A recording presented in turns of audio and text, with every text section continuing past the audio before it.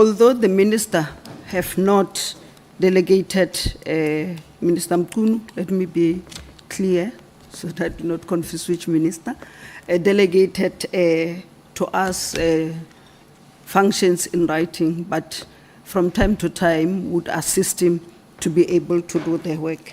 And I will take you through that if we do not mind.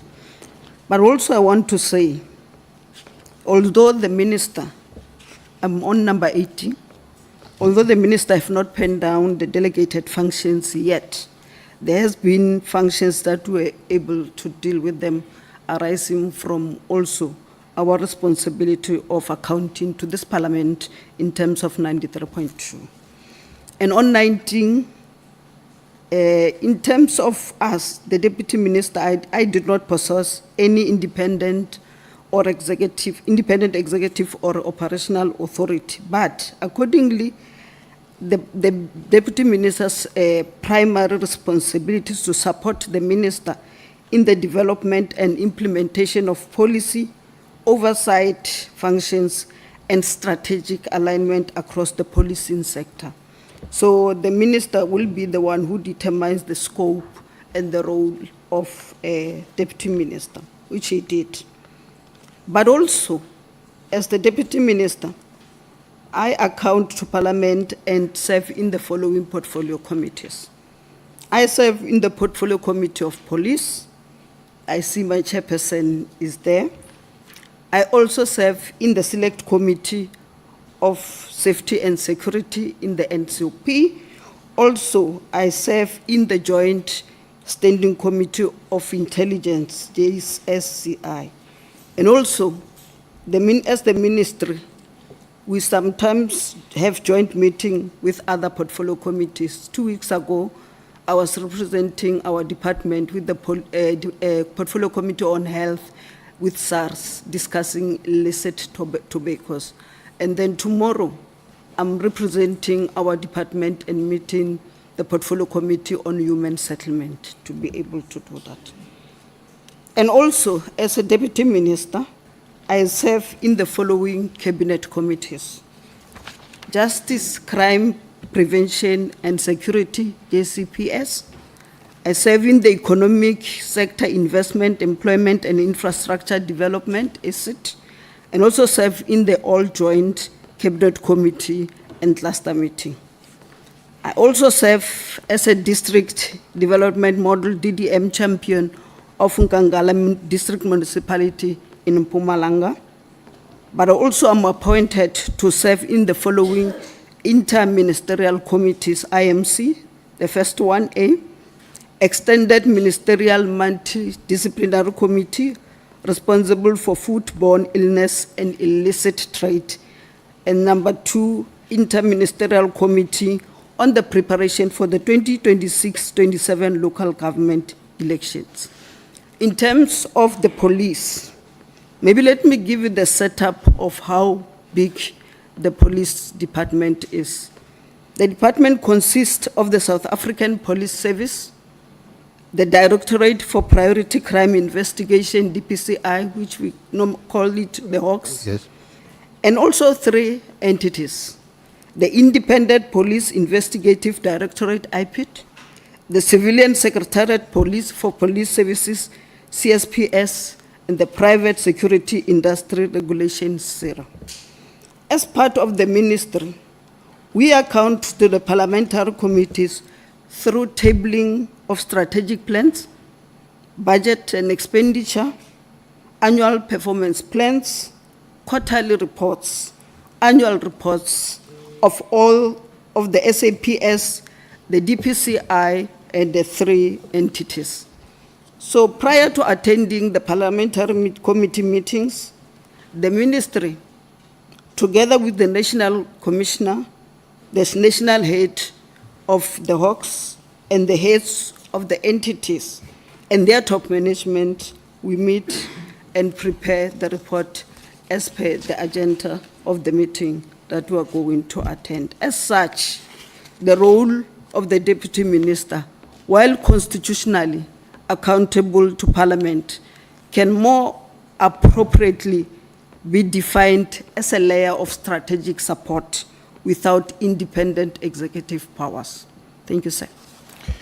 Thank you, Deputy Minister. And I also understand that more specific tasks or functions had been allocated to you, for example, to assess the state of gender-based violence across the country.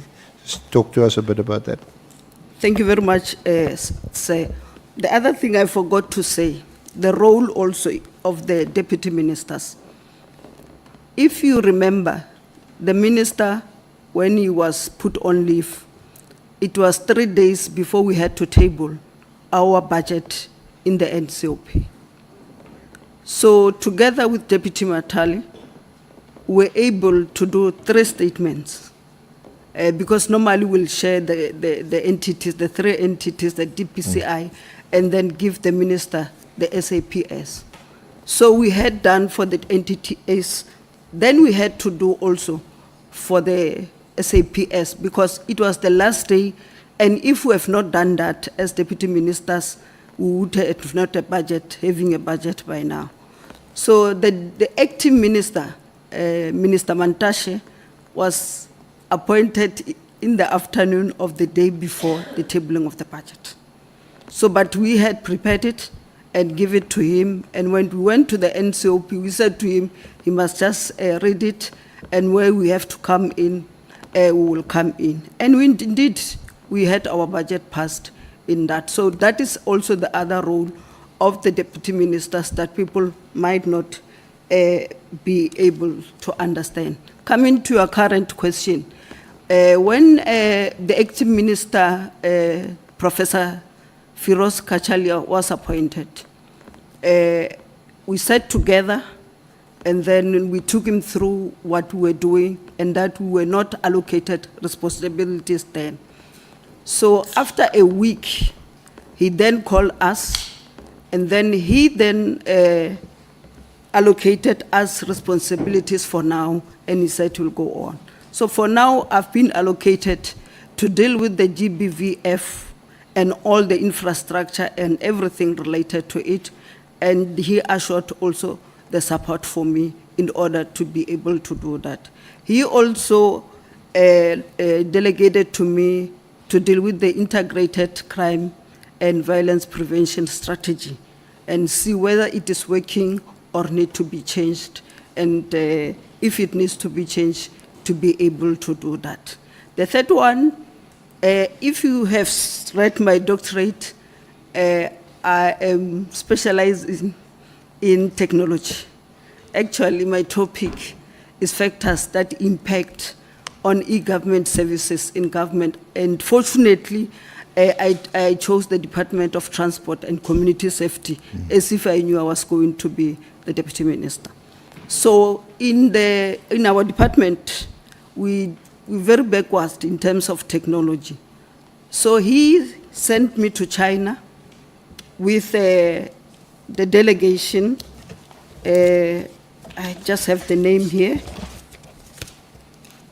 Major General Jessica from DCPI, because we wanted to be able to check in terms of technology in all the sectors what we have and what we don't have.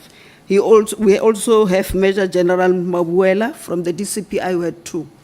And you will understand why, because they are dealing with organized crimes and crimes that are really what this committee wants us to deal with.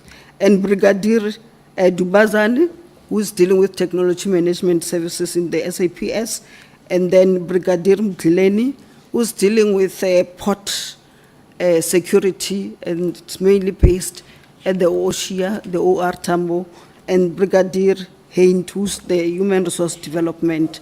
And also, I had to present a paper to that international forum in terms of the technology and how we can use it to be able to deal with the issue of crime.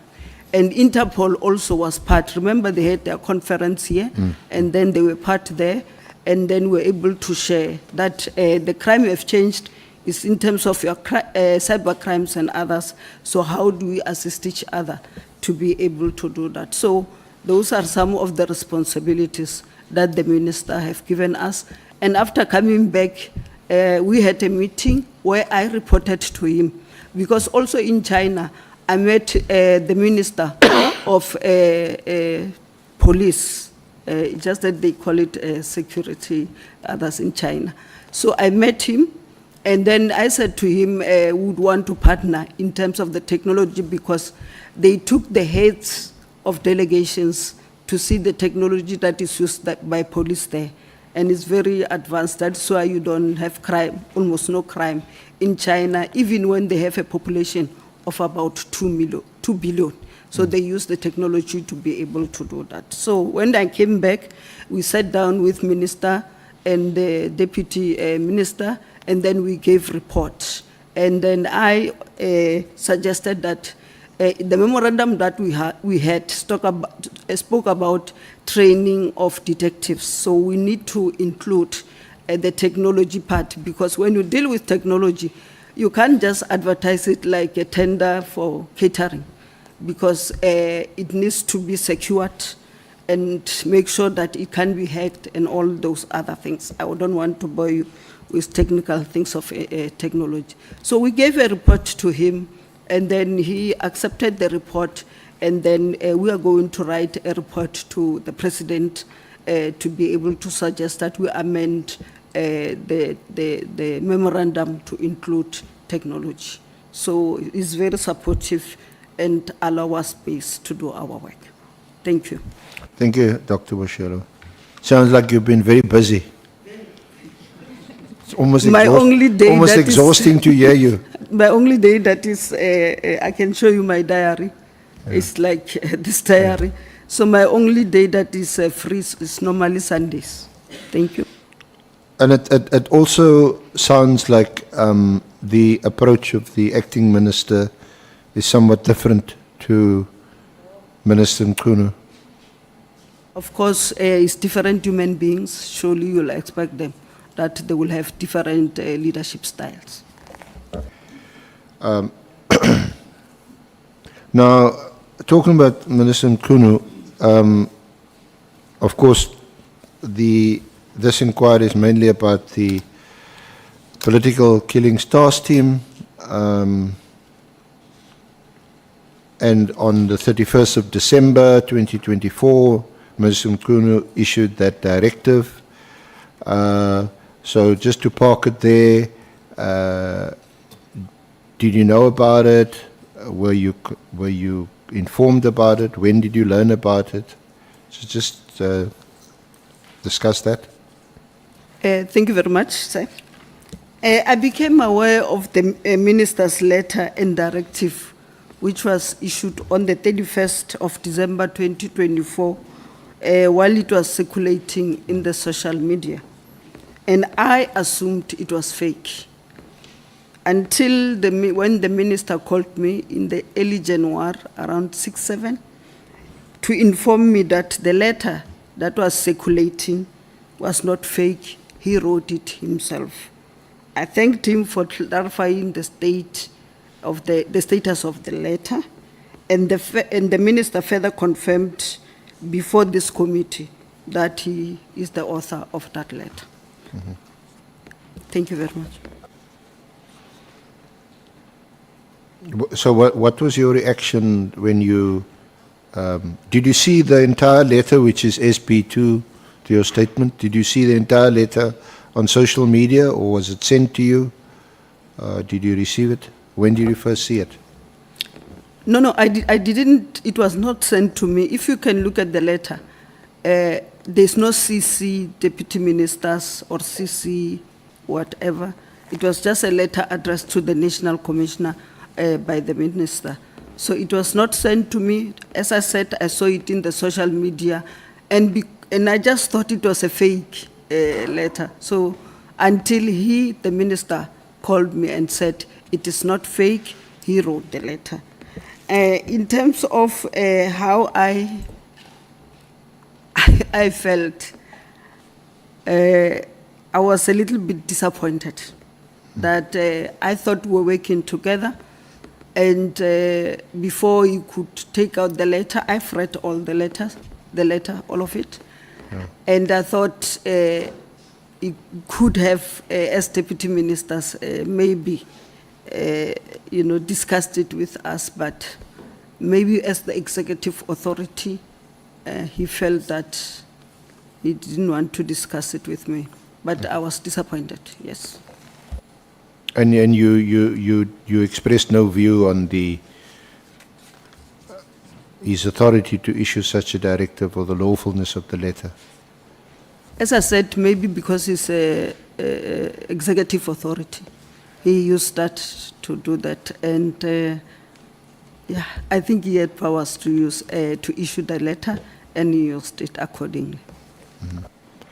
And subsequent to, before I move on that aspect, there was a meeting on the 21st of November between you, Deputy Minister Matali, and Minister Nkunu, where the political killings task team was referenced. Do you remember that meeting? Yes, I remember the meeting, but it was not discussed like in full. It was just in passing. Remember, I did not even know what their operations are and what are they doing, because we were still busy calling different sections to brief us, including the entities. So I did not necessarily know about it, and we did not discuss it in details. Did you know or were you aware of the interministerial committee that was established by the President in May 2018, and where the Minister of Police played a prominent role? Yes, I saw it when it was presented in the Portfolio Committee of the 5th of March by General Khumalo, when he took us through the background and why it was formed and the successes. So was that's the 5th of March this year, 2025? Yes. So prior to that, you weren't aware of the interministerial committee? No. And you obviously never attended any of those meetings? No, sir. Because sometimes the minister can't attend and one of the deputies would stand in. No, sir.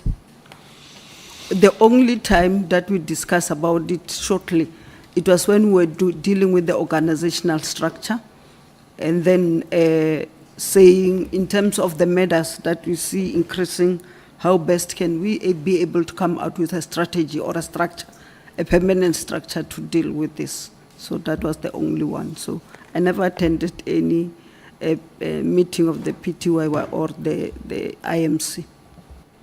Now, just looking at the letter of the 31st of December, 31 December, SB2, you'll see it deals with 3 items, 3 categories: filling of posts in the intelligence division, ports of entry, and then the political killings task team.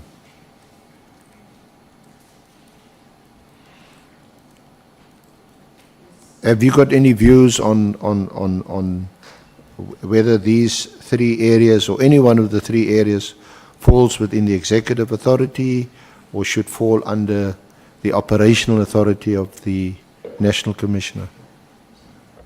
My understanding of the work of government, since I've been here and also been an official up until a chief director level and then executive also in a parastatal, is that in terms of the accounting officer and the executive authority, they are interfaced and they are expected to work together.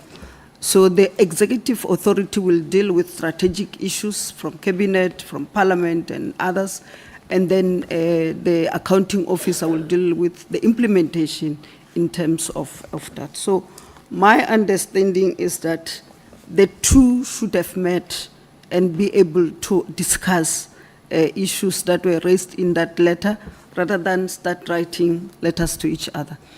And to say also they were together, were doing the operation of the safer security, so they should have discussed it because I think they said they were together until the 28th of December, where they attended a funeral of one police officer.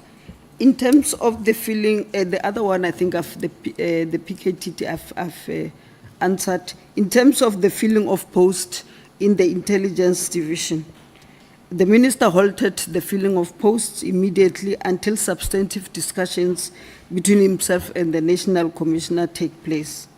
I thought the minister should have provided reasons to the national commissioner why the process should be halted and what he expects him to bring when they meet so that they can unblock whatever was there and then move over. In terms of the ports of entry, in relation to this matter, the minister's directive were reasonable because it gave sufficient time to the national commissioner to prepare a comprehensive report at the end of January 2025. So the concerns of the ministers were also clear in the letter. So that will be my take on the letter in terms of the items there. Thank you. So essentially, you would have dealt with this in a much more consultative, collaborative way. That's how we should be able to work together, because when the president appoint a minister and also appoint the head of institution at the national level, these two offices must be able to work together. There's no way in which they cannot work together. Unfortunately, it just depends on the leadership style of the people that have to be. And sometimes you need to compromise and understand that it's not personal, but it's about the work that needs to be done. So there is an interface between the two offices. They can't work without each other. Now, you after the minister called you in early January to confirm that that was his directive and he drafted it, he wrote it, were there any further exchanges or interactions or meetings with the minister in relation to this, especially the political killings task team issue? No, but the problem or the issue with the letter is that it was already sent to the national commissioner, and it was addressed only to the national commissioner. So if he had sought, inputs from me as the deputy minister, I should have done. So it was no use for me to even ask to do some input because the letter was out already, and he confirmed that it is not a fake letter. So I did not and had the opportunity to do that. And then it was an online meeting, the one on the 5th of March before the Police Portfolio Committee. So you were in that meeting, and you also heard Lieutenant General Khumalo make a presentation about the political killings task team. Yes, sir, I was in the meeting, and I must confess that it was the first time I had a full report of what the task team was all about, its successes, its budgets, and what it's doing. Yes, I was in that meeting. What impression did you get from hearing the presentation? Let me not say anything because it's a crime intelligence issue. But if the commission want me to write what I think should be done, I would do. Okay. Thank you, sir. And then you also heard Lieutenant General Mkhwanazi express some strong views in that meeting, isn't it? Yes, sir. And what was your reaction to that? I was very surprised because I must say to you, coming to the SAPS including the entities. I work very well with everybody. From the National Commissioner, actually some of the issues, the dates and everything that I did not remember very well, the National Commissioner was the one assisting me. So I work with the National Commissioner, and some of the responsibilities that I do, we work together, or he will ask me if the minister is not available. The case in point is when we were dealing with the 3 officers from Bloemfontein that were taken by the water in the Hanover, in Pretoria. If you have seen, we were there with the family because the National Commissioner called me, said, DM, where are you? I said, I'm around in Pretoria. He said, the family is here. Can you come and assist me? And then we went there. Yes, it was a painful thing, but I was with him.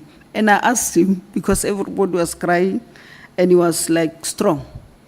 And I said, you are very strong. And why? He said, no, one of us have to think about what is happening. So we worked together very well.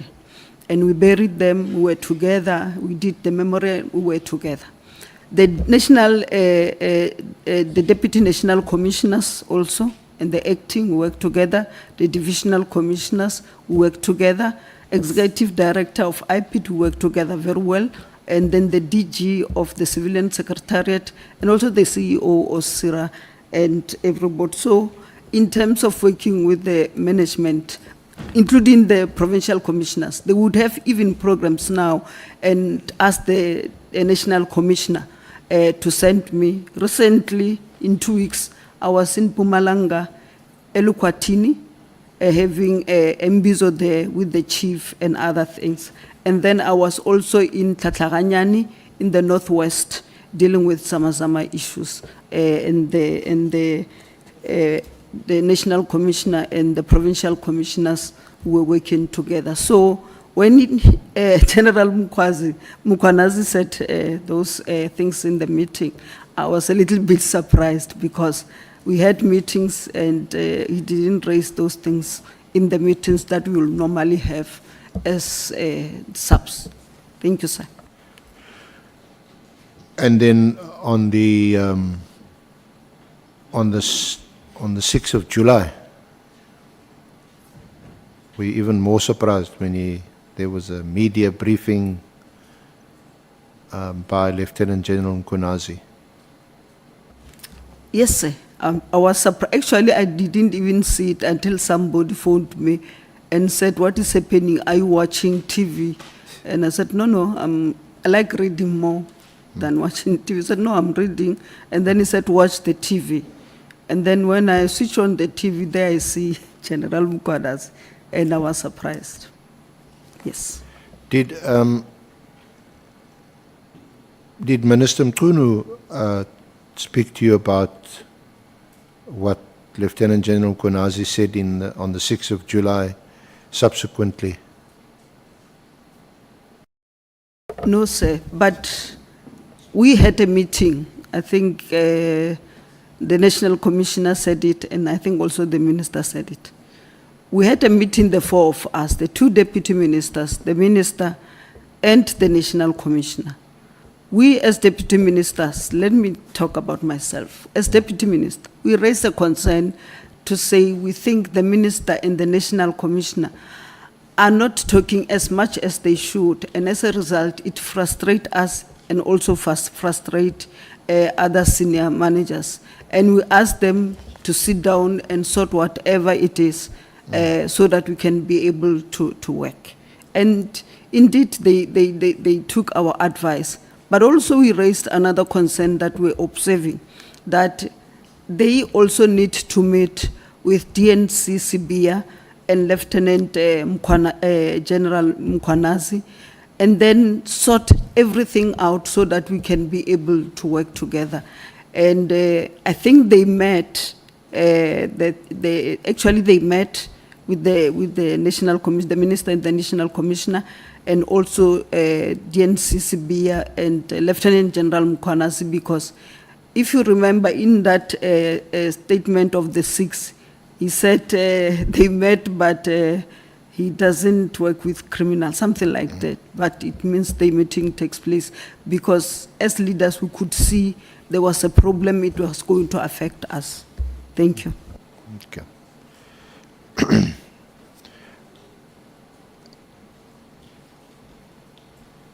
It is not attached to your statement, but in our consultation, we showed you a WhatsApp message that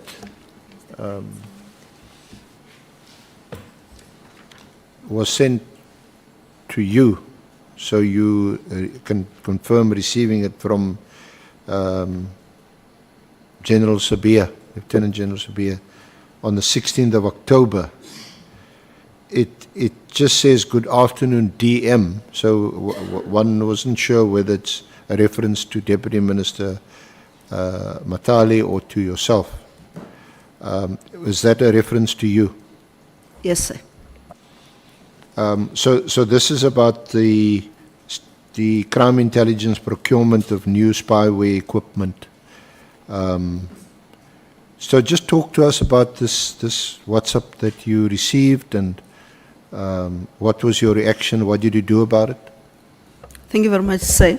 I received, it was forwarded, this WhatsApp from DNC Sibia on the 16th of October to me, talking about, should I read it or just say, talking about what the procurement of the spy equipment of 30 million, and that the minister did not approve it, and also the national commissioner.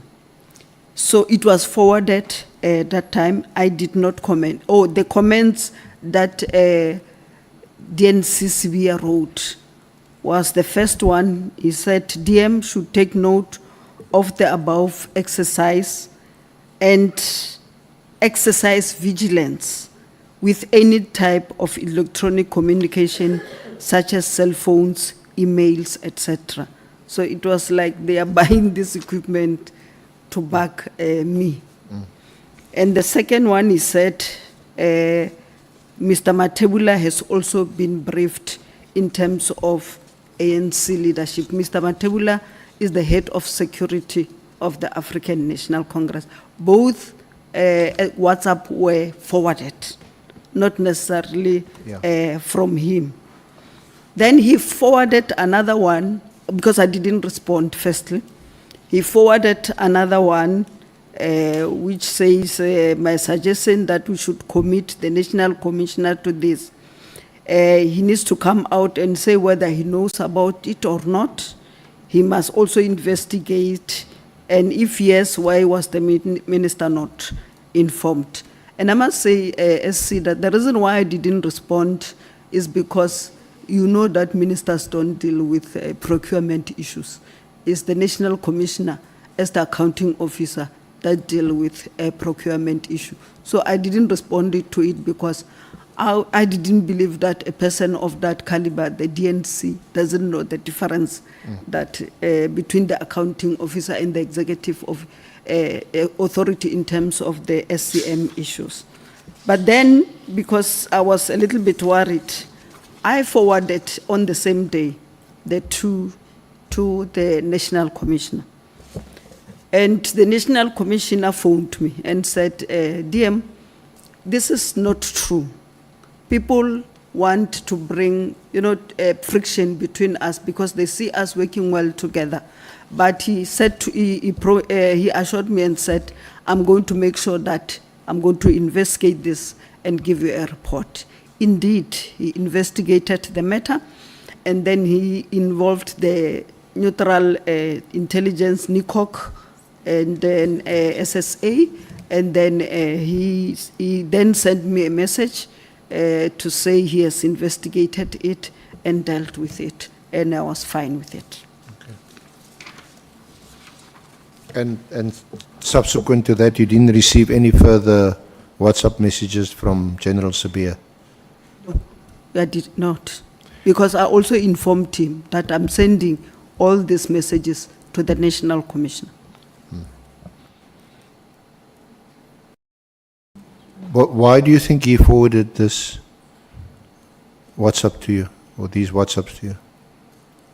I would not know, but like I said, the first message was that DM, be careful of your electronics and whatever. And to tell you the truth, I'm saying the way we're working together, I never thought in my life that the National Commissioner and his team would want to back my telephones and emails or any other thing. Yes, And of course, it's not a... Sorry. may we take Honorable Nomvalo and Honorable Skosana?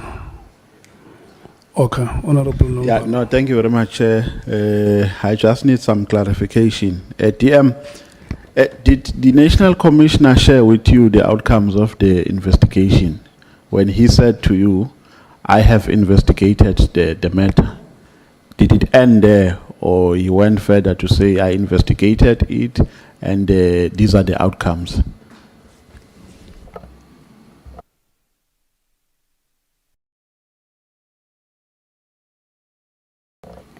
Chair, I know the rules. I can't go on without you giving me the permission. I forgot that you were my speaker at the legislature. Okay, Honorable DM, you may respond. Thank you very much. Yes, he responded and said the softwares were not bought, and there was nothing like that. And then he said to me the matter was closed. Yes, he came to me.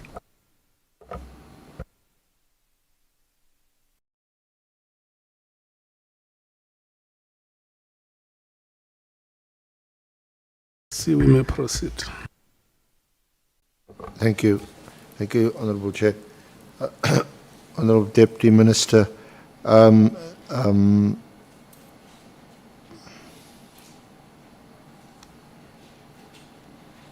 so it sounds to me, and just for your comment, that although it wasn't, when one often gets a message, you'll see forwarded. So it's not from that person originally, it's from someone else who had forwarded a message, and sometimes it says forwarded many times, that you can't even forward it to someone else because it's sort of exhausted. But was it do you think it was some mischief making on the part of General Sabia to forward what appears to be quite a provocative WhatsApp to you? To tell you the truth, I did not want to believe that, because remember, I just came in, I did not know him.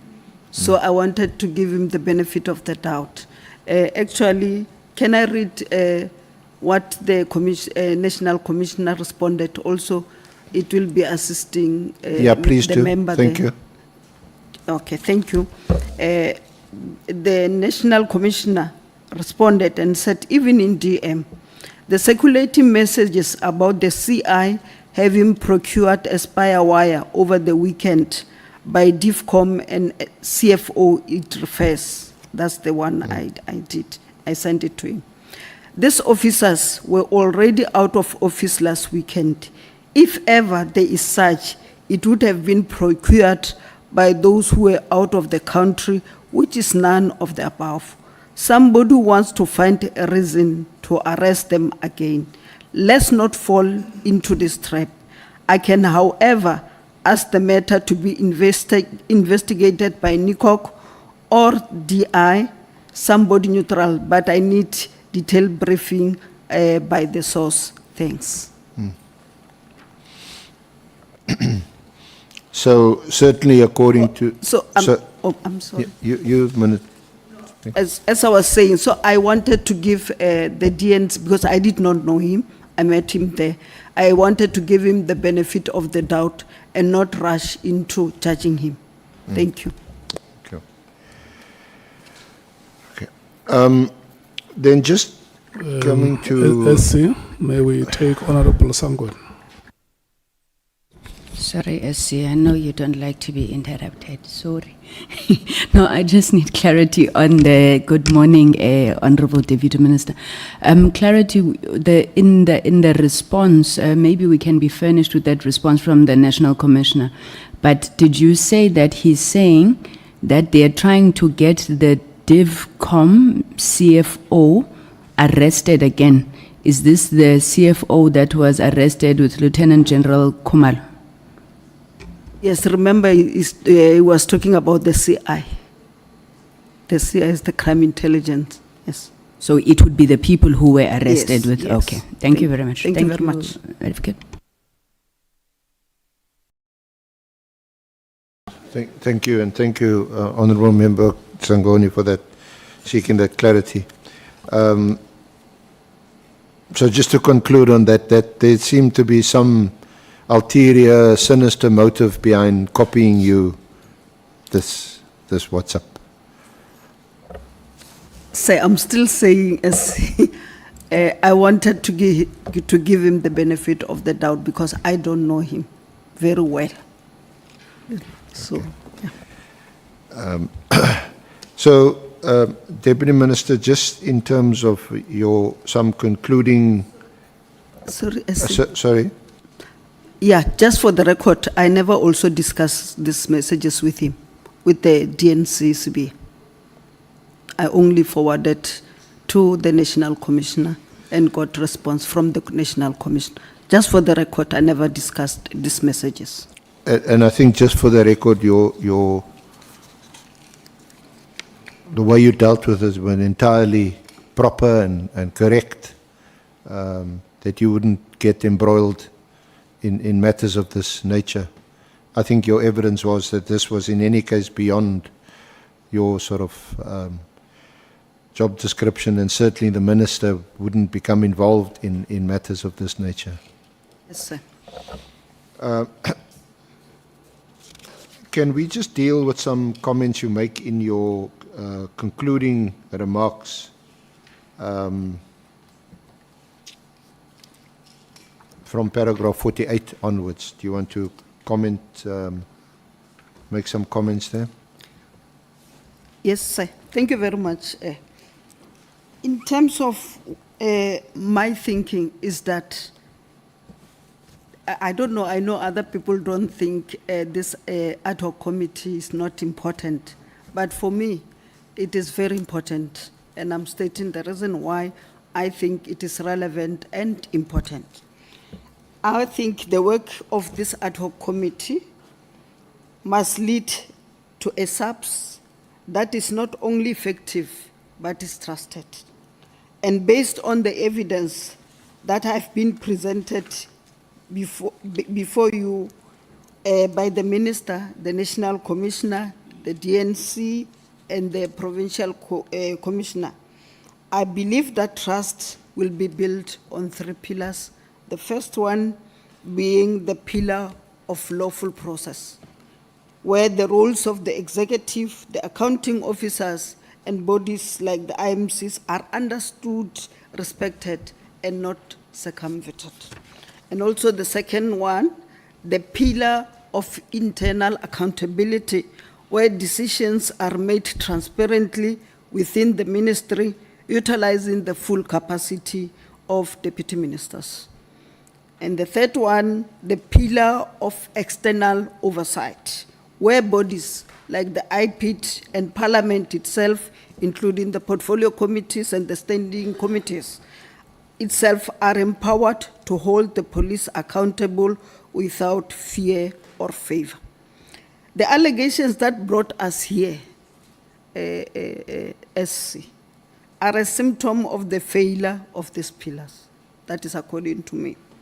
And your recommendations as this ad hoc committee can be the blueprint for the revitalization and restoration of SAPS. And let us ensure that the outcome of this process is a police service that commands public trust, because we have a deficit in that regard, and respect. which will follow when the SAPS itself consistently demonstrate respect for the Constitution, rule of law, and the people it serves. Furthermore, restoring public confidence and trust in SAPS will require vigorous interventions to promote principled leadership and strict adherence to constitutional and procedural governance. As you know, SC, in terms of the priorities of this government, we fall in the third one, where we want to build a capable, ethical, and a democratic leadership. So the events surrounding the disbandment of the PKTT serve as a case study on how not to manage a critical national institution. Maybe I'm an academic, that's why I'm writing like that. You're writing a thesis now. We must do better to uphold the constitutional governance of the SAPS. It seems constructive consultation between the executive and the accounting officer and respect of the mandates of cross-departmental structures like the IMC must be compulsory. Therefore, there is an urgent need to implement also digital docket management, body cameras, and data-driven policing to reduce opportunities for interference and increase public accountability. Remember our mandate in terms of 205 in the Constitution is about really the safety of our community, but also protecting the sovereignty of our country. So this committee's work is a pivotal opportunity to reaffirm these principles. I always say you'll be able to assist us to reset the button. I trust your recommendation will guide us towards a police service that is both effective in its duties and truly accountable to the people of South Africa. The people of South Africa need SAPS which can tackle corruption without fear or favor, protect whistleblowers, and ensure that oversight bodies like IPIT are truly independent, even if they get their allocation from SAPS. They need to be independent. And police must work hand in hand with communities, restoring confidence through visibility, respect, and cooperation. And lastly, the modernization of the systems, embracing technology, and rewarding excellence that we normally would not do will go a long way to foster a police service that is not only effective, but also trusted by all South Africans.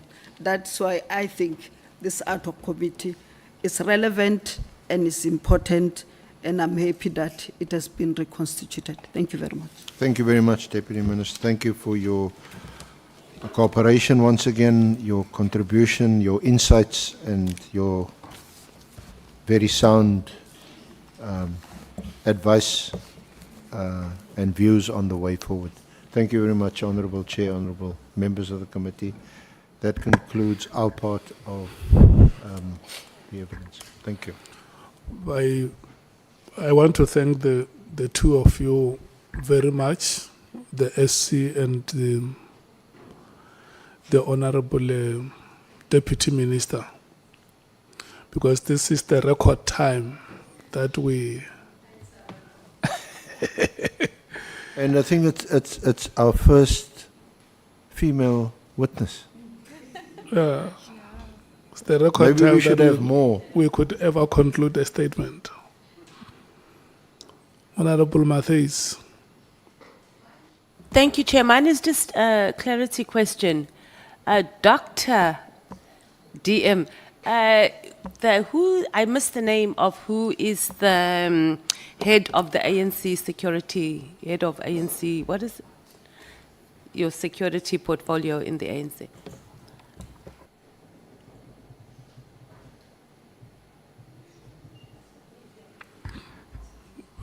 Honorable Dr. Boshielo. Thank you very much, Chairperson. Is Mr. Matebula. Chair.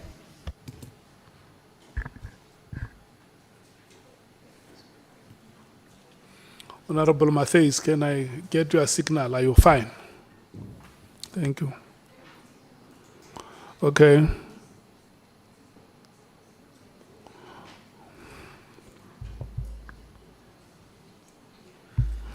It's 12:15 now.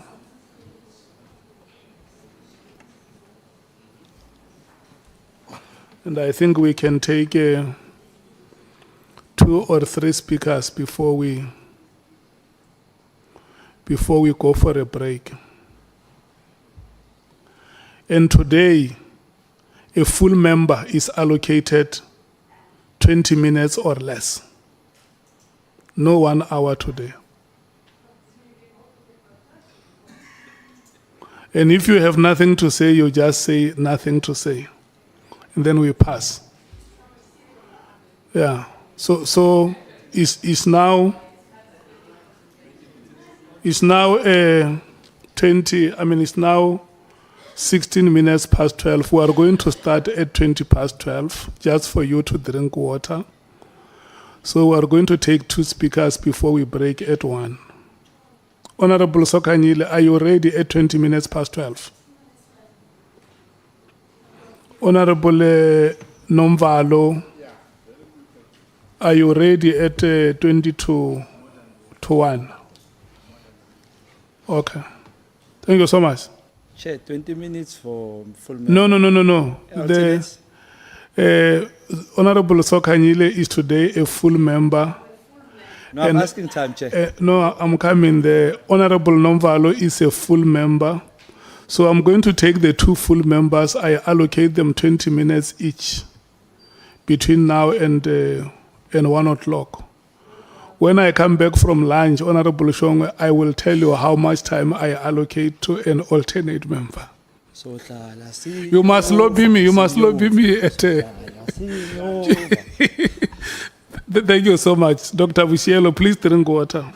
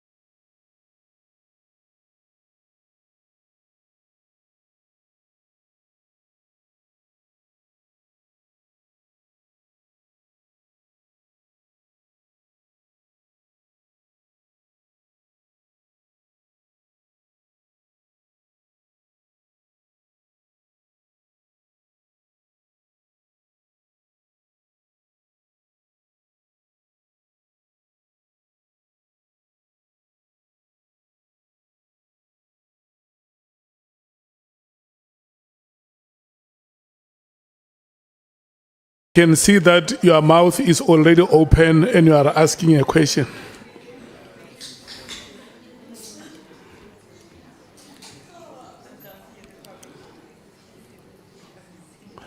I'm going to deduct a minute from Honorable Sauls and credit it to you.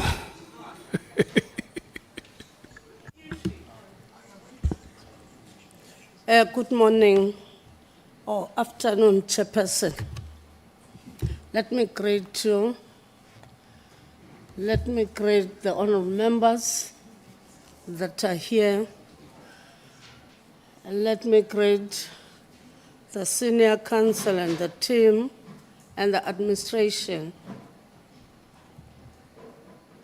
Good afternoon, Deputy Minister. Afternoon, ma'am. Thank you. I've got few questions.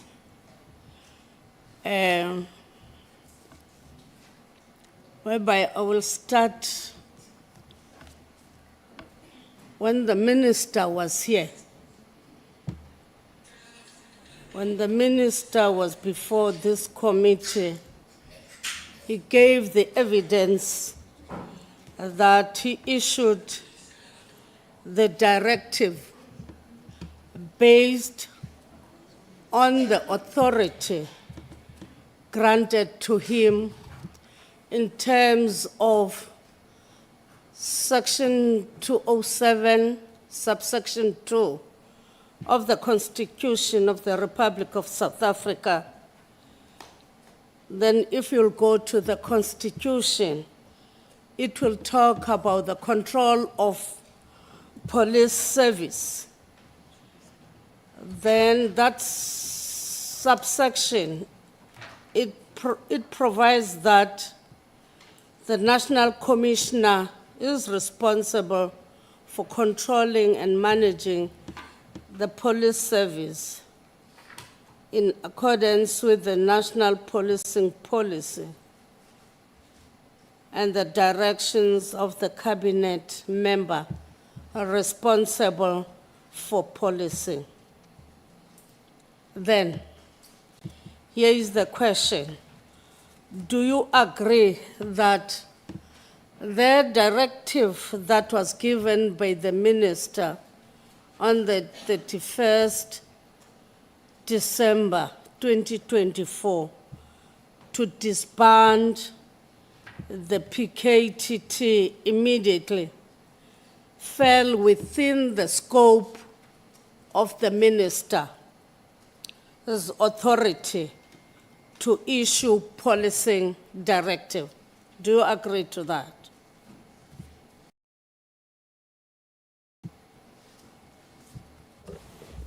Yes, a member, but if you have seen my response when I was asked directly what I think, I said there should be due processes because these offices, the accounting officer and the executive authority, both of them should be able to work together and agree on processes, how to take forward. So yes, the minister might be having the executive powers to be able to give direction, but the person who's going to implement is the accounting officer. So they should be able to find each other and be able to implement whatever needed to. Thank you. So we are saying that this particular directive that the minister gave on the 31st, he was not supposed to do so. Are you saying that? I'm not saying that, ma'am. Thank you. The minister used his executive powers, but I had my own view, but I'm not saying he can't issue it. You can't say your own views in this regard? I did, like I did said when the SC was asking me. Okay. Thank you.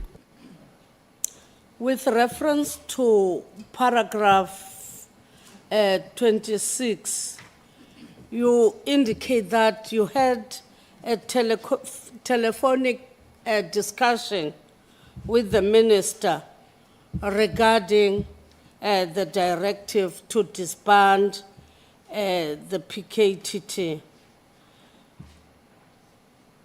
do you remember, or did you, during your conversation with the minister, at least indicate your concerns regarding the approach he took for the disbandment of the PKTT? Did you raise your concerns with the minister during that telephonic conversation? Thank you very much, ma'am.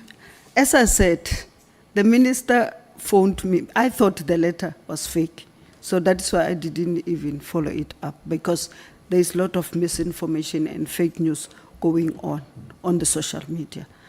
Then the minister phoned me and said the letter that is circulating is not fake, I wrote it.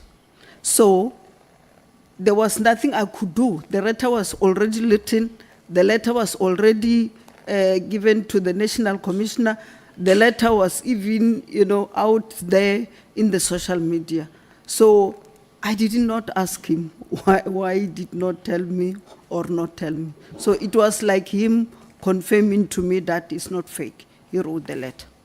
Thank you. I did not ask him anything.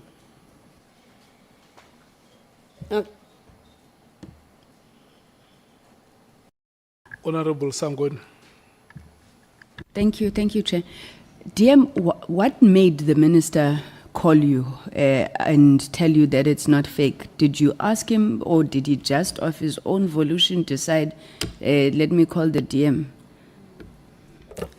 I'm not sure what made him call us. I think maybe he did not see us reacting or something, because after he phoned me, he said, I'll also phone TM Matal. So I did not phone him. And surely, if he was saying he's going to phone TM Matal, it means he did not also phone him.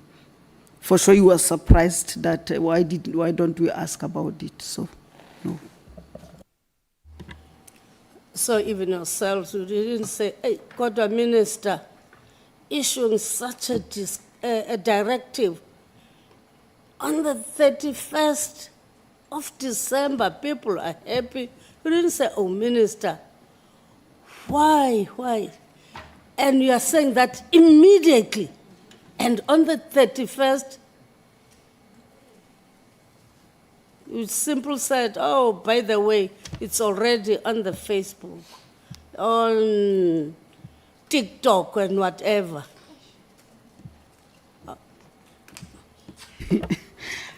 Funny enough, with this festive, safer festive, because we've got 9 provinces, the minister divided each one of us 3 provinces. I was working in the Northern Cape, the Northwest, and Limpopo. On the 31st, I was in Beitbridge, checking there what is going on, and then what is happening there, and all other things. And I think I finished my work around 5 o'clock, then went home to prepare for the braai and the cricket like anybody. So I did not really ask him why or not. Thank you. Okay. You know that directive of the 31st December didn't talk about the disbandment of the PKTT. It also talked about halting the filling up of vacancies within. In your understanding, the authority of the minister, does it also include in making decision in halting vacancies with the SAPS? For instance, if you have the minister apparently saying also you shouldn't fill up vacancies, in your understanding, the authority that the minister has, does it include making decision to hold vacancies within SAPS, notwithstanding a submission that he should have given reasons. Maybe can you, if you're saying that he has that power, as you have already said, the executive powers, then what informs the perspective? Thank you very much. I wish I knew. I wish I knew. But I did not know. You didn't. That's what I'm saying. If we were given an opportunity to make inputs, let me talk about myself. If I was given an opportunity to make input into the letter, it could have come differently. So, unfortunately, it's out, it's there, he took the decision. I don't know what informed him to do that. Thank you.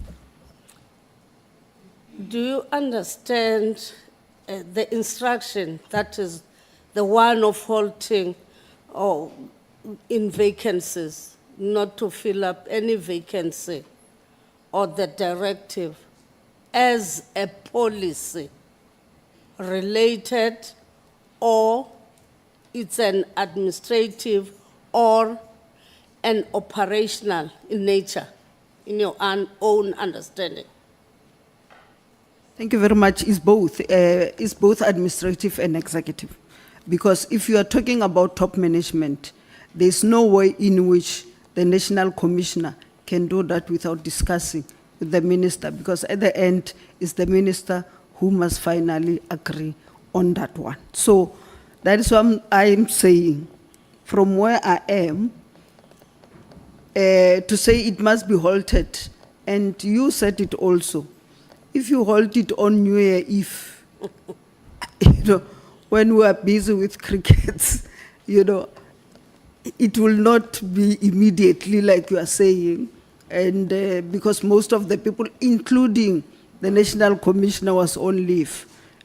So for me, they are not necessarily mutually exclusive. They should be working together, because at the end, from a certain level going up, the minister is the one who approves at the end, and then from a certain level is delegated to the accounting officer. So if they were working together and communicating, I don't think we will have arrived at this letter. Thank you.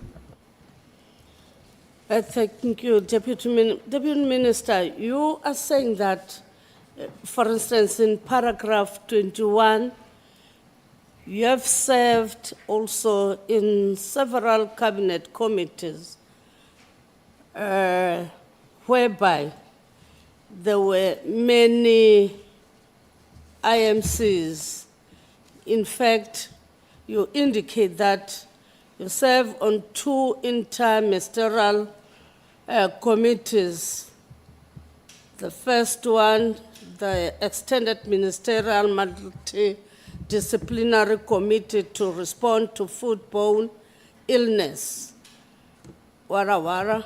Then the second one is the IMC on 2026-2027 local government elections. What is the understanding of how IMCs, interministerial committees, operates? Do have in their terms of reference?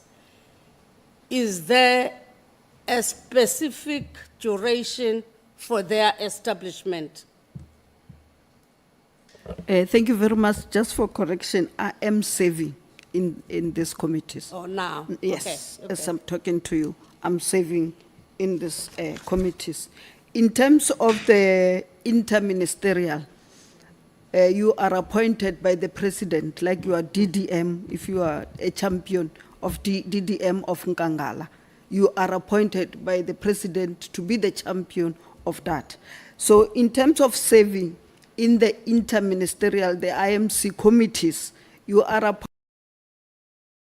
appointed by the president, because it's different ministries serving into that. And remember, deputy ministers are members of the executive, so the president can also assign them any other responsibility. So for the IMCs, the responsibilities are delegated by the president himself. And then it will say who is the chair. Like in terms of the elections, is the Minister of COGTA. And then in terms of foodborne, is the Minister of Health. So he will say who's the minister and who others are serving in it. But individually, he will write to a letter that I am appointing you to serve in the following committee, the IMC committee. Thank So you. all IMCs, they have a uniform approach on how they operate, in your own understanding? Not necessarily. Remember, the president, when he appoints you to be part of the IMC, it will be defined what is expected of you. So it will not be the same. Unless if you're saying in terms of that the IMCs are appointed by the president himself. So if you are having this particular IMC, then the term of those deployees comes to an end, and others, they come, will they automatically join or they will sit to be appointed also? In terms of my own understanding, this is a new term. So for every term, you have to form new committees. Like, I would not think that if the 2026-27 local government elections were coming somewhere in 2030, the president would have formed the IMC on the local government preparations. So it depends on what, but for every new administration, because it's new people, the IMC, are reappointed. If you are still there, you'll still be reappointed as maybe part of the IMC. That's my understanding. Let's talk about the current one that you are serving in. Their reports, where are they submitted to, the reports of the IMC? They are reported to us as we've got the secretariat, and then as we meet, the Department of COGTA will then, service the secretariat, and then they will give us documents and the agenda to discuss, and then thereafter, our minutes or our decisions will then be submitted to the President's office. Thank you. Let's take the IMC of the PKTT, whereby also it was formed by the President, but you said you only heard about it on the 5th of March, 2025, when we were in the Portfolio Committee. After the Portfolio Committee meeting on the 5th, you didn't come into discussions with the minister to say, where is this IMC, if it was only for the first time you heard about it, and the PKTT? Thank you very much. The mere fact that I did not receive a letter to be in the IMC, that's why I didn't know that it was in the IMC. But when the minister appeared before this committee, he informed this committee that there is no IMC. But the former minister also, Minister Bekele, when he appeared before this committee, he said the IMC is continuing. So I think there's some issues that must be dealt with by the relevant people. I would think it's legal people in the presidency to be able to deal with the matter.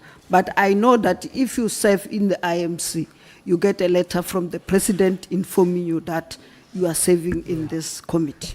Honorable DM, the time of the member is up. Can we please move to Honorable Nomval? Thank you so much, Honorable Sokanya.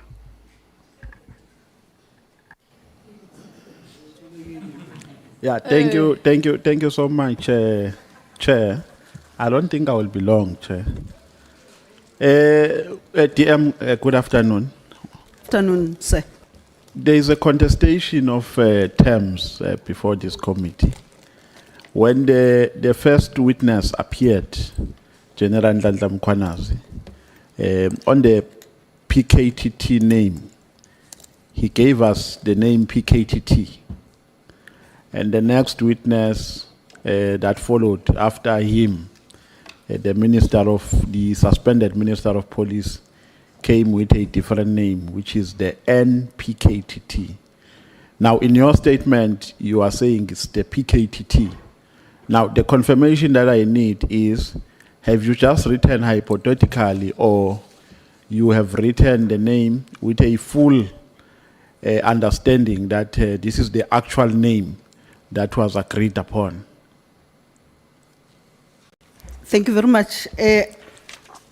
Actually, if you go to the minutes of the 5th, where General Khumalo was presenting the issue of we all along we're talking about the PKTT. So then I saw the NPKTT coming in. I'm not sure, maybe as you're saying, it might be semantics, but all along, when we discuss, is PKTT, so it might be, or it might have come when we're discussing the organizational structure. Remember, we were saying that we must start defining murder as murder, whether it's murdered by political but murder is murder. Maybe it should be in the murder and robbery unit. So, and it should be national. You can't have this political killing like it's happening in one province. It is happening in all the provinces. So you might want to have a national structure that coordinate the provincial structures that are there. So I thought they were trying to distinguish between the two. Okay, so to the best of your knowledge, the actual name that was espoused is the PKTT. Yes, sir. Okay, the SC, I was tempted to ask a follow-up question, but I said, no, let me reserve it for my time. Had asked you about a meeting that you held in which a report about the PKTT was given. Subsequently, I asked you about the impression that you got from that meeting, and then you said, because you believe that it's an intelligence matter, so you reserve your comments.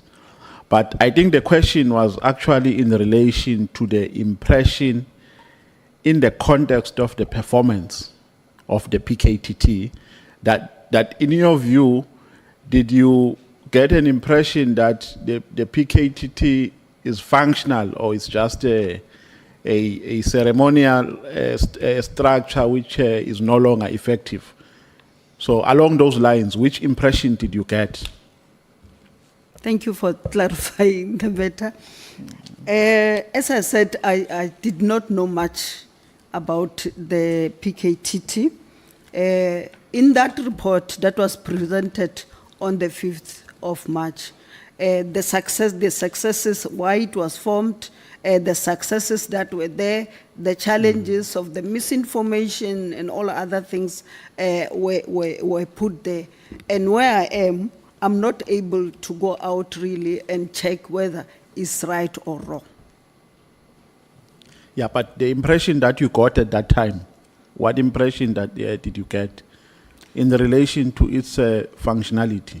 If I looked at the report that was in front of me, I think they were doing a great job. Okay.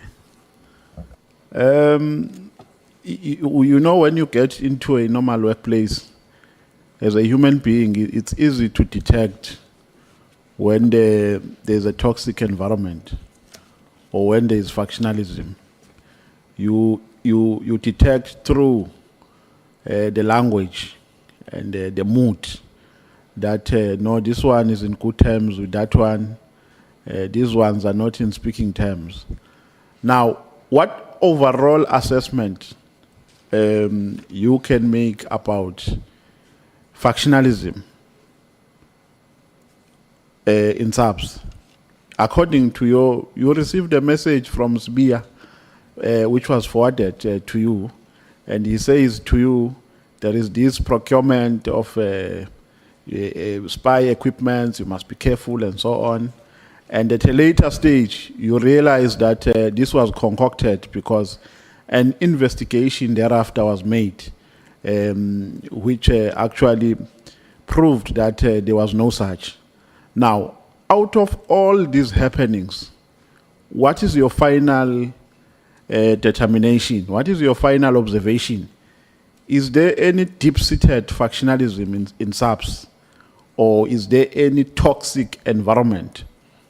And if there's any, is it among certain individuals at the top brass, or is general, it affects the whole institution, the whole organization?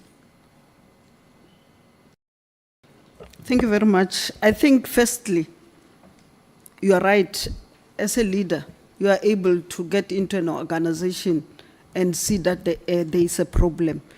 And I think I responded when the SC asked me, I just did not remember the number, where I said we met, the four of us, the two deputy ministers, the national commissioner, and the minister, and said, we can see there's a problem between the two of you. Can you please fix this issue? Because it's affecting us also.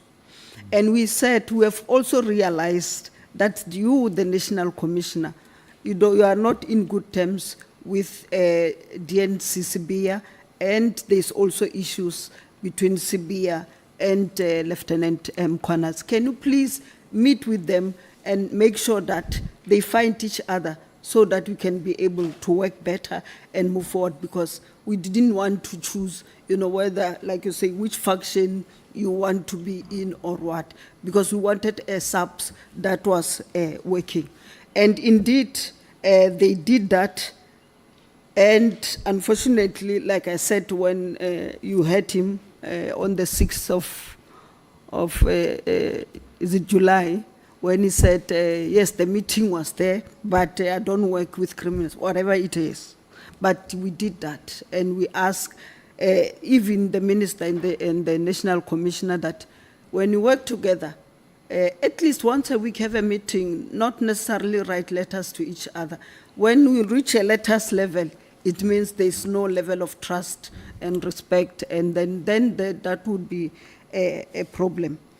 In terms of the toxic environment and what, it was like just in any normal working relationship, like we also have here in Parliament with the opposition, when we shout each other there, not necessarily that we hate each other, it's just that maybe we differ on something that needs to be there.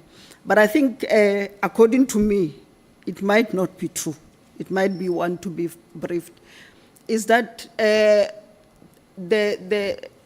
South African Police Services, from 1994, it was not transformed as it should have been transformed, such that you still have the old order and the new order that is trying to coexist. And as a result, there will be that friction. And that is why I said in my conclusion that I hope this committee is going to assist us to be able to pass that hurdle so that we have the SAPS that we want, that will serve the people of South Africa and protect the sovereignty of our country. Thank you, sir. Okay. Notwithstanding what General Nhlanhla Mkhwanazi said on the 6th in relation to his meeting with General Sibia and others, but in terms of your observation, was there any paradigm shift after that meeting? Did you experience any change? When people are mediating each other, when they come out of that mediation, you can tell from a distance that there is now a paradigm shift. Did you experience any paradigm shift? Thank you, sir. Yes, we did, like the minister and the national commissioner, when we were doing the safety festive operations, the minister was paired with the national commissioner, and they were doing KwaZulu-Natal, Western Cape, and Eastern Cape. So they were working together. And I was given the acting national, deputy national commissioner, and then dear Matalu was also given the national deputy commissioner. So we worked together until like the 31st letter and until the 6th August when this thing came. But all along, I thought we were working together. And I must say to you, in terms of the deputy minister, I worked with all of them, including General Mkhwanazi. I went there in Ulundi, I think it was last year or the beginning of this year, when there was a pass-out parade. I went with Lieutenant General Libya, who was the head of the Hawks, and went there for the pass-out, and we had the best pass-out that we could ever have. And then we went also there to launch the National Safety Festive in KwaZulu-Natal, and we had a very good and from time to time when we meet with Lieutenant General Mkhwanazi, we talk like colleagues. Okay, no, thank you, TM. On paragraph 27, page 11, and paragraph 33, page 12, you are saying, in summary, I'm not going to quote you verbatim, but you are saying that you think the decision of the 31st could have been handled better. Yes, I think, sir. yes, and I think on page 27, you are saying that, in your view, the minister should have at least consulted stakeholders. And so the impression that I get from that is that your only concern about the decision is a lack of consultation. So in your view, the minister, that is my own observation from what you are saying, you can correct me. In your view, the minister had a right or a constitutional right to take a decision, but his decision was, was short of a widespread or comprehensive consultation. That is the area of concern in terms of your own observation. Is that correct? So it means, to elaborate, so it means, according to you, had the minister consulted, then the decision was going to be correct. I don't think you understand me correctly, or maybe it's because it's a short letter. In terms of the consultations that I'm talking about even consulting the operatives, and then people who are in charge of managing the PKTT, the provincial commissioners, the national commissioner, everybody who was involved in terms of that. And surely they would prepare reports and be able to also give recommendations to say, at this stage where we are, we think we cannot be able to do this, and this might be the best way to deal with the matter, and then give an alternative on what to do. So that's my understanding. It's just that I didn't just want to write a big thesis. Okay, no, it's fine. Now, Minister Mkhwanazi sits with you for 12 months. He doesn't give you a performance plan. After him, Minister Kachalia comes in. And then you raise a concern to him that, Minister, there is no delegated function to us. And then with ease, he gives you a task. You said he has given you a task to go to Northwest, if I heard you correctly. No, to deal with the GBVF, the whole of it, and also to deal with the integrated crime violence prevention strategy. Now, would you describe Mr. Mkhwanazi as a person who believes in collectivism, as a cordial person, and as a rational person who takes into account his colleagues when he works with them, who doesn't work alone, who's not aloof to his subordinates or to his colleagues? Because Kachalia comes in, he doesn't spend much time in office. You raise a concern, with ease, he gives you a function. And then minister has been with you for 12 months, he doesn't delegate functions to you. So what is your observation about Minister Mkhwanazi? Leaders don't lead the same, and then they don't see the matters the same. So here, I see a different leadership styles between the two. That will be all I want to say. Yeah, but remember, this is an operational issue. And the standard operating procedure here is that for you to be able to execute your functions properly, there must be a performance plan. Whether you are weak as a leader or you are strong, it's a standard operating procedure to which you must adhere. It doesn't depend on your moods. It's a standard which has been put there. And if you do not meet that standard, it means there's something wrong with your leadership. That's what I'm saying. I can't comment. Maybe you can ask him the reason why he did not do that. But I would not be able to. But for me, I attribute it to different leadership styles. Yeah, but you found it ironic that after 12 months in office, you don't get a performance plan. To you, was it an ordinary or it's a normal thing or it's an ironic thing which must never be encouraged?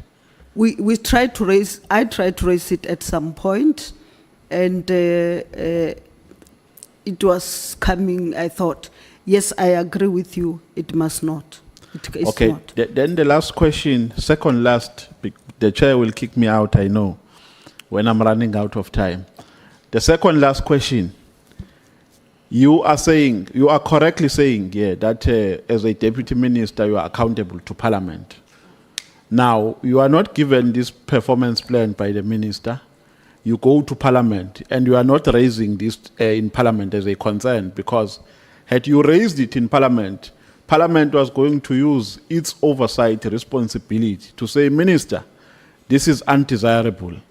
Give these people their task so that your department will be efficient. Now, you don't raise that in Parliament. Why didn't you raise it as a concern, either in the Portfolio Committee or in the National Assembly? I think there are processes where this kind of issues can be raised as consent. And I think just raising it in the Portfolio Committee would not have been the correct one. Like I said, we tried to raise it with him. Maybe if he was given a little bit longer, we would have that one. So what we were able to do, the three of us, and chair of the Portfolio Committee, Shirley is here, and members are here, we have never, in any day, shied away from going to the Portfolio Committees or in the National Assembly to do the debates, in the NCOP to do what we should do. Because the chairperson of the Portfolio Committee also understood that our portfolio, unfortunately, is on Wednesday, and Wednesdays are normally cabinet days. So we're able to do that as deputy minister. So yes, we raised the issue, but I don't think it has reached a stage where we had to go to the committee and start saying, but the minister is not doing that. I don't think it has reached that level. Thank you very much. I'm giving my 2 minutes, my outstanding 2 minutes to you. You can say whatever you want to say to the committee.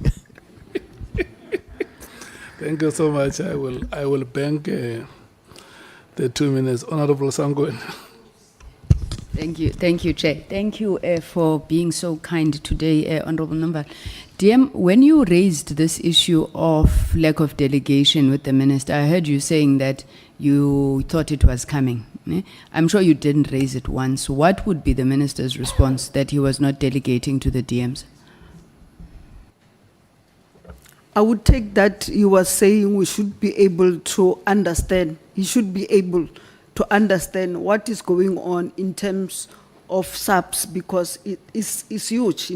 It's not only SAPS, it's got also 3 entities with their executives, with every other thing. So I think he wanted to understand first, and then also maybe use our strength to be able to allocate properly what he think he can allocate to us. Thank you. Yeah. Now it's time up, honorable members. It's now 1 o'clock, we are breaking. We will come back at 20 minutes to 2. When we come back, the 20 minutes allocated to the Democratic Alliance. Who is speaking at 20 minutes to 2 from the DA? Honorable Breitenbach, thank you so much. You must be here exactly 20 minutes to 2. Thank you so much.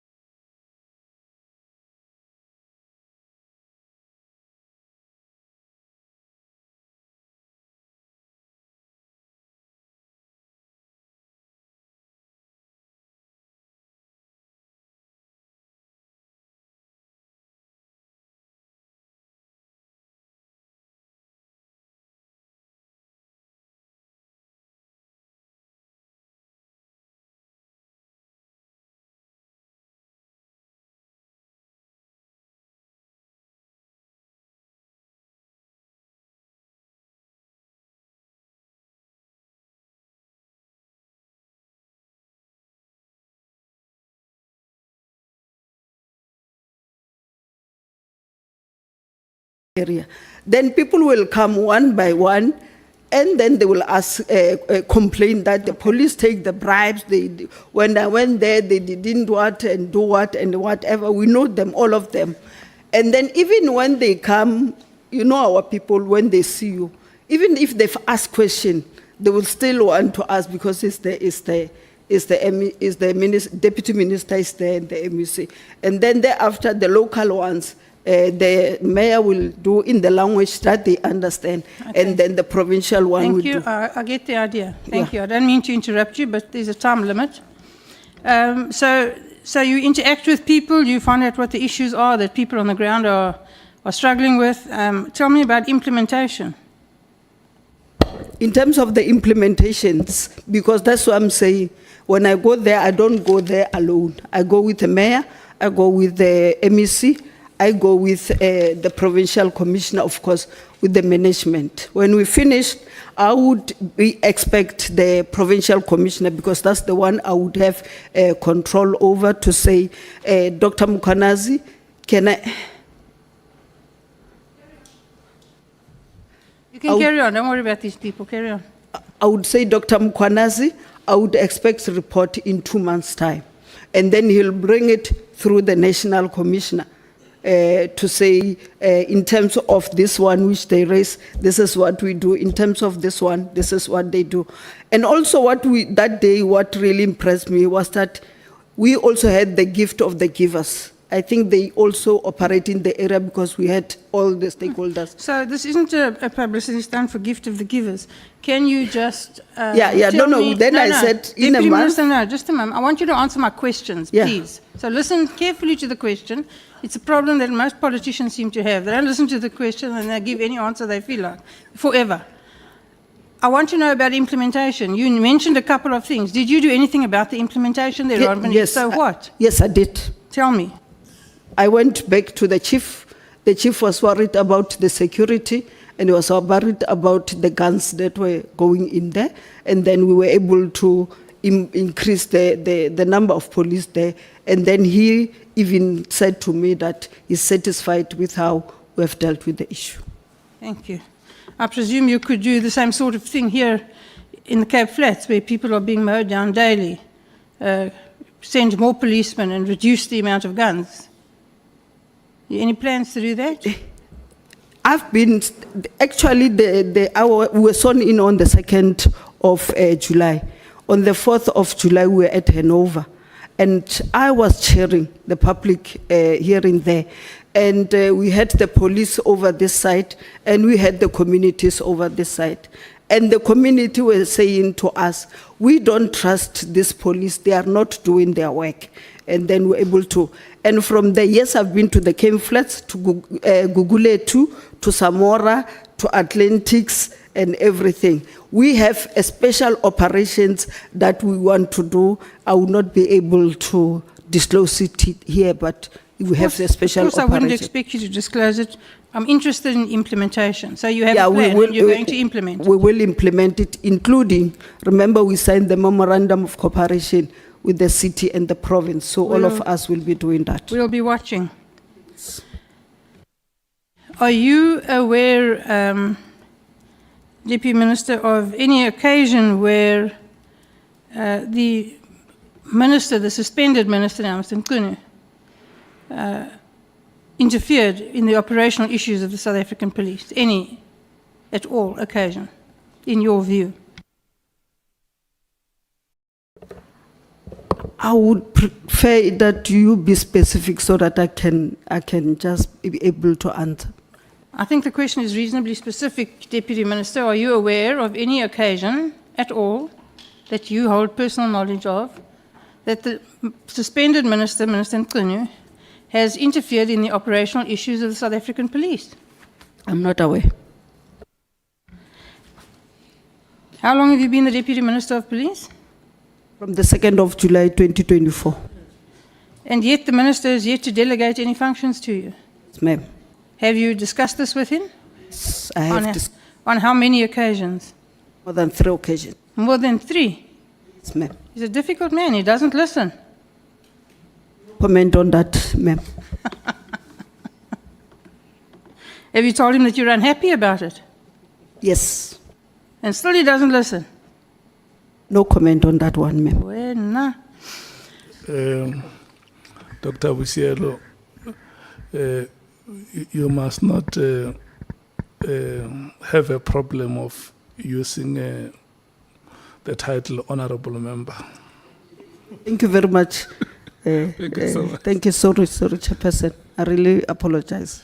Deputy Minister, you really don't have to call me honorable, I promise you. It's not an issue for me. I functioned for all my life without being called honorable. I'll function some more. I'm directed by the chair. I must take instruction from the chair. No, you actually don't have to. Has Minister Nkunu ever discussed the national policing policy with you and consulted the provincial governments in your presence, taken you along, talked to you about how you're going to implement those things? Have you had those discussions? Not yet, but we took the national policing policy to the province. We started at the MINMEC, and then we took it to the province, and then it went to the cabinet. It was approved, and I think it was approved about 2 months ago before he was told to take leave. Thank you. So it's taken this long to get that far? Yes, apparently.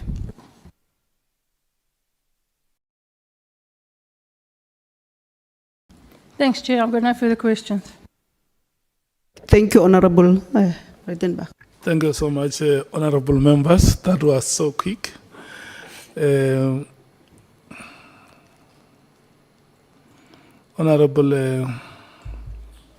Honorable Matthews, do you want to speak? Okay. Yeah? It's, your time is going to You start. don't have to start it. You can start it like in 10 minutes. Your Chair. I'm time not is going to opposed that. start at, listen, at 8 minutes to 2, Let's go. and will end at 12 past 14 hours. Okay, thank you, Chair.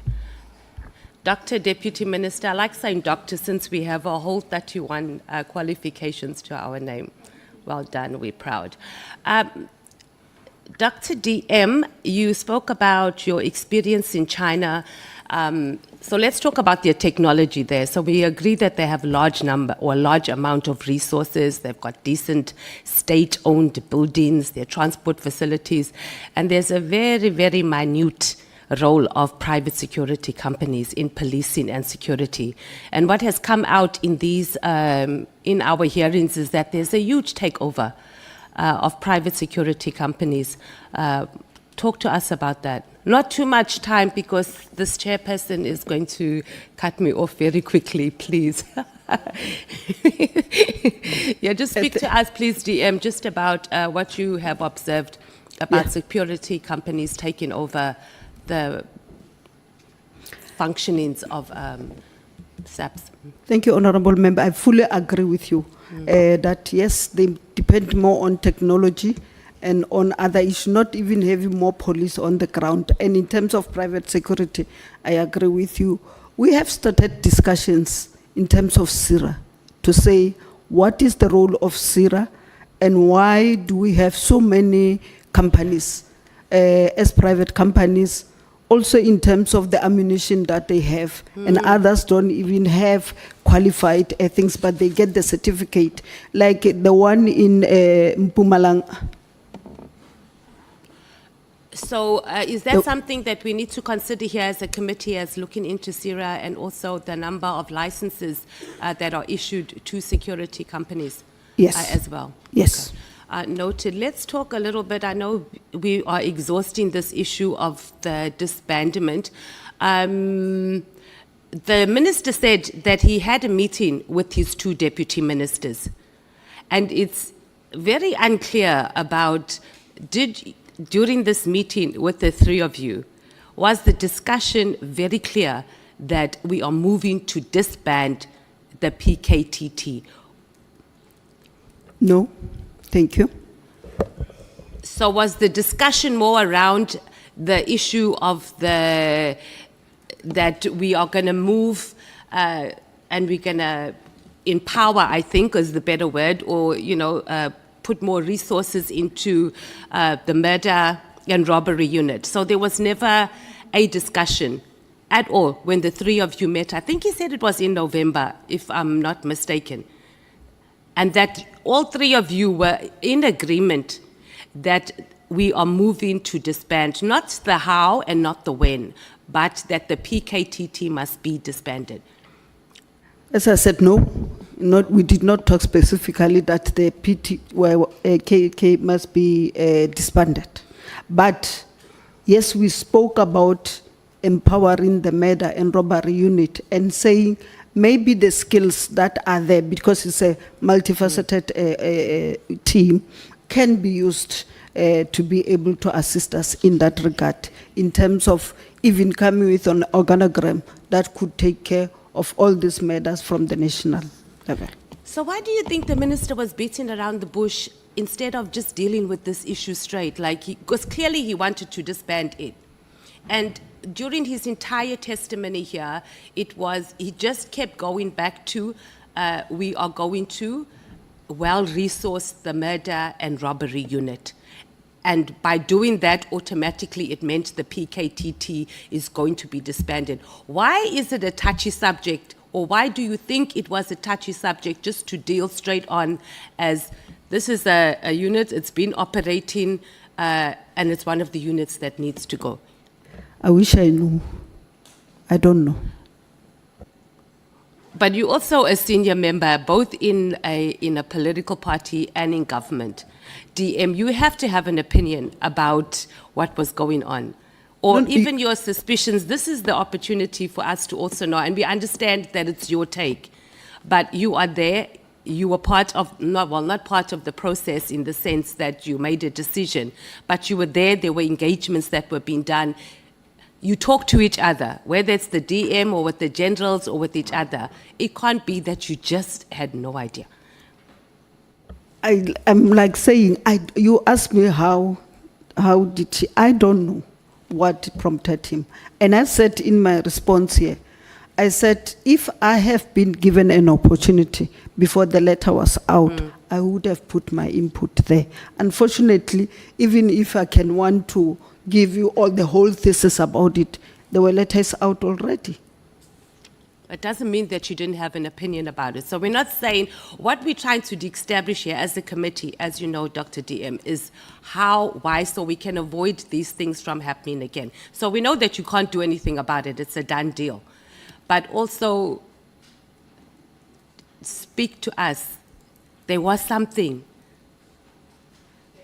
And then maybe also, just quickly, just also speak to, do you recall the date and time? Because you don't indicate that in your statement when the minister actually called you to say, DM, that letter is, it's not fake.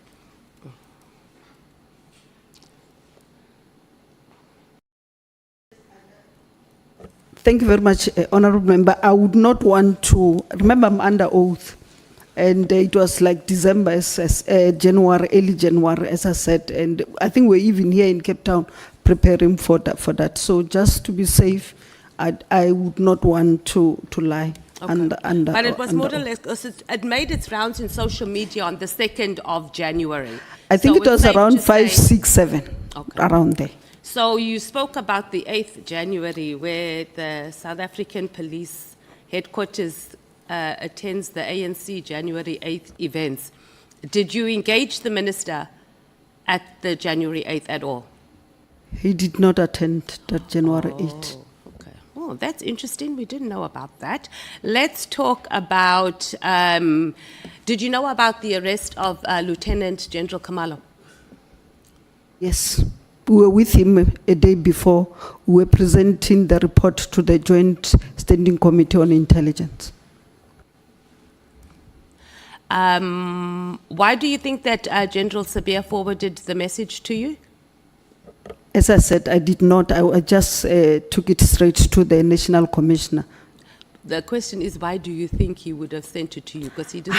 I would know, I want to know, but what I get from the message that he write, not the forwarded one, I think he was trying to warn me that they are going to back my phones and my emails and what. And I think this comes back to the question about when we spoke about factions that are operating in the South African Police Service. So there's one thing when we disagree with each other. There's a whole other thing when certain groupings start acting on their disagreements, such as the thing of bugging. Former Minister Becky Cele also said that his phone was, it was intentionally bugged, but it was done in an illegal way as well. So is this a normal practice then, SAPS? Because this is why our country is unsafe. Because we have the executive, we have the top SAPS officials busy bugging each other's phones, listening to each other's messages instead of saving our children from being raped at school.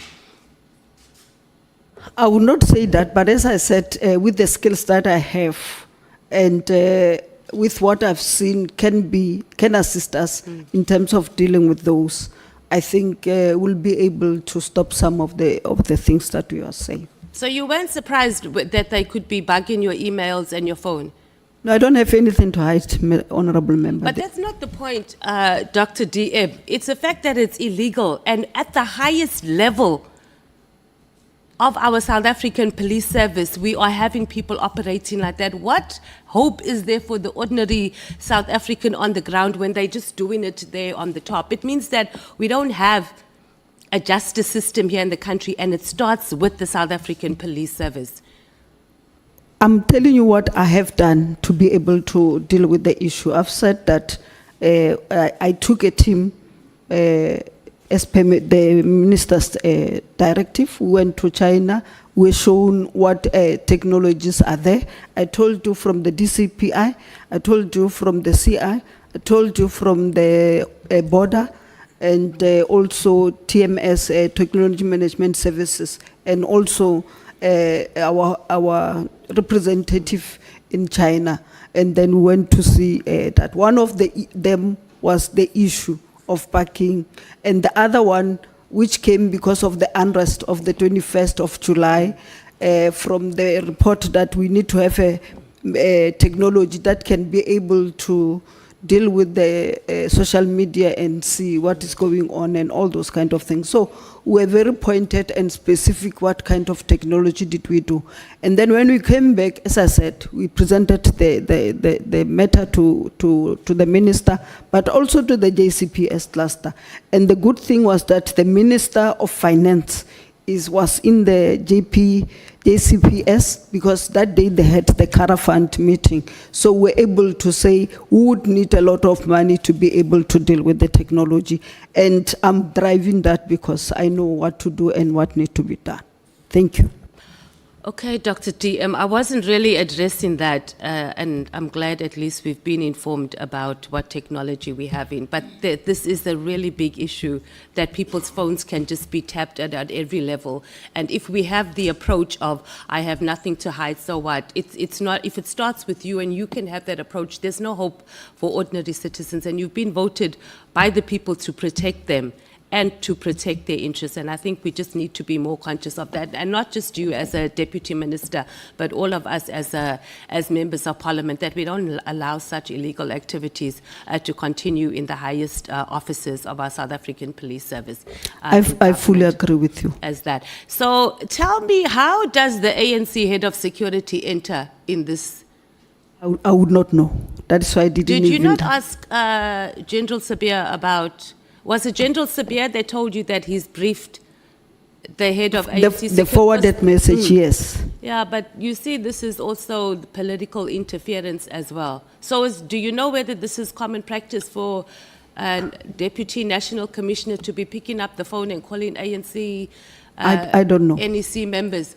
But you're also an NEC member. Have you ever been briefed? No, I'm a deputy minister to him. I don't know him. Outside that, I'm a deputy minister, and he's the Deputy National Commissioner to me. No, but I'm talking about as in the ANC head of security. No. So your experience as an ANC member, and you've been served in the executive, I'm assuming both in the province and on a national level, is it common for government officials to be briefing ANC members about what's going on, especially on intelligence issues? I'm not aware. Thank you. Let's talk about this deputy ministers. Deputy ministers, and not just, obviously not police in particular, but just the whole concept of us having deputy ministers. So the issue of deputy ministers, it only found its way, I don't know if you know this, but our research office did some research on this. So deputy ministers were introduced in 1961 by the Apartheid National Party. And they did so because they were preparing or making way for ministers. As a senior leader of the ANC, what informs the ANC, because if you have those discussions, what informs the ANC positions, or position rather, to have deputy ministers? Because it's costing us, I mean, your ministry program, it's costing us 63.3 million, and a whole year later you haven't been designated a function. It's a problem, Dr. DM. Honorable Member, are you not conflicting the two, because there's an ANC as a party, there's government, and the two are not the same. They are not the same. So, No, I do- so in terms of government, me and you are members of parliament, and we know that deputy ministers are mentioned in the constitution, and we know the process that we must undergo in order to be able to remove them. But nothing stops the ANC from bringing a bill or for us to amend it, because there are political parties, particularly the EFF, that has been calling for the deputy ministers to be removed. So I'm just asking, do you know what informs the ANC position of maintaining deputy ministers? Because there's a lot of things that are in the constitution that's changeable, or amendable rather, including the expropriation of land without compensation. As I said to you, Honorable Member, is the prerogative in terms of the constitution of the president and not the president of the ANC. Maybe we can discuss with the chief whip of the ANC. No, I but will. in terms of government, I'm just asking for is the your- president, the constitution is very clear, is the president who appoint the deputy ministers, not the president of the ANC. So the question was, Dr. DM, is that do you know what informs the ANC position to maintain deputy ministers? And you're saying you don't know, so that's fine. Let's talk about the New Year's Eve letter. The letter also included the issue of the ports of entry. So I just want to talk about that a little. Are you aware of the IMC on border control that's headed by, I think, the Minister of Home Affairs? You are? I'm aware, Yeah, yes. so because you said that the minister, and maybe you'll correct me if I'm wrong, the issue that he raised in his letter, it was a legitimate concern, or did I mishear you? Remember, the BMA was recently established, and there are still some members of SAPS who are working in the BMA.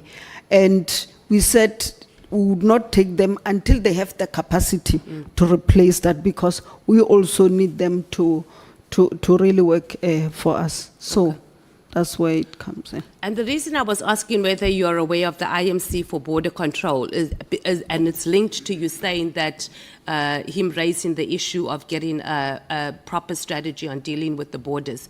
It was a legitimate concern. So I wanted to ask, or we wanted to ask, don't you think if the minister was attending those meetings, that was the platform to raise it? Because it's a it's an inter-ministerial committee that works with Home Affairs, because SAPS doesn't work in isolation on the borders. It includes finance, well, SARS in particular, Home Affairs, etc. So I just wanted your take on that. If you ask me, the JCPS would have been the correct one. Okay. And then there's been a lot said about Professor Mary Diaz here. We even got a nickname for her called Auntie Mary. Do you know her? I'm sure you've heard of her. Do you have any type of not relationship, but have you engaged her on any level? I've not engaged them. I know I've engaged with ISS, Dr. Boshielo, who unfortunately, after we had the summit of the police, he died through accident, I think 2 days after the summit. Okay, so you've had no engagement with her. Did the minister ever ask you for your opinion about her? Because his testimony or his statement here was quite lengthy on the complaints that she had sent. Were you aware of any of those complaints? No, that she sent? I did not. I actually heard it when the minister said, and also there was another one, Patricia Yeah, Masha. Yeah, no, I don't know them. and you have never engaged No, with them. no. They're very active on social media, says Patricia as well. You haven't seen any of her? No, at all. I think I'm done, Chair. One more thing though, Dr. DM. Have you had any type of engagements with Kat Mkhwanazi, any whatsoever? Your time is up, Honorable I don't even know that person. And Brown Mokhosi? Mokhosi. Can know we them. move to Honorable Mnango? Okay, Chair, I'm done. Record time. Thank you. Thank you so much. Pangazita. Or would you want us to give you some time to organize yourself? We read your apology earlier I will on. appreciate that.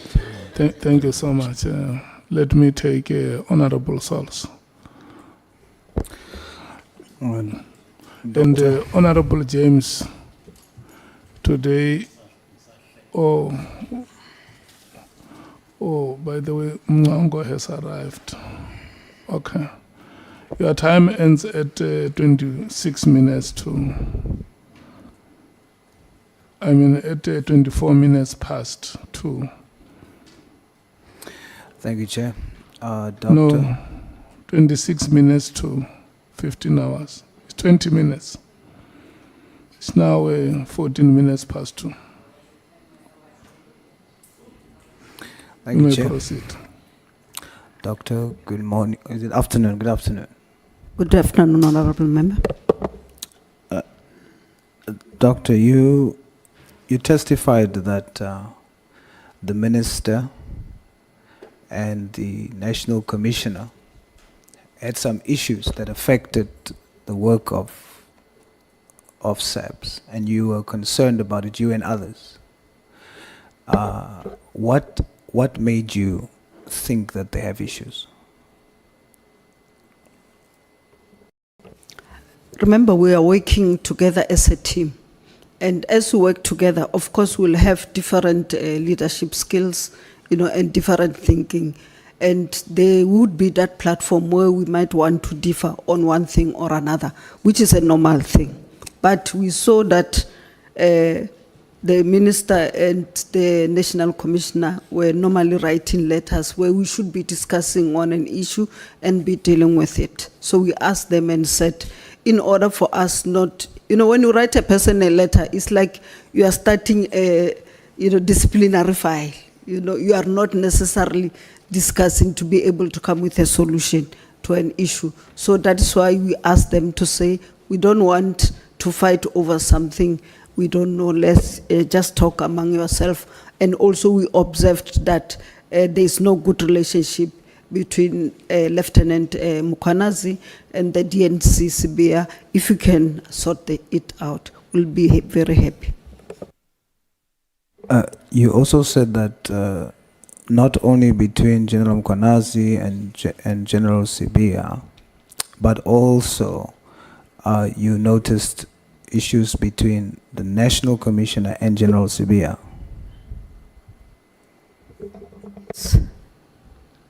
Now, before the meeting that you all suggested they should have to iron out these issues, could you, when you assess at that time these concerning matters, if you had to now tell us if there were to be sides, who will be on whose side?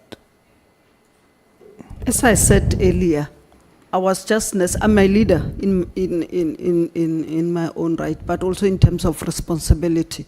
So when you see conflict you should be able to come out with a solution so that we all pull in the same direction to achieve the same goal. So there's no way in which I can say this side and not this side.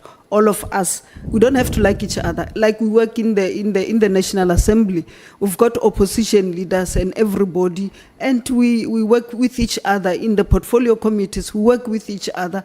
Not to say you are from the same party. We hug each other, we eat with together, and everything.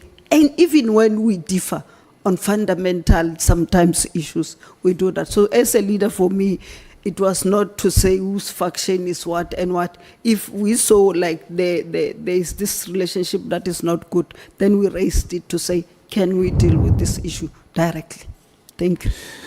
You know, Doc, when I listen to you, is what you're explaining is your position was that what you were seeing, the divisions you were seeing, you were seeking to address that, to say this is wrong. We should work as a team. Because you spotted divisions, correct? Yes, Honorable Member. Now, what you've described is indeed the ideal situation.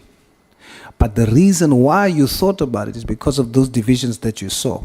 So now that there's a divide, that means automatically there's now sides, which you are saying there shouldn't be sides, correctly so. You are addressing the fact that there are sides. There should not be sides. Therefore, come together and deal with it because there shouldn't be sides. Now I want to establish. Can I correct something? Please do. I didn't say sides. Yeah, I'm saying sides. And you are saying it. I'm using sides as a synonymous to divisions that you agreed with, correct? Is that okay? Yes. So the divisions that I call sides. So if you have to divide them now. So we have the National Commission having an issue with the minister having an issue with the National Commissioner. You are saying, please deal with that, sort it out. Then you have the National Commissioner having an issue with General Sibia. Then you have General Mkhwanazi having an issue with General Sibia. General Sibia also having an issue with General Mkhwanazi. Would it be correct to say if we had to look at the divisions that you were trying to address, would you say that on the one side, you had General Mkhwanazi and the National Commissioner. On the other side, you had General Sibia and Minister Mkhwanazi? No, as I said, it's just that maybe the semantic. I never said divisions or factions, or I know others said factions, others saying divisions and whatever. I said we identified an issue of communication and some tensions, and we said address this before it went further. So it's not a question of whether it come in the form of factions, divisions, or whatever and whatever. I'm just saying, as a leader, we are leaders, we are executive, and then we are able to see that there's an issue here. You don't necessarily want to get involved, but we want everybody to pull together. So that's why we did that. Not to say the one was with this one, the one was this one. That is why when we even said it, we said the two of them, the minister and the national commissioner, should deal with the matter. Was those issues that you're talking about dividing them? It was not necessarily dividing them. It was where I am, to be honest to you. It was that people were not seeing things the same. And then they just heightened them where they were not able to come together and say, but we can still bring this and this one and then have one way up. That, for me, that's what it meant. So there wasn't one way up? So that's why I'm saying. So if there was not one way up, what is the opposite of not having one way? You have multiple ways, divided ways. No, it's not a divide and rule. It's just you are not going to achieve what you as the organization want to. Why? Which was to make sure that our country is safe and to make sure that we protect the sovereignty of our country. Doc, this will be my last attempt. Why would it not achieve that? What was your concern? I think I said they should talk. Why? You know, the thing is, you know, because I also work as an official, the executive authority and the accounting officers, the offices, you know, interface. It's Yes. not like the other one can work without this other one, because this one is in terms of the policies, the mandates and all. And then the accounting officer must be able, with his team, to implement what this one says. So that interface must always be there. So sometimes the interface is not because there is not necessarily an interface. We differ on how it should be done. All right, Doc. A very direct question to you. Is Minister Mkhwanazi corrupt? I'm not aware. I would not make that determination. Maybe it will be part of the report that we'll do as the ad hoc committee. You working with him, having worked with the minister, these are allegations that we are dealing with. What would your position be if I had to ask you, based on these allegations, is Minister Mkhwanazi corrupt? I think we need to be fair, honorable member. You have to get all the sides and have all the information and have all the evidence and then come to a conclusion. So actually, I was saying, Chair, I'm the only woman who's appearing before the committee. I'm not sure if other women are still coming. And yeah, this is a very different environment at all, where you might not find many women in this and then say, Chair, you didn't even acknowledge it. So I'm saying, be fair. Listen to all we are saying. I think there's still others coming. And then get all the evidence and then do the determination. Yes, Doc, you are one of the sources of that evidence, and hence you represent a witness, you present evidence, and we're interrogating the evidence. And so in an attempt to get to a conclusion, I'm asking the question, I'm probing the question based on the allegation, you see. So you are assisting in me compiling that. But I would take it you saying that you can't say whether he's corrupt or not. Yes. Would you say, is the Minister Mkhwanazi, protecting drug cartels?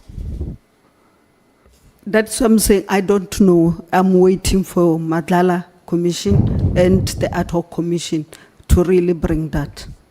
Because the danger, honorable member, is that anybody can implicate you tomorrow and say, Honorable Souls had 1 kg of cocaine. And then maybe to the police. And then they just take, you know, you and arrest you without any evidence, without any other thing. And then you went through the integrated justice system to the courts. And I don't think the courts, you know, will sentence you without that evidence. So you must know there will always be misinformations. There will always be, you know. So as a source that we must interrogate, sorry, Doc, I think my time is almost up, so I just want to finish this one. So I didn't mean any disrespect to interject. So as one of the sources from which we must draw answers to these questions for, is the only reason why I'm asking you. I'll ask everyone else too, you see. So I'm not expecting you to know, but I'm trying to interrogate.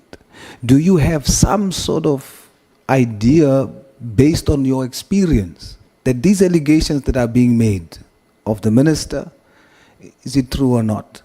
And you are saying, based on what you have been exposed to, you cannot say that the minister is corrupt. You cannot say that the minister is protecting drug cartels. Is that your same position when I have to ask you, is General Sibia corrupt? That's what I'm saying. You need to be able to yourself, with the information that you have, the evidence that you have, and I hope, Honorable Souls, You are not just going to take what is on the social media and everything, and then you come with a decision that will assist us to be able to say what you are saying is true or false. Yes. So that question is hanging, and it's part of the allegations. And all the witnesses that are sitting in the seat that you are sitting, Doctor, you, I repeat, are the sources available to us from which we can seek to establish whether or not these allegations are true. Therefore, I'm posing it directly to you. And I'm satisfied that what I hear you saying is that you are testifying today that based on your exposure in SAPS, based on what you've seen thus far, you cannot say that the minister is corrupt, as it is alleged, General Sibia is corrupt, as it is alleged, that there is a protection, an attempt to protect drug cartels by them. You are not in a position to say that that is in fact true. Yes, Honorable Member, I'm not. Thank you, Doc. Very much, Honorable Member. Thank you, Chairperson. Can we take Honorable Shongwe? 15 minutes. Thank you, Chair. Sawubona DM. Tobela, Honorable Member. Le jwang, ma'am? Your time expires at 22:03. 22-3. I might take less than that.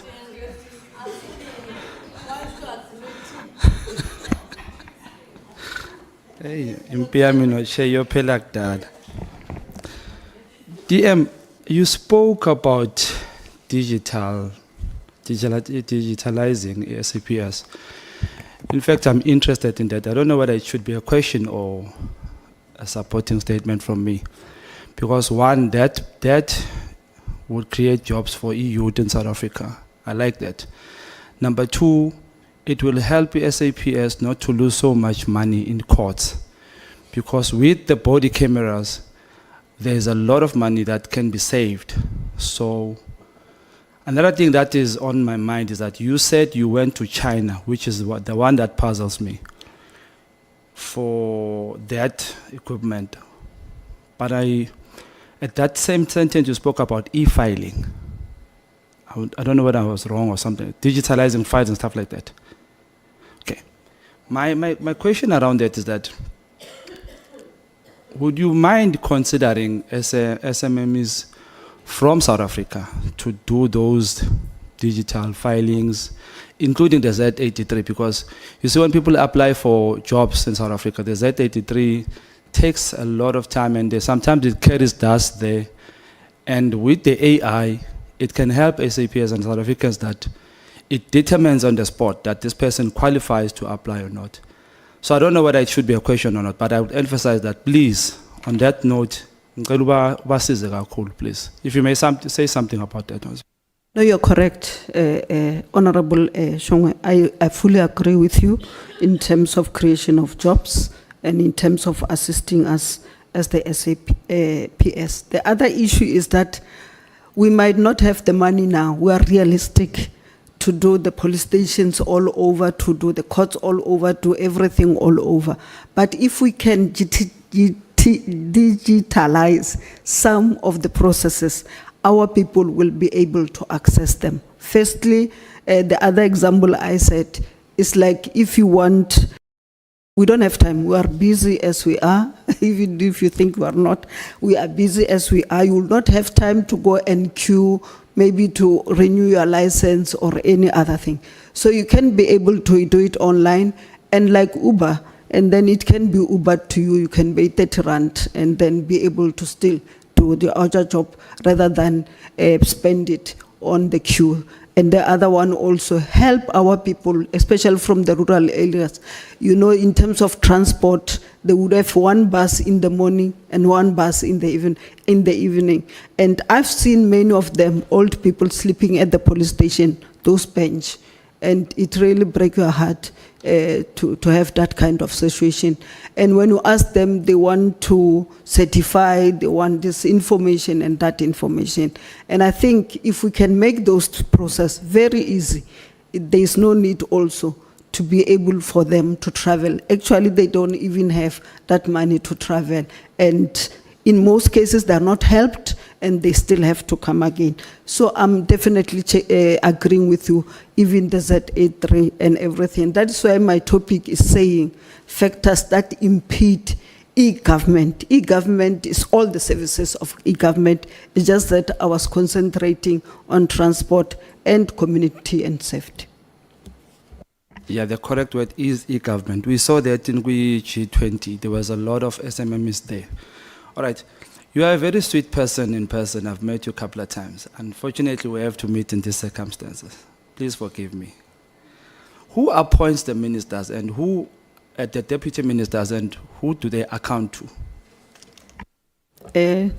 Thank you, Honorable Member. In terms of, if you can go into my statement, I think, in terms of the Constitution 93A, the deputy ministers are appointed by the President, and then the B says, he said they are appointed by the President among members of the National Assembly, and then also B says he can also appoint 2 deputy ministers who are not in there. So it's the President that appoints. Accountability, who do you account to? Accountability is Parliament, very clear. And then also in terms of the executive powers that you have been given. So who it's does both your ways. performance assessment? The performance assessment under normal circumstances should be done by the President and the Minister. How often? It will depend, normally quarterly or half yearly or at the end of the year. It will depend. Okay, in the past 12 months, have you done any? I think you're aware that we never had any delegation, and then how would you do that? But for now, at least I have 2 delegations. I have the delegation on GBVF. I know that I will be assessed on it. I have delegation on the integrated crime and violence prevention strategy. I'll be assessed on it. Thank you. Your experience tells me that you may have, possibly, you may have come across or came across an issue of ghost salaries. Should I continue, Chair? Or should I? Okay. You may have came across an issue of ghost salaries. So what I want you to explain to me, how do you feel about those ghost salaries? People who earn salaries, behleze emakhaya, bengenzi lutho, bangaziwa. What's your feeling about that one? No, there's no way in which we should be able to pay people who are not doing their work. And that is why in your system, as you build it, you must be able to, from time to time, make audit of your employees. What we did in Limpopo at one stage, they said everybody is going to get salary by a check, and you must come with the ID personally to come and sign for it. Then that's where we realized that we had more, I think it was more than 2,000 ghosts or whatever. So if you also have digitalized, your employees, the information and others, it will be able to give you the information that you need. Even tell you that Paulina Boshielo is going to be 60 in 3 months' time and retire, and say to you then, start recruiting so that as I go out in 3 months, the person must just come in on the 1st so that we don't have also those gaps. So it's a lot of things that can be done, and I agree with you fully. If I may ask, what is the difference between your salary, Deputy Minister Matale, and the ghost salaries? What is the difference? As you know, as a member, is the same. Ours and yours are... No. Let me just clarify. Okay. The ghost salaries, people earn salaries for doing nothing, and your salaries and DP Matale. What's the difference between the two? I think you were not here when the question was asked, what was my responsibility? I can take you through in terms of my You statement. just told me now that the president can't do a performance assessment with you because they were not delegated functions, right? Yes. Which means now, if the president has to assess you, there must be something given to you to do. They cannot assess you on what you decided to do. For example, you went and did the zamazamas, as you say. That was your interaction or intervention, I'm saying. It was not the president. The president cannot assess you on that, right? Do we agree? You did not understand me. Okay, Honorable member. please make me understand. Remember, you also get delegation or assignment. Let me not talk about the delegation. Assignment from the cabinet executive. Remember, when the president appoints the cabinet, he appoints the minister and the deputy ministers, not the ministers and then finish the deputy ministers and say you'll patch yourself what to do. It's very clear what your responsibilities are. So I said in terms of the minister, who would from time to time give us responsibilities to do, and we're doing them, including accounting to our portfolio committees that I've said that we needed to account. So, Chair, did you notice my hand for a follow-up question?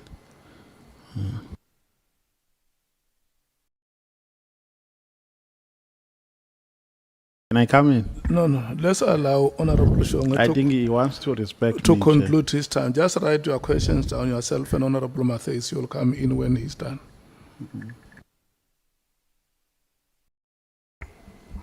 all right, thank you, Chair. So I want to understand, when you say the minister can only assess you on the delegations that given to you, and you say in the past 12 months you have not done that. So does he assess you on the performances that you are, the side jobs that you are given? Are you assessed on those? Honorable member, I'm not talking about the side jobs. It says that you assist the minister. So the minister will give responsibility. And I said, if you have read my statement, at a strategic level and support level. So I'm a member of the executive, so the responsibilities that I will be given to will be executive in nature. So you would say you are earning your salary. I didn't understand you when you talk about the ghost workers. Yes. Actually, I think I'm underpaid. Thank you. You under? Paid. Okay. Are you you saying you are an underpaid ghost worker? I understand when you talk about the ghost, that you wanted to say I'm a ghost. I can show you. I've shown it in my diary, which I think if you can compare it with yours, you will not even come nearer to it. You know, this is the only October 1. Is that the salary? Is the diary? Or the one that you made for yourself? No. You were not here when I went through it. I was asked the question, I went through it. I'm saying this notion, and I clarified it when I started, this notion that deputy ministers just earn their salaries and not do anything is not correct. And I went to all length, to be able to do that. I don't know if the chair, you want me to start again. No. I get what you're saying. Okay. My questions, I think my confusion together with South Africans is this. You said 3 days before the minister was removed, you and DP Matale had to go and deliver a speech. Budget. The budget, I'm going to say. Thank you for that. Now, I want to question the fact that, is the president thinking of South Africans in terms where there's a wastage of money? One, you were not delegated functions. Number two, there's 2 ministers who are earning salaries with no functions. An acting minister coming from outside the cabinet, the structure of MPs and stuff like that. And another acting minister, which was Honorable Mantashe, and now the suspended minister. You guys say you took charge and you delivered. So why did the president not save money according to you, why did not the president not save money by taking one of the two of the DPs and appoint them into being a minister if you guys can deliver and can do the function? Doesn't it also look bad on your credibility that we cannot trust you because the president doesn't trust you that you can deliver? He decided, no, I cannot take one of these two. I'll just go outside the parliament and look outside the parliament for somebody whom I can put there. And I believe that had he not done that, he would have saved money by not appointing a person who was working outside, who didn't need a job, but given that gave that person a space. I'd like to raise a point of order. Point of order. Yes, it's a point of order, Chair. Chair, we sat here and we endured Honorable Mateis, and we didn't call point of orders when she was doing exactly what Honorable Shongwe did, and I think to a certain extent maybe Honorable Sauls.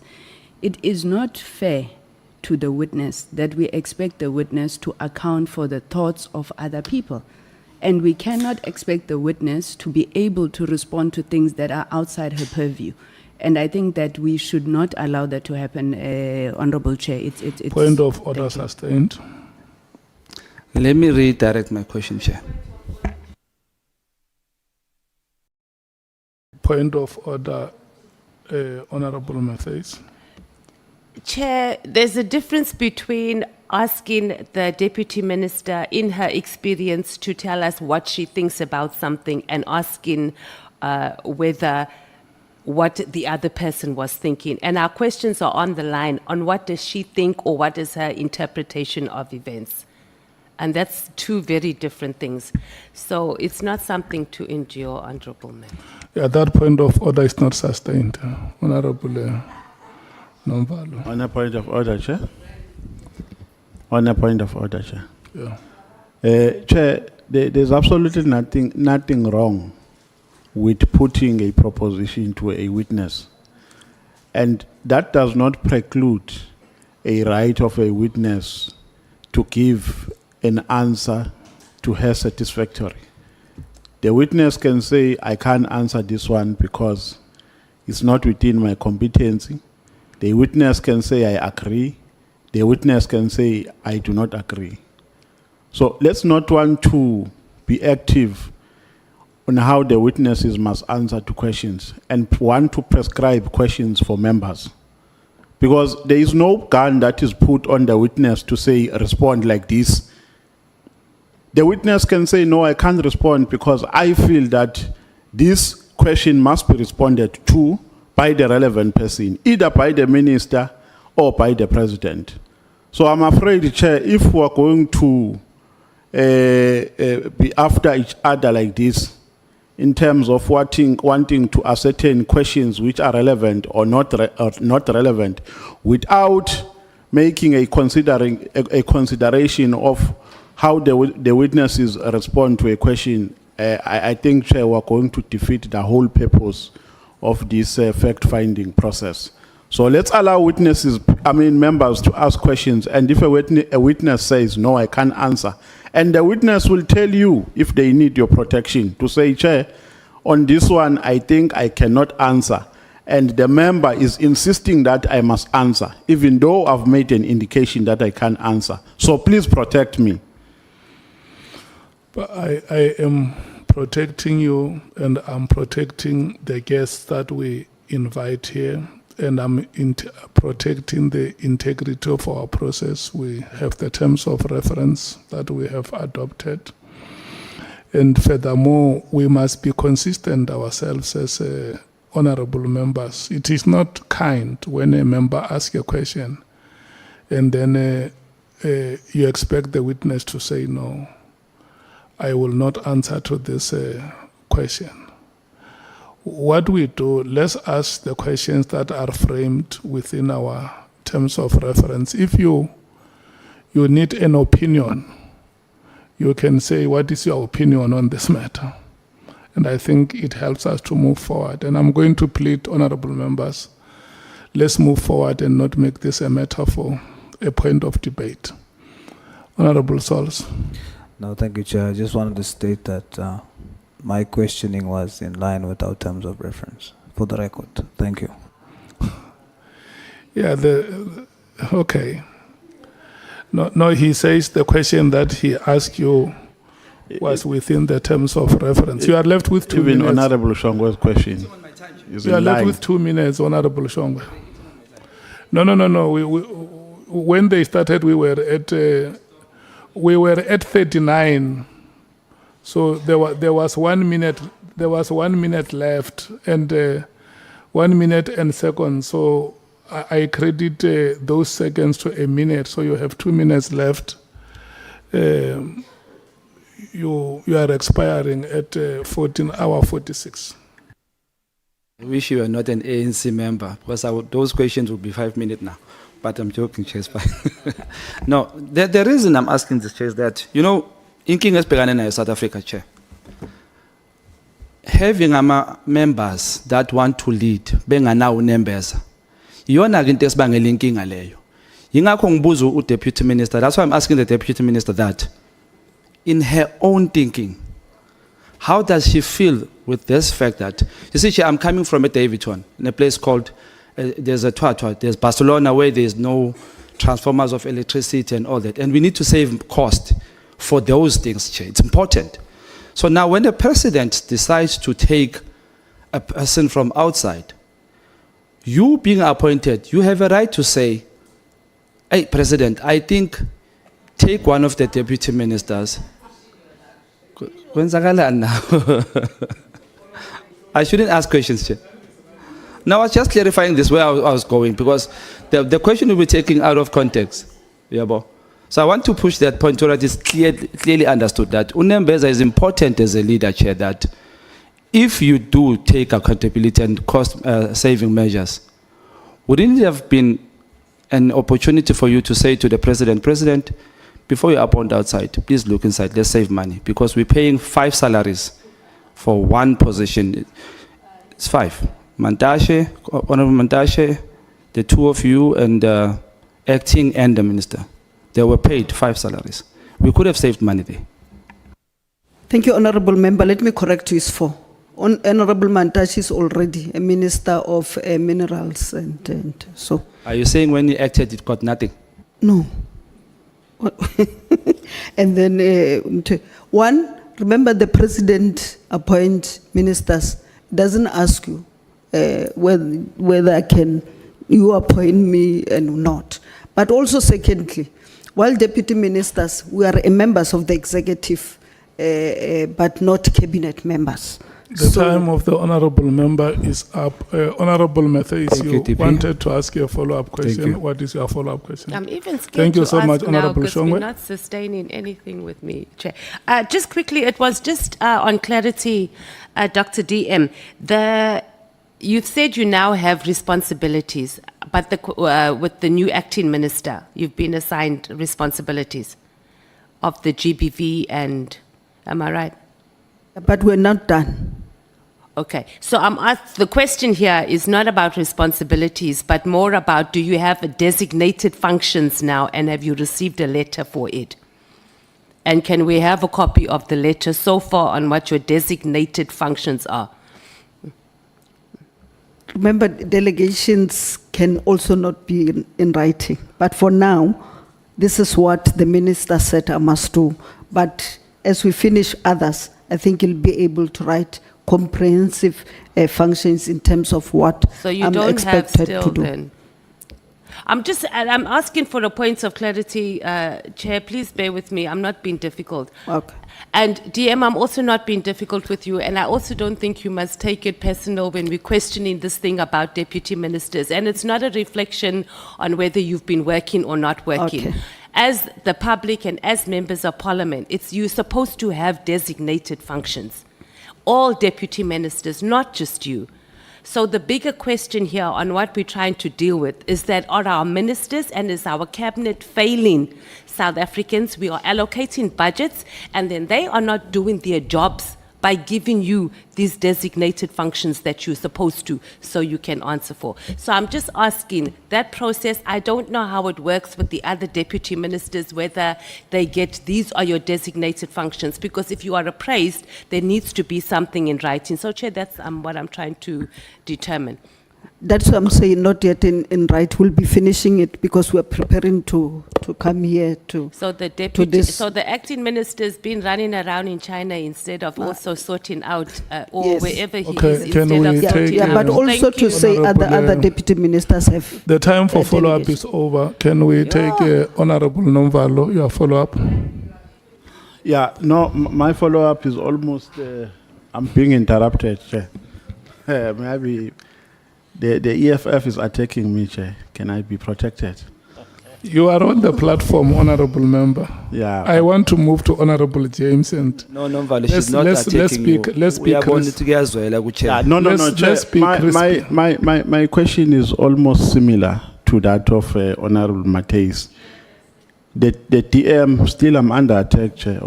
The DM has said that she will now be assessed because there are functions which have been delegated to her. Now, my follow-up question is, since you said that you were assigned functions which are executive in nature, do you mean that when you say you will now be assessed, do you mean that for the past 12 months your duties were not assessed? Honorable Member, I think it has been said in this committee that we don't have the delegations, but we had work that we're doing, and I showed you what I was doing and everything. Yes. So it means I would not get a bonus, but I work for people. Yeah, no, I get that, DM. But do you mean that that work that you have been assigned to has not been assessed up until today? Not yet. Oh, okay. Thank you so That's much. what I needed. Honorable Sangoni. Thank you very much. Deputy Minister, is there No, anything? Chair. No. Point of order, Chair. Sorry, Honorable. I had a follow-up. My hand was up first. Oh, I was The noted. Chair nodded to me. Chair, you're doing the same thing you did in the last meeting. No, it's fine. Today, I can't accept it, Chair. It's okay, Honorable Sol. My apologies. You are right. Your hand was up before Honorable Sangoni. May we start with you? Thank you, Chair. Honorable Doctor, just for clarity, I understood you to say that even though there was not delegations, but you have at least 2 delegated responsibilities. So you are a deputy minister with at least 2 delegated responsibilities. Correct? Can I clarify? I'm saying with the current acting minister, the 2. With the current. Yes, but as we sit here now, we Yes, can say you yes, are deputy minister yes. with formally delegated responsibilities. True, yes, Two and of we're them. not done. When we finish this process, because we're preparing this, we had to really take you serious and prepare and come and do statement, and others were going to finish the rest. He will come, I think, tomorrow also to say Yeah, but how he's going to for do it. now it's 2.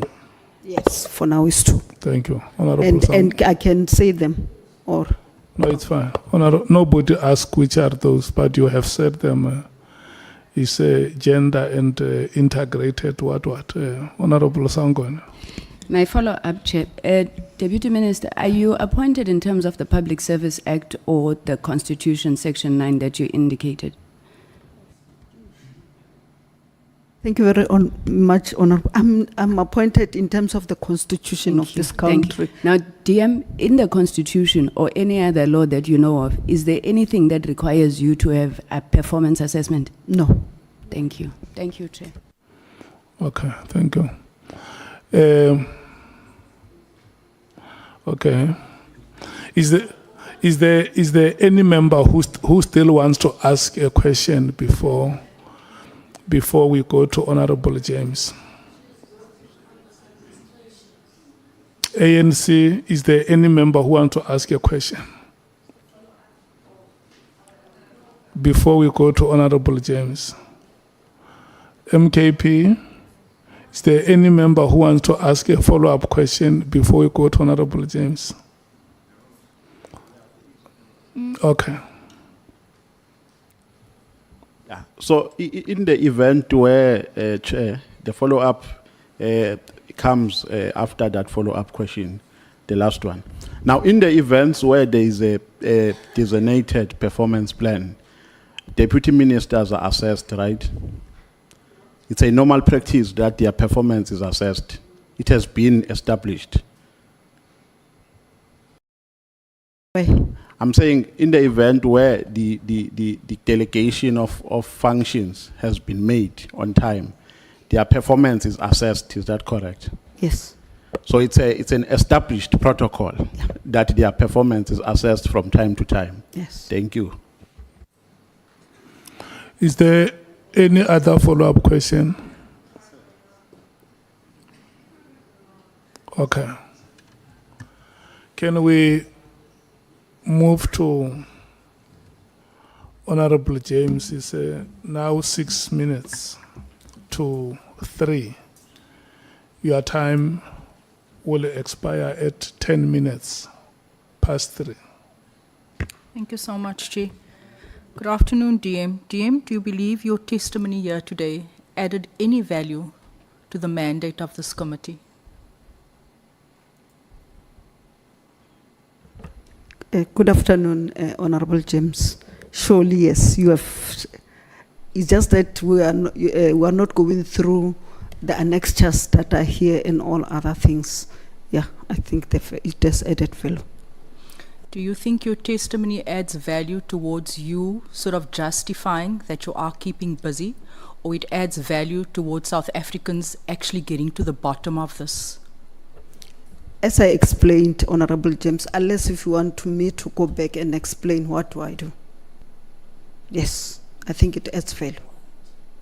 I was with you, Honorable James, at the court there in terms of the GBVF.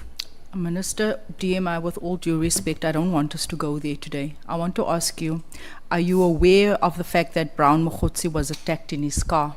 That's what the socials are saying this morning.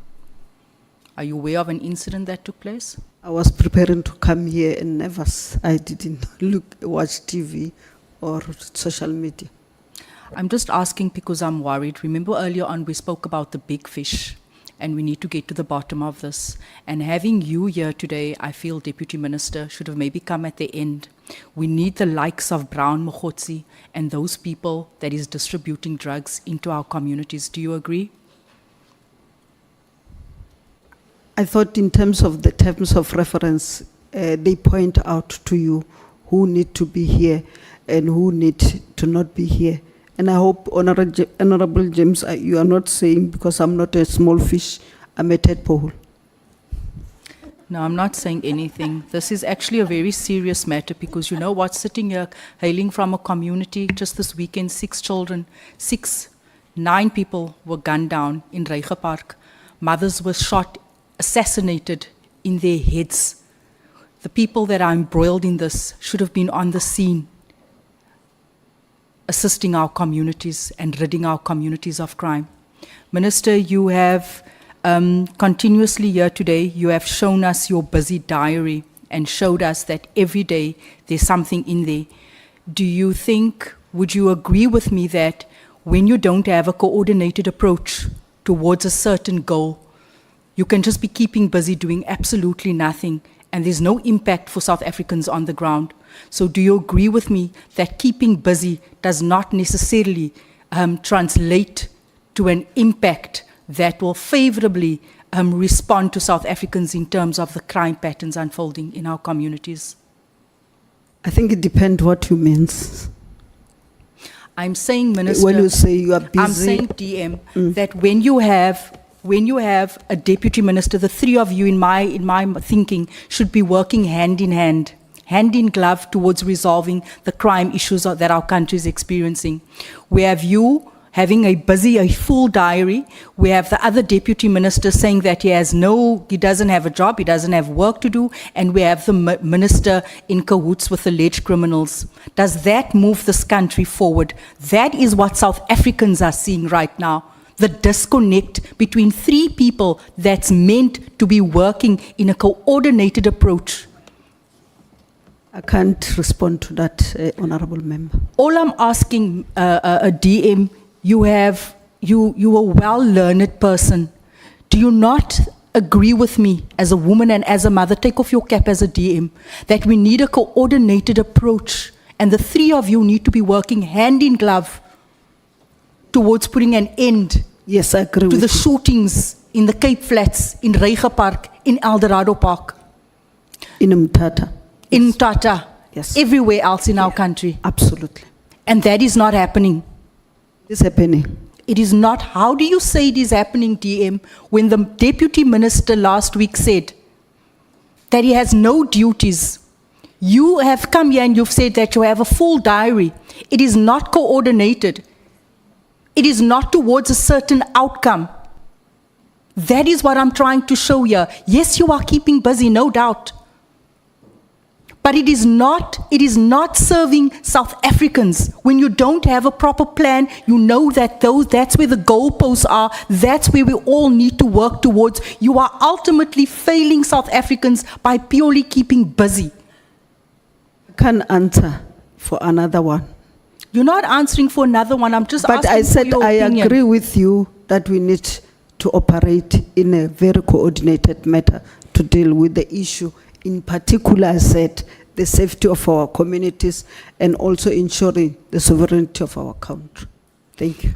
DM, you know what? It's not rocket science that you have no involvement, really, in the crime that is unfolding within SAPS. That is just might be proven wrong at a later stage, but for where we're at right now.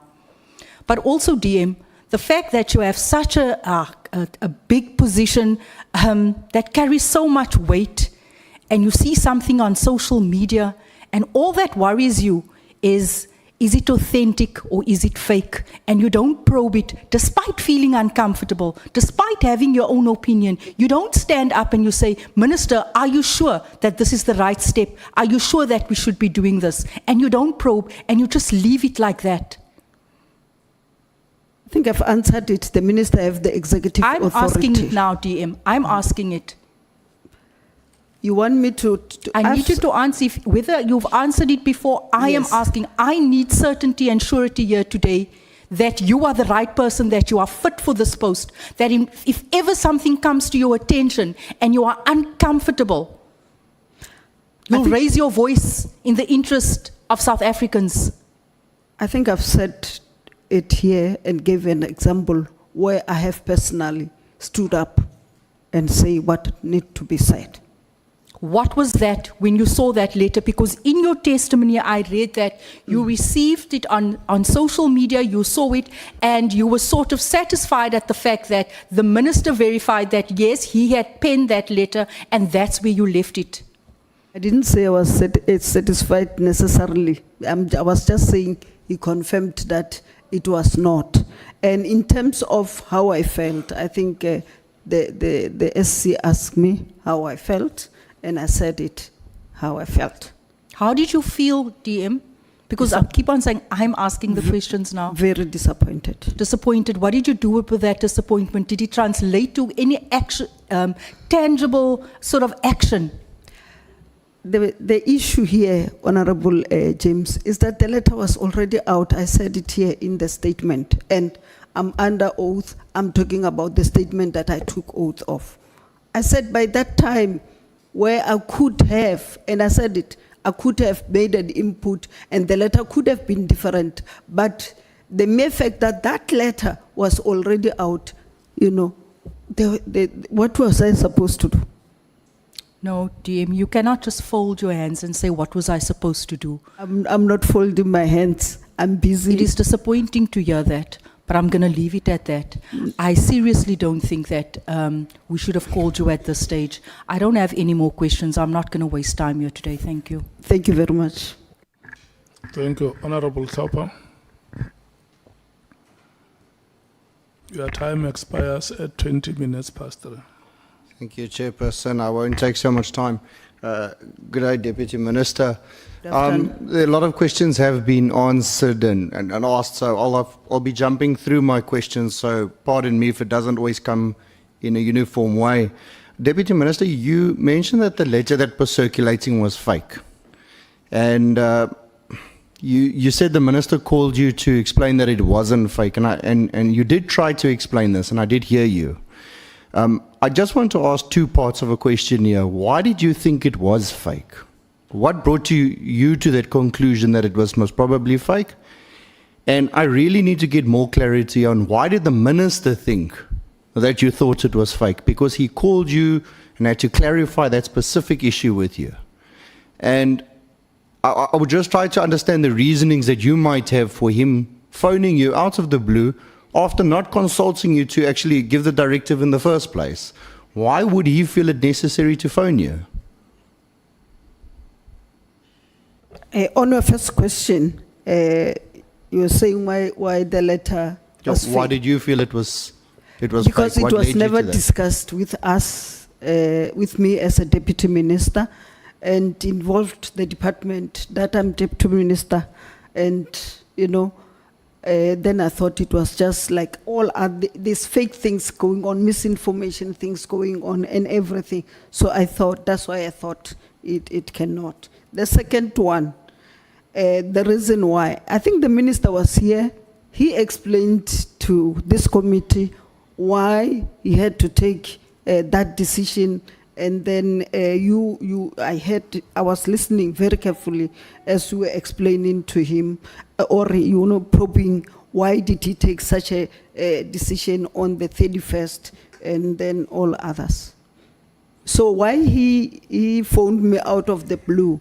I think because of how we work, we will normally consult each other. And I think for sure he thought, why are we not asking about the letter? And then maybe that's why he phoned to say, no, it's not a fake. It's me, I've written that letter. So just to clarify, Deputy Minister, you're saying it was important enough for him to consult you that it was fake or not fake, but it was not important enough to consult you to actually execute the decision to send out the letter. Is that what you are saying? I can't say on his behalf, but I'm just saying from me how I felt about it. No problem. Thank you, Deputy Minister. I do take note of the inputs that you've already given on this matter, and you did express that you were very disappointed. And I have to say this because it catches me. You say in your statement that the gap created a lack of reasonable and adequate consultation, and it gave an opportunity for the controversy to erupt. And then you say, what I would ask, that are you saying Minister Mkhwanazi is directly responsible for the mess we find ourselves in? And I ask this specifically because you must understand, Deputy Minister, this controversy has created a situation where it has brought our portfolios, various portfolios, almost to a snail's pace. And as taxpayers' money is being spent to fund this whole thing. And so that's why I ask you your opinion on this matter. Do you link Minister Mkhwanazi directly to this mess, as what it alludes to in your statement? Thank you very much, Honorable Member. I don't think the letter is a mess, but I think your formation as the Ad Hoc Committee and going through your TOR is because of that letter. Deputy Minister, you spoke about the the minister acting alone, and he departed from all protocols for dealing with structures created by the IMC. You were not sure if the IMC was receiving reports. I think it's in paragraph 33 of your statement, if I'm correct. Who were the IMCs at the point of disbandment? Who was part of the IMC? And if there were none, who was he meant to consult then, in your view?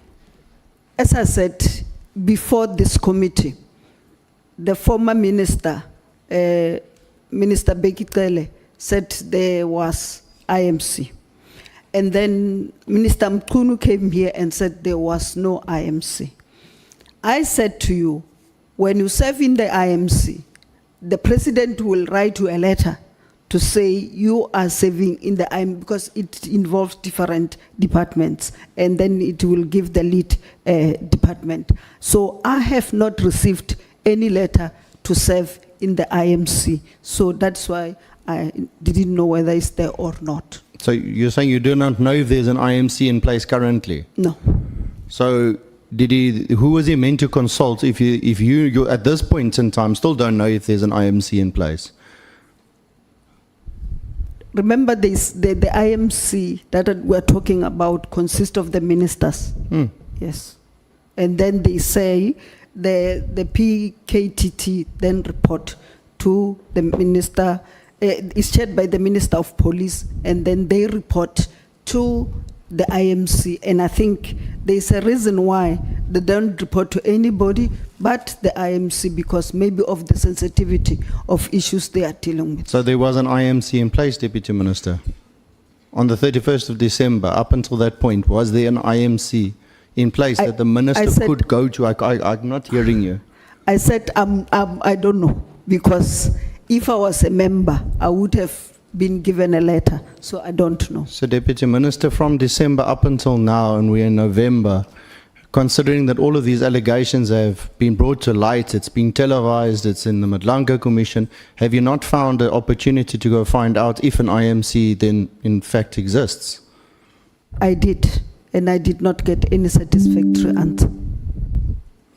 I will leave it there, Deputy. You hold two very critical views. The first, you write in your witness statements, I think it's paragraph 40 and 41, on the view both the Minister and the National Commissioner should engage regular consultations and engagements on matters concerning the department. You then go on to a second critical functionary should be also take each other into confidence on matters that have dire impact on the efficiency and effective functioning of the police service. Those are your two parts, and they are very, very strong views, but they read very much like criticism of what didn't happen. Deputy Minister, do you believe, and I ask you in your possible limited knowledge of the matter, that Minister Mkhwanazi actually engaged with the National Commissioner in regular consultations in 2024 from becoming Minister? As I said, we had a meeting where we suggested it, and then it was going on. Even now, and I even gave an example, when we go to a portfolio committee or a standing committee, the National Commissioner, as the head of the administration, then we'll get the right head to prepare the report, and we prepare together and go through them. So when we come to the portfolio or the standing committee, all of us are on the same page. So yes, they work together very well. They were consulting. Deputy Minister, then do you know if the Minister and the National Commissioner consulted specifically on the disbandment of the task team? If they were in such consultations, as you say, were you present at any meeting? Did you hear anything? Do you know of anything? They were consulting each other. On the PKTT disbandment? Yes. So do you stand that he closed the PKTT on his own volition, or do you feel that he had consulted them? I think the issue, they've consulted each other. I think what surprised all of us, and what you must help us as the committee to get to this, is why then the letter was written on the 31st. I think that's a reason for my questioning, Deputy Minister, because I'm trying to get to that point, because we hear on one hand nobody was consulted, in the next very next instance you hear somebody was consulted. So we keep getting contradictory answers to very specific questions, and these very specific questions are easy. Was there or was there not consultation? Is there or is there not an IMC in place? So on one hand you say there is, on one hand you say there isn't. On one hand we're saying the Minister must consult the IMC, and on the one hand we don't even know if there's one in place.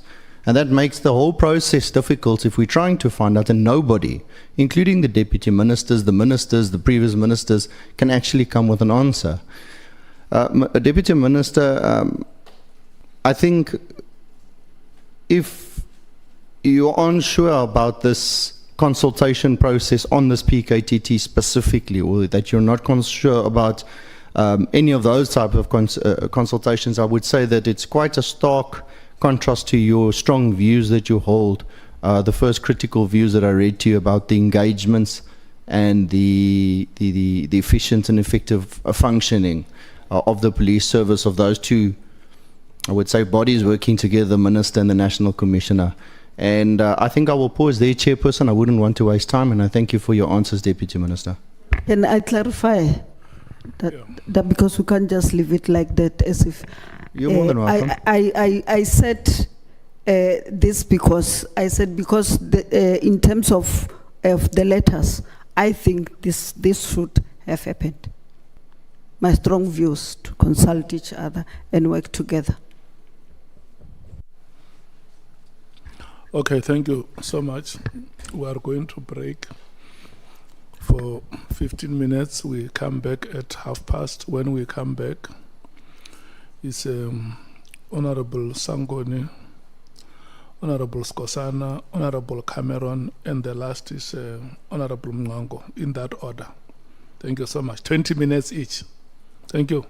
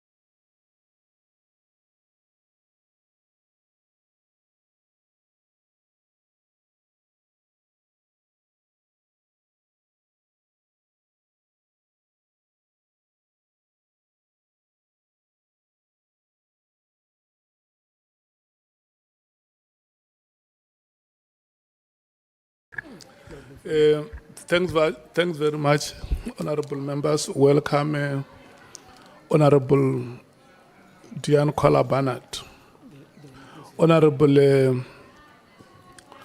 Thulani Kamede from the MKP. Good afternoon.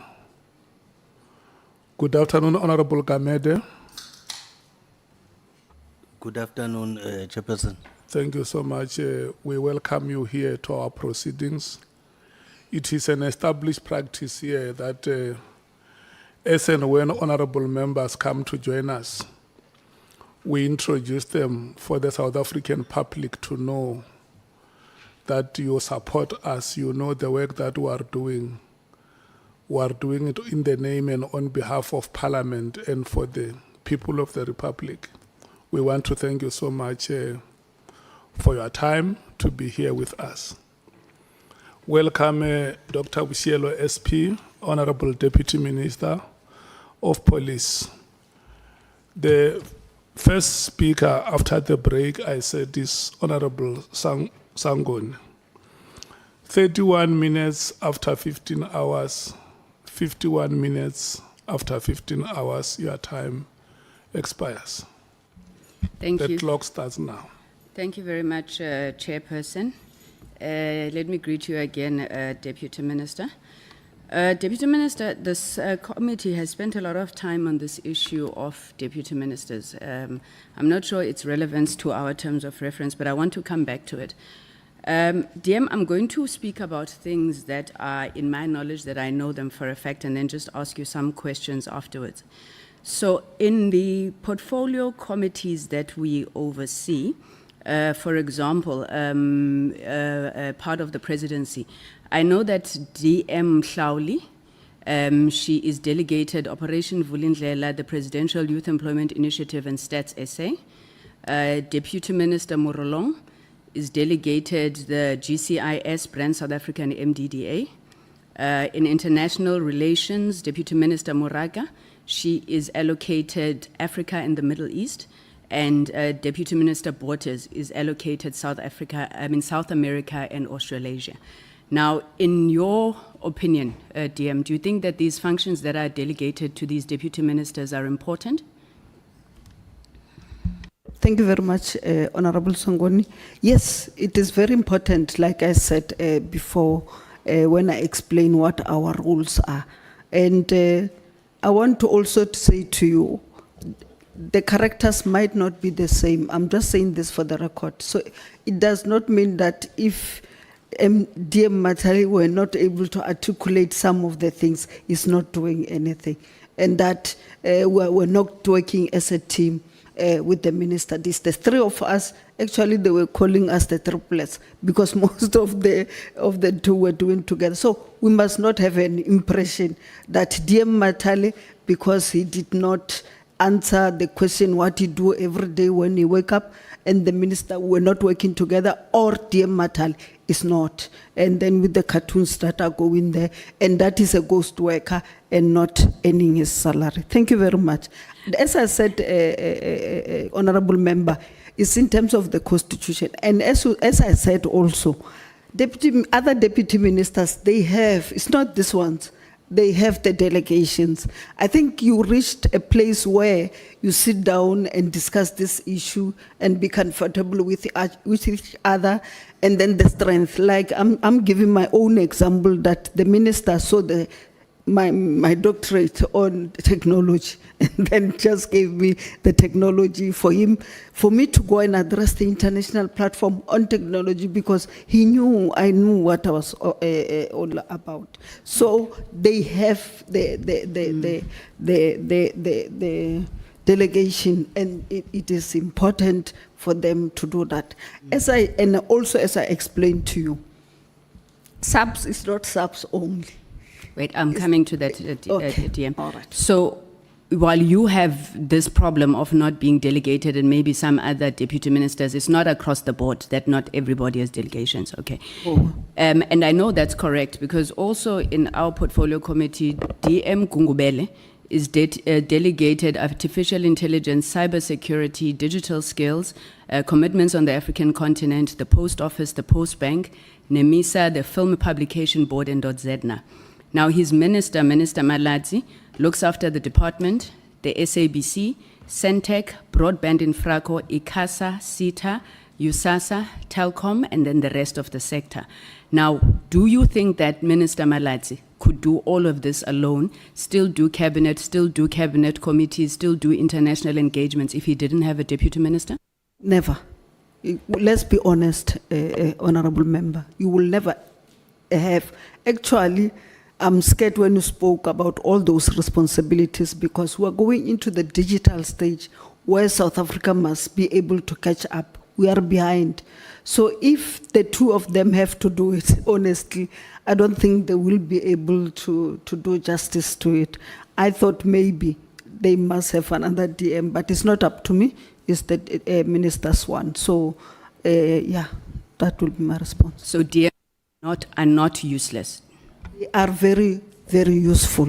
Okay. It's just that people would want to portray DMs as being useless because they ask one DM what you do when you wake up and could not give an answer. Then they said, then you see, and the chair did not even protect us when they even call us small fishes. That's why I am upfront even saying, I'm not a small fish, I'm a tadpole.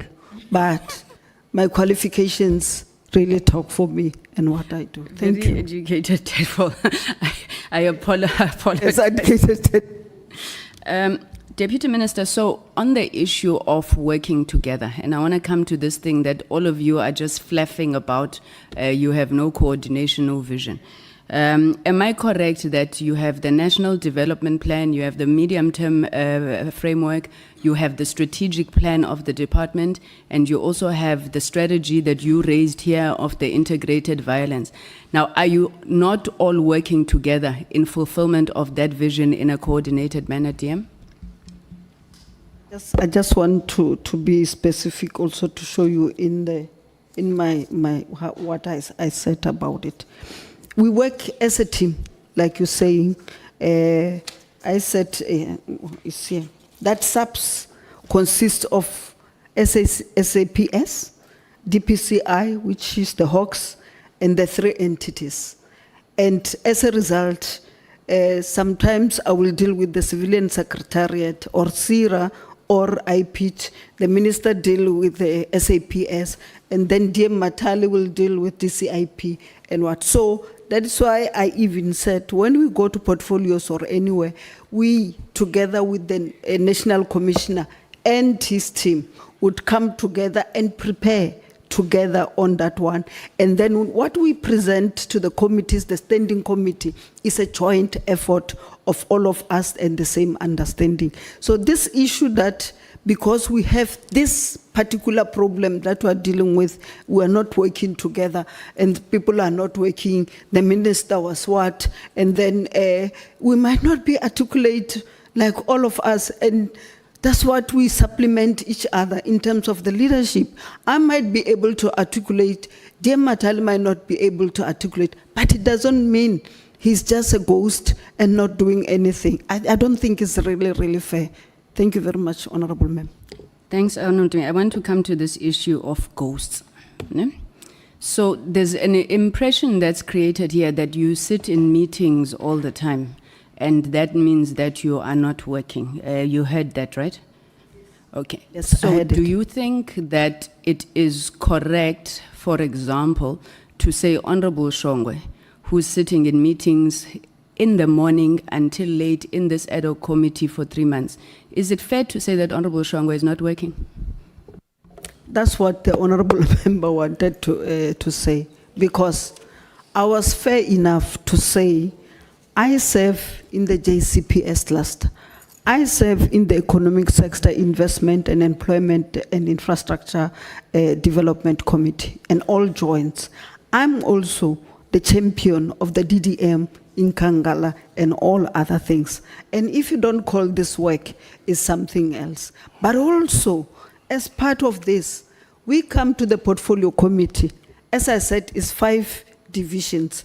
So you present 5 annual reports, 5 strategic plans, 5 APPs, 5 quarterly reports, and all those kind of things. And you can just understand how many meetings we had. So our chairperson, fortunately, is in this committee. He'll be able to explain that there was never a time where we did not come and present, as requested by the Constitution, that we must be accountable to Parliament. So you can't say sitting in portfolio committees we are not working. We are ghost workers. That is why I wanted to clarify it, and I think it is unfair, and I thought the chair would have protected dear Matali on that one. Thank you, Chair.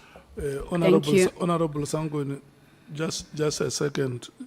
Please replace Honorable Shongo with Honorable Nhlanhla and say, the chair who sits here the whole day, is it fair to say he's not working?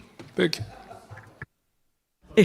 Thank you, Chair. I'll actually replace Honorable Shongwe with members of Parliament. Thank you, Chair.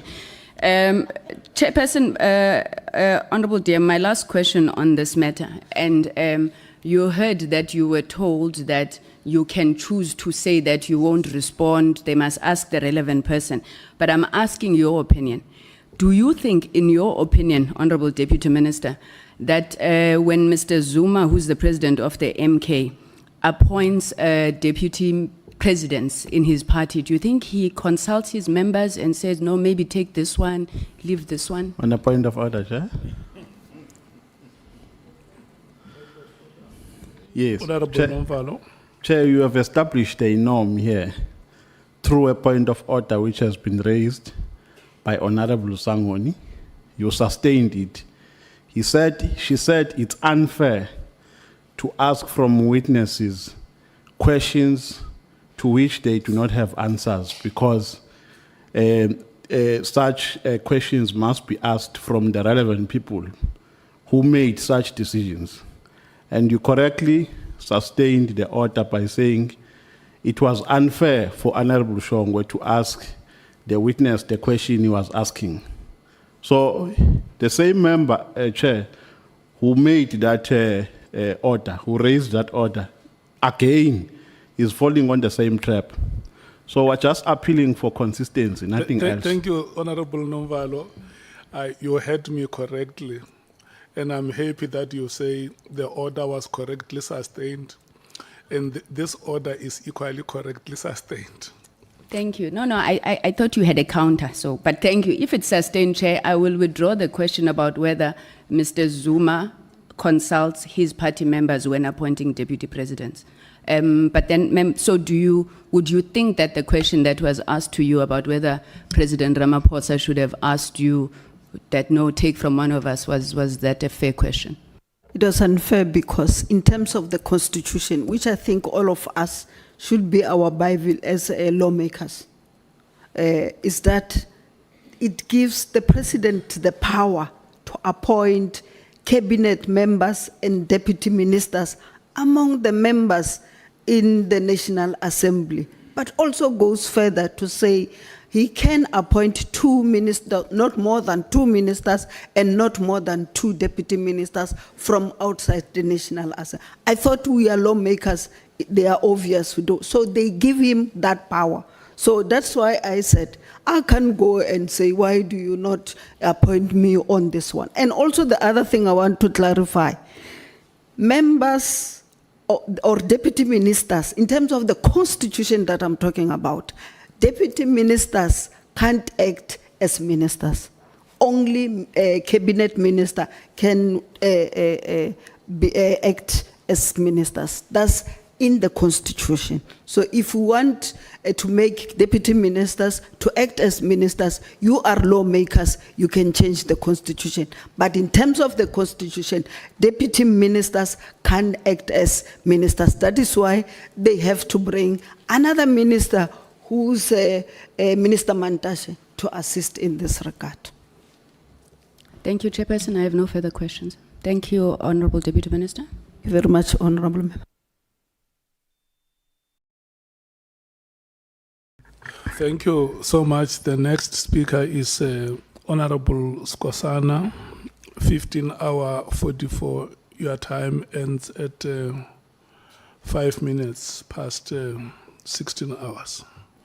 Thank you, Chair, and good afternoon to the Deputy Minister. Afternoon. The good thing, Chair, is that I sit in the committee of the Police Portfolio Committee. As I said once again, that I was not parachuted. At least I know the things which are happening in that department. Now, I'm going to start by saying there's internal systems which were not followed by the minister. It's a fact. That the issue of the delegations which were not given to our two deputy ministers is a fact. I'm not sure whether the deputy minister agree with me with that. That the fact of the matter is that the minister failed to delegate powers to you and Deputy Minister Matale. It's a fact, am I right? Now we know, South Africans knows now that you had no delegation. Yes, we don't have any delegation. Yes. It's a fact. Now, the new minister has done so within two months, am I right? So you are right. Now, I don't think that someone has said that you were not working. The issue of cost, the issue and that. The fact of the matter is that, as we agree now, that you were not given any task. Besides that, I said to the Deputy Matale that you were moonlighting. You'll find there's nurses here, by profession they are nurses, but they have been called at Velges, the other time, Jacaranda, because they are nurses by profession. Now, I understand, we are in politics as well, that sometimes Honorable Sangoni, sometimes, now invoked other departments that this one works, you went that. It is unnecessary. There we are talking about the police here. Nothing else. We've got two deputy ministers, Honorable Sangweni, which are witnesses. We don't have communications. We don't have any other department before us. Those will account at the portfolio committee where they belong. Now, let's start now, Deputy Minister, because we work well in the department. Address the chair. Oh, Chair, sorry, yeah. Thank you, Chair. Forget about honorable members. Yeah, no, thank you, Chair. I think the message is clear. Address the chairperson. Yeah.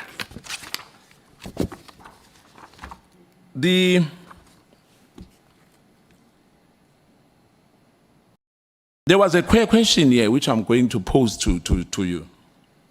Have you ever spoken to General Mkhwanazi before the 6th or after the 6th? Yes, I've spoken to General Mkhwanazi like all other 9 provincial commissioners, the DNCs, the divisional commissioners, including the national commissioner himself.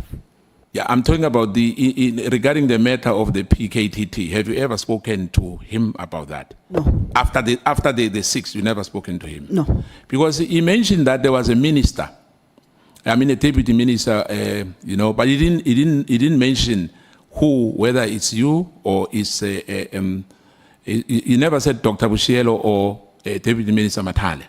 So you say it was not you? You were not here. We discussed the issue. It was me, and we finished the issue. Yeah, maybe I was not in here. Yes, but you were not in, but, yeah, the SC asked me at length what happened and then how, and then responded and everything. Unless if you want me to start from scratch. No, maybe to summarize, what was the discuss between you and General Mkhwanazi? We normally discuss work, and we also took pictures, you can't believe. One, I went to Ulundi for the pass out of students there, and then with Dr. Libya when he was still in the DPCI, and then he was the host. And then you know how we do the pass out parade. You go together, with them and everything. I could say that everything was organized perfectly and well and worked very well.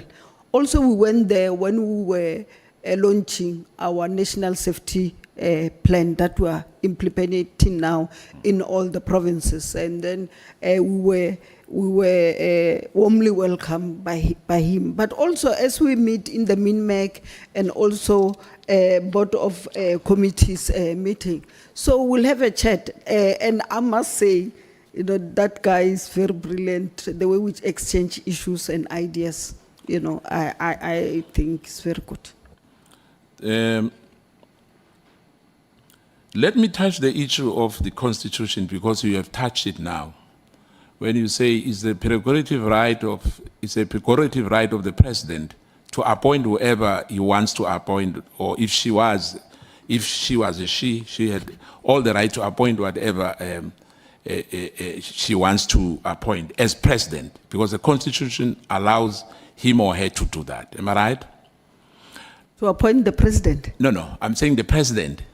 He has a right to appoint whoever he wants. Am I right? As a deputy minister, as a minister as well. Yes, sir. But you know that in this country we have a case where some of people make a joke to say there was a 3-day minister. That right was not implemented.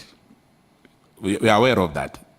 That the president has appointed someone and there was an outcry within or whatever, but that right was suspended, temporarily suspended. Then there was another minister within 3 or 4 days. Am I right? Yes, I'm aware. Remember, honorable member, I've been a member. This is my 3rd term as a member of parliament. Yes, I was there. The president had the right to appoint whoever he wanted to, which he did appoint that minister. And I don't know what changed his mind, but he still have the right to dismiss. If you look at the Constitution, it even give him the right to appoint, but also give him the right to dismiss. So I don't see anything wrong with what the president did. No, there was something wrong. It was not the wish of the president. It was not the wish of the president, remember. But let's pass that. But I just wanted to narrate on that it's not a cast in a stone because it's in a constitution, therefore. And the issue that you did not approach the president, that you should be the one who's appointed to the minister of police. I understand that. But why we said that, as Umkhonto we said that when Puti Manamela was promoted, we thought it would have been proper, though we can't dictate to the president. But, Chair, no, wait. Maybe, Chair. Wait. Can I ask something? Yes. Before you continue, Chair? Maybe for your protection, is it the Ad Hoc Committee or is it MKP that you are answering to? Honorable Deputy Minister, what is the question? Is it answer in terms of the MKP or the Ad Hoc Committee? Because the honorable member who's asking me, say, in terms of Umkhonto Wesiso party? No, I didn't say so, Minister. You did? No. I said, as Umkhonto Wesiso, the question was... Okay, let's do this. Yeah. May you please restate your question so that we don't have delays. Thank you. Yeah. Let me say this. The question that you asked is cancelled. We give you. I want to be consistent as well, Chair, because Sangweni said the ANC. Honorable Sangoni. Honorable Sangweni, yes. But that is main. Sangoni. Sangoni. And the Deputy Minister did not reject that. But be that as it may, let's pass that. I'm not going to be petty, Chair. You know, let's pass that. But I'm just saying that. I can clarify, Chair, if I'm allowed. No. I said the question is cancelled. So yeah, okay. We start on a clean slate. Let's allow him to answer. Now, forget that question because it may distract your chain of thought. Yeah. Thank you. Now, we know now, as we sit here, that we have a problem in the South African Police Service, especially in the top management. As we sit here, things are happening. We have acting DNCs, if I'm right. in your view, is that the way how we should run the department? If you can just elaborate a little bit about the acting DNC. And what I'm saying, we have deputy national commissioners. 2 of them are acting. Is that a proper for the department of that magnitude to have this crisis which we have? Unless the deputy minister say there's no crisis. In my view, I think we have a crisis in the department. I respect your view, but I'm saying, no, it is not desirable. Actually, I said it, that our systems should be able to say, Paulina Boshielo, in 6 months' time, you'll be 60 because their retirement is 60, and then you'll be out of the system. Then automatically, a process must kick in where you want a person who's going to replace Paulina Boshielo when he leaves on the 31st. Paulina Boshielo will start on the 1st. So there should not be any vacancy if the posts are budgeted for and they have the budget. Now, the most, let me rephrase it like this. We are sitting here because of what General Mkhwanazi has alerted the country about what is happening in the police service. Am I right? Yes, sir.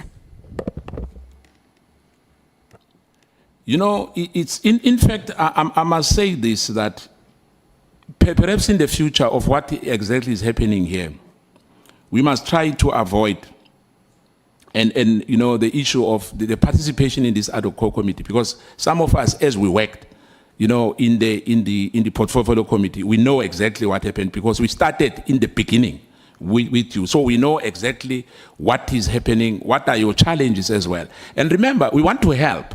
We don't just come in here and want to criticize. We want to help because this affects, you know, the crime in this country. You know, we've got drug problems in this country. We've got killings as we sit here. You know, Honorable James already said that in Rehere Park, I think yesterday, 6 people were gunned down.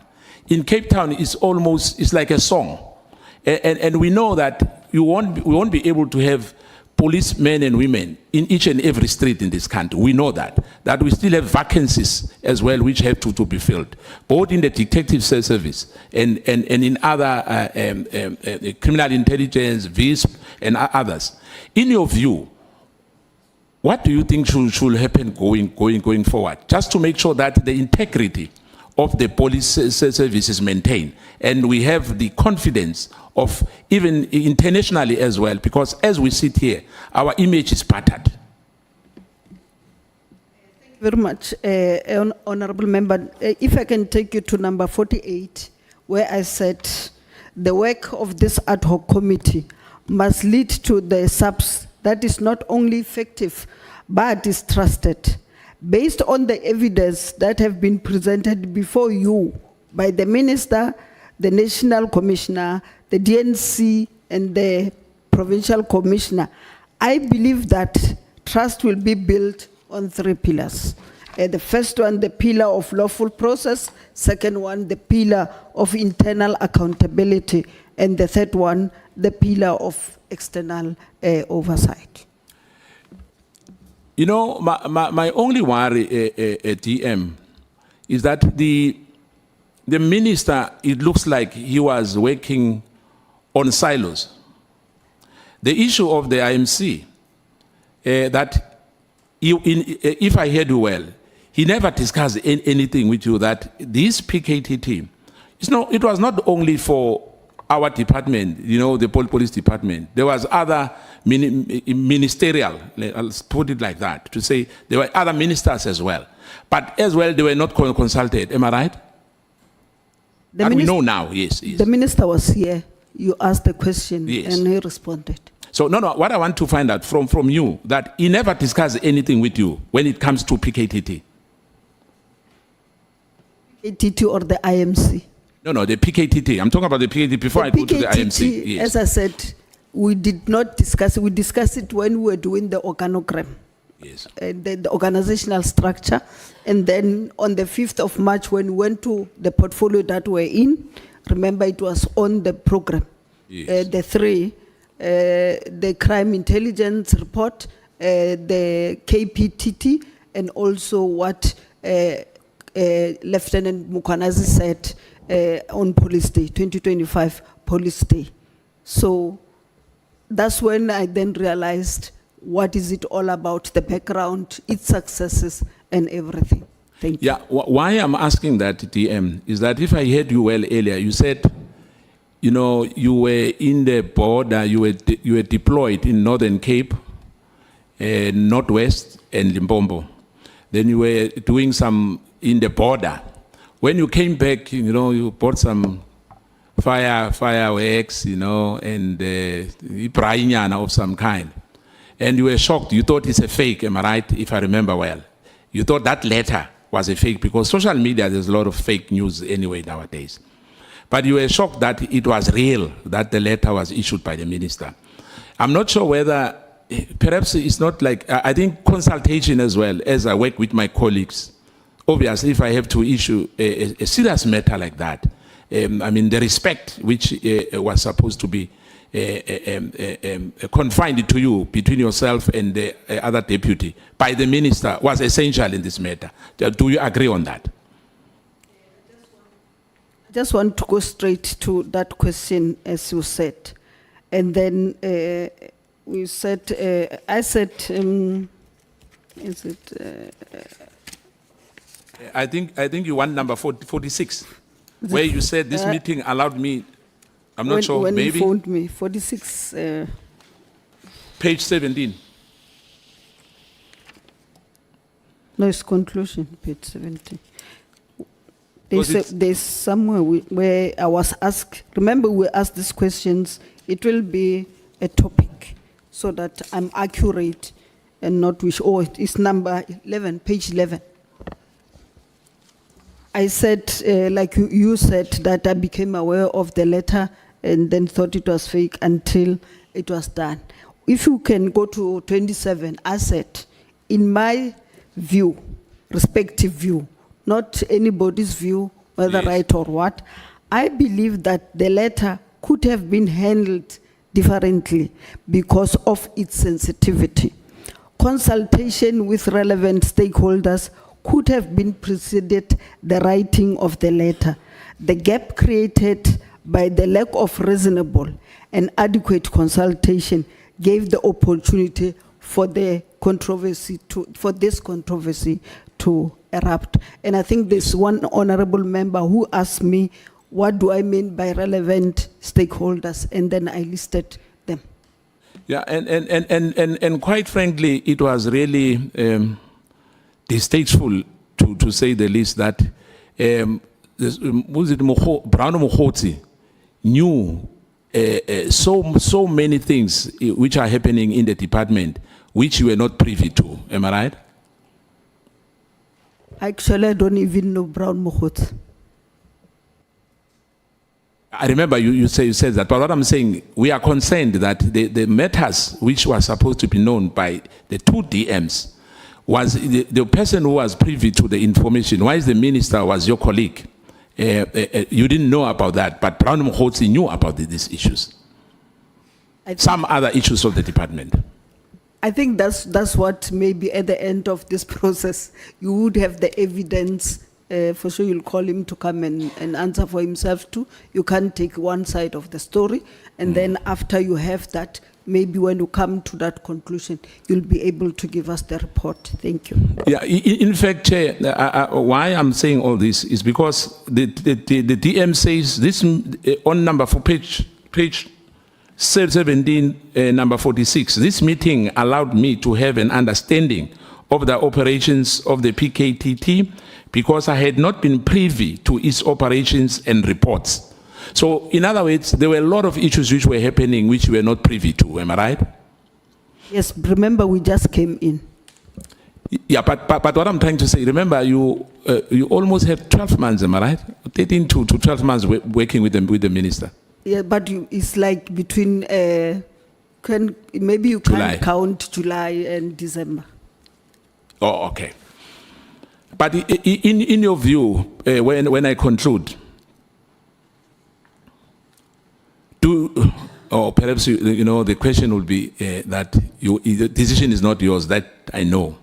But in your view of whatever happened, or what you heard in the Ad Hoc Committee, at the Madlanga Commission as well, and from the minister when he was sitting with us here, do you think it would be proper for the minister to be, because it's suspended, to be reinstated? I know it's a very difficult question, it depends on the president. It's not suspended. It's special leave. Yes. Remember, there was that. We are in court. You must remember that. We are still in court on that matter.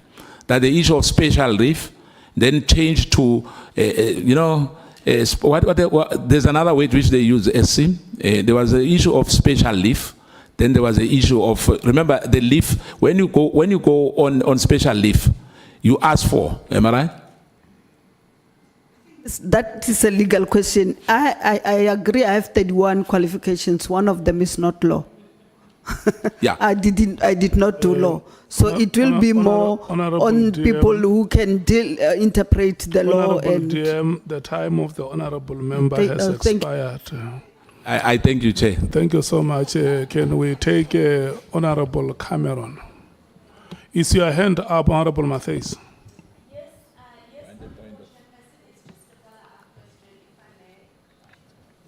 You are allowed. How much time would I have? I'm joking. Honorable Skosana, may you please Dr. switch. DM, we clear about the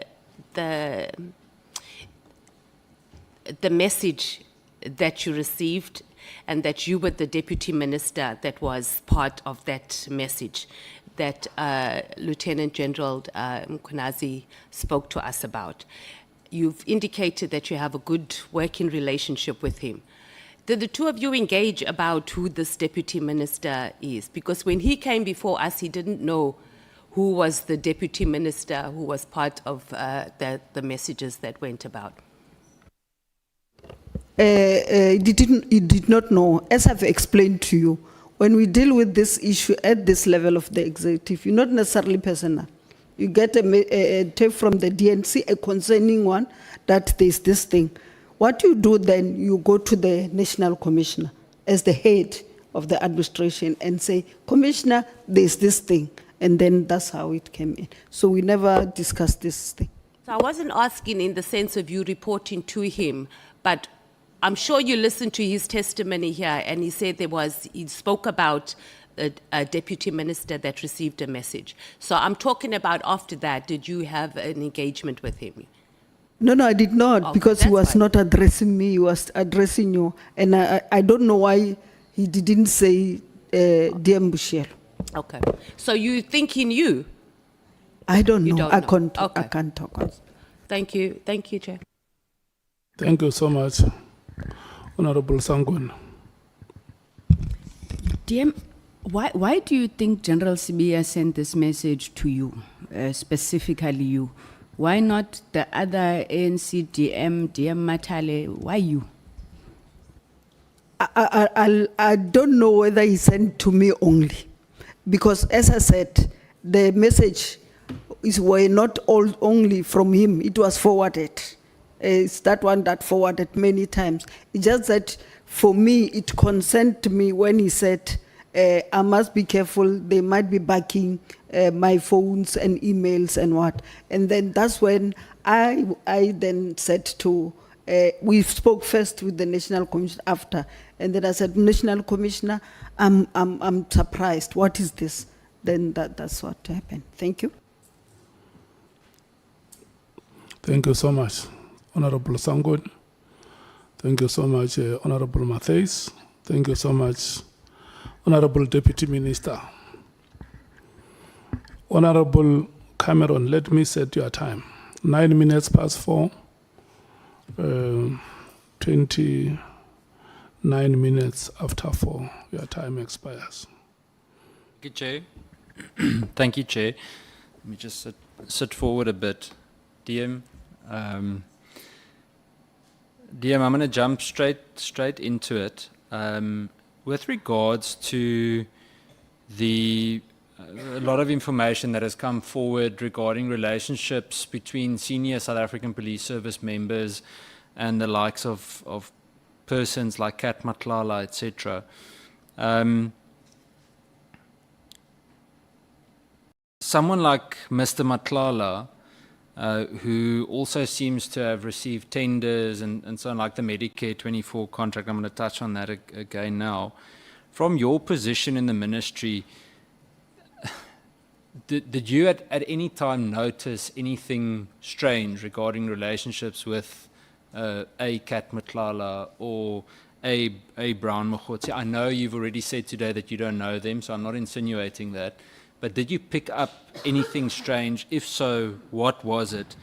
And do you think that their involvement, or what we've heard so far, let's say alleged involvement, in any way influenced disciplinary action against senior members?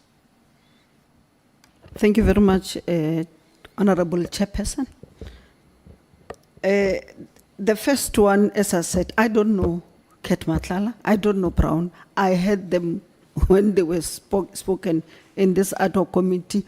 Obviously, I went and Googled them and watched what, is natural to say what you are dealing with.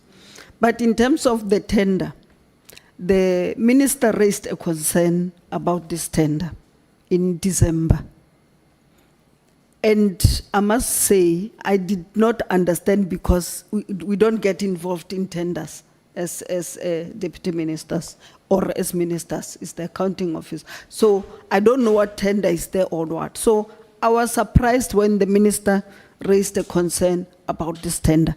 Then he called a meeting convened by the National Commissioner and people who were dealing with supply chain management and also the CFO. And he then asked them what process did they go through, and he doesn't think it was fairly awarded. And then they must go back and check, and then we'll have another meeting. He gave them, I think, 4 or so days. They went back. When they came back, they then confirmed that they went through the process and these people qualify. Then he insisted that they don't qualify, the tender must be cancelled. And then I remember the administration then raised a question to say, but they are finishing to assess the students that are supposed to go to college in January, so it will disturb them. Can they currently finish the one that were there, and then they will then get into the issue, which he agreed. And then they went and investigated, and the National Commissioner then cancelled the tender. I think when he was in this committee, he even thanked the minister for that. Thank you. Thank you, Dearman. In terms of your oversight role as a deputy minister, let's say the ministry broadly, do you think that SAPS has adequate mechanisms to detect or prevent outside individuals like Mr. Matlala, even Mr. Mkhwanazi, from exerting influence over procurement, appointments, and investigations? The reason I asked this, so yesterday in the portfolio committee, we had a whole discussion about supply chain. Now, we've mentioned it before in the ad hoc committee as well, but if you look at the material irregularities that were found by the Auditor General, I think it's a 140% increase from the previous financial year. And I think there's 2.5 billion rands worth of irregular expenditure from previous years that hasn't been recovered yet. What I want to know is are the relevant mechanisms in place? Because the answer that was given by Lieutenant General Fani yesterday, I remember Honorable James started laughing when he answered. He said that unfortunately it sometimes happens that people that are on the bid committees are not competent, but he's the one that chooses them. So my answer to him was, but General, how do you say that? Because it cannot be that for a 360 million rand contract, we don't have someone competent, deciding over that bid. So tell us, what do you think about the mechanisms in place? I will still repeat again, but also directly answer you that on 443.2, I said the pillar that we need to improve is the pillar of internal accountability. In terms of the internal, the tenders and the supply chain management, one, remember you are dealing with human factors. And then they will always have that temptation to do things that they are not supposed to do.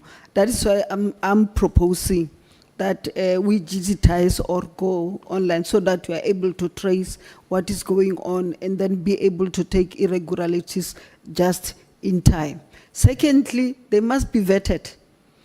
And maybe I stole somewhere in Polokwane and then I'm now in the police, I'll do the same, and all other things. So I must be thoroughly vetted, especially if I'm going to work with the budget, that's a big budget of the SAPS. You need people who are credible and who will not be influenced by this issue.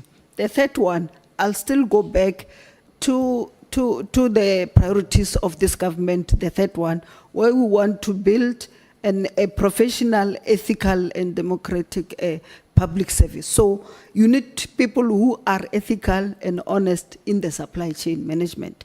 But also what would help also, I think they must be rotated. You don't put a person there for a long time such that he even know how to circumvent the systems that are there. But I'm also disappointed that the risk management committee did not pick up some of the things that you are saying. I was supposed to be in the meeting, but of course I have to prepare to be here. And the second one, what did the internal audit committee also not pick some of the issues back? So as I'm saying this, these are some of the things that I have noticed them, but because there's this process coming in, we should be able to reset the button with also the recommendation from yourself. So it's not a question that I wrote down, but when you answered now, you said that we need to make sure that people are vetted, and you said that it was something along the line of we need people with integrity in supply chain, honest people in supply chain. If you look at supply chain at the moment in the police, and the reason why I mention supply chain so much in the procurement process is because of the whole Cat Matlala Medicare 24 thing, and it fits in the terms of reference.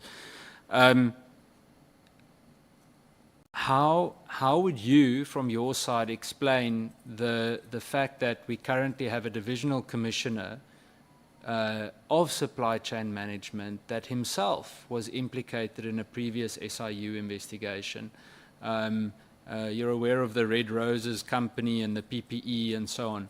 Are you aware of any steps by Minister Nkunu to address that? Because it's one thing to vet the people that we do business with, but it's a problem when the people doing the business aren't vetted either.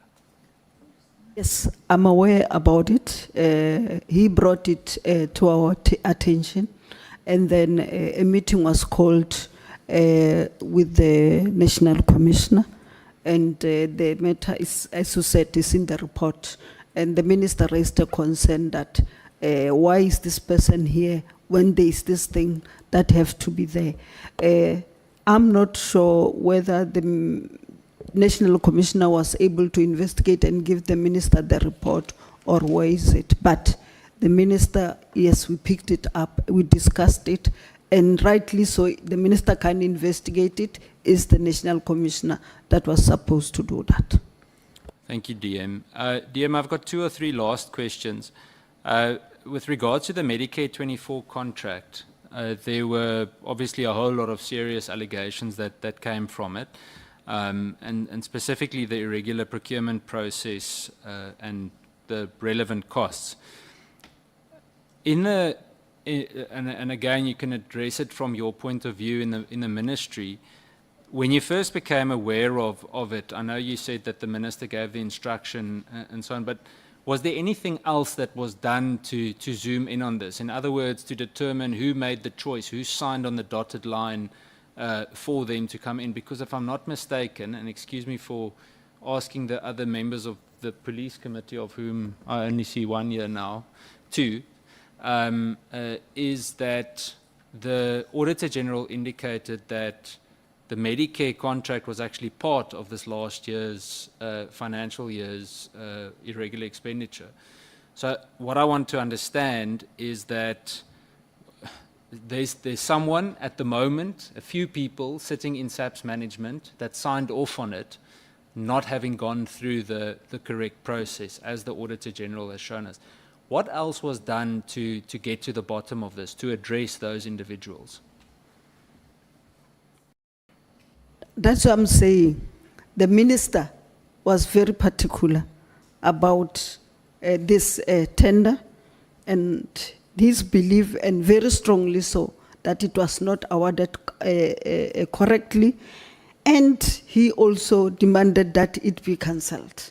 And then he was able to show why this process was not. Because, as I said, we had a first meeting with the National Commissioner and then with the supply chain people, and give them time, because when they responded, like you said, as a normal being, they responded that they went through the processes and they believe that he deserved to be awarded the tender. But the minister was of the view that that was not correct, and they should go back and then come back again to assure him that it was done correctly.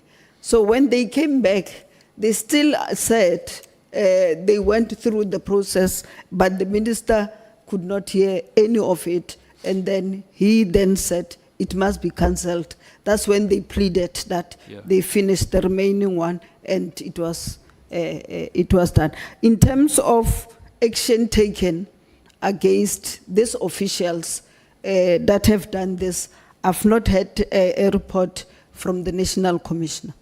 Thank you. So I think that's what I was getting at, is that I want to understand who was fired or who is going to be fired. So that's the thing, and we'll ask the same to Acting Minister Kachalia too.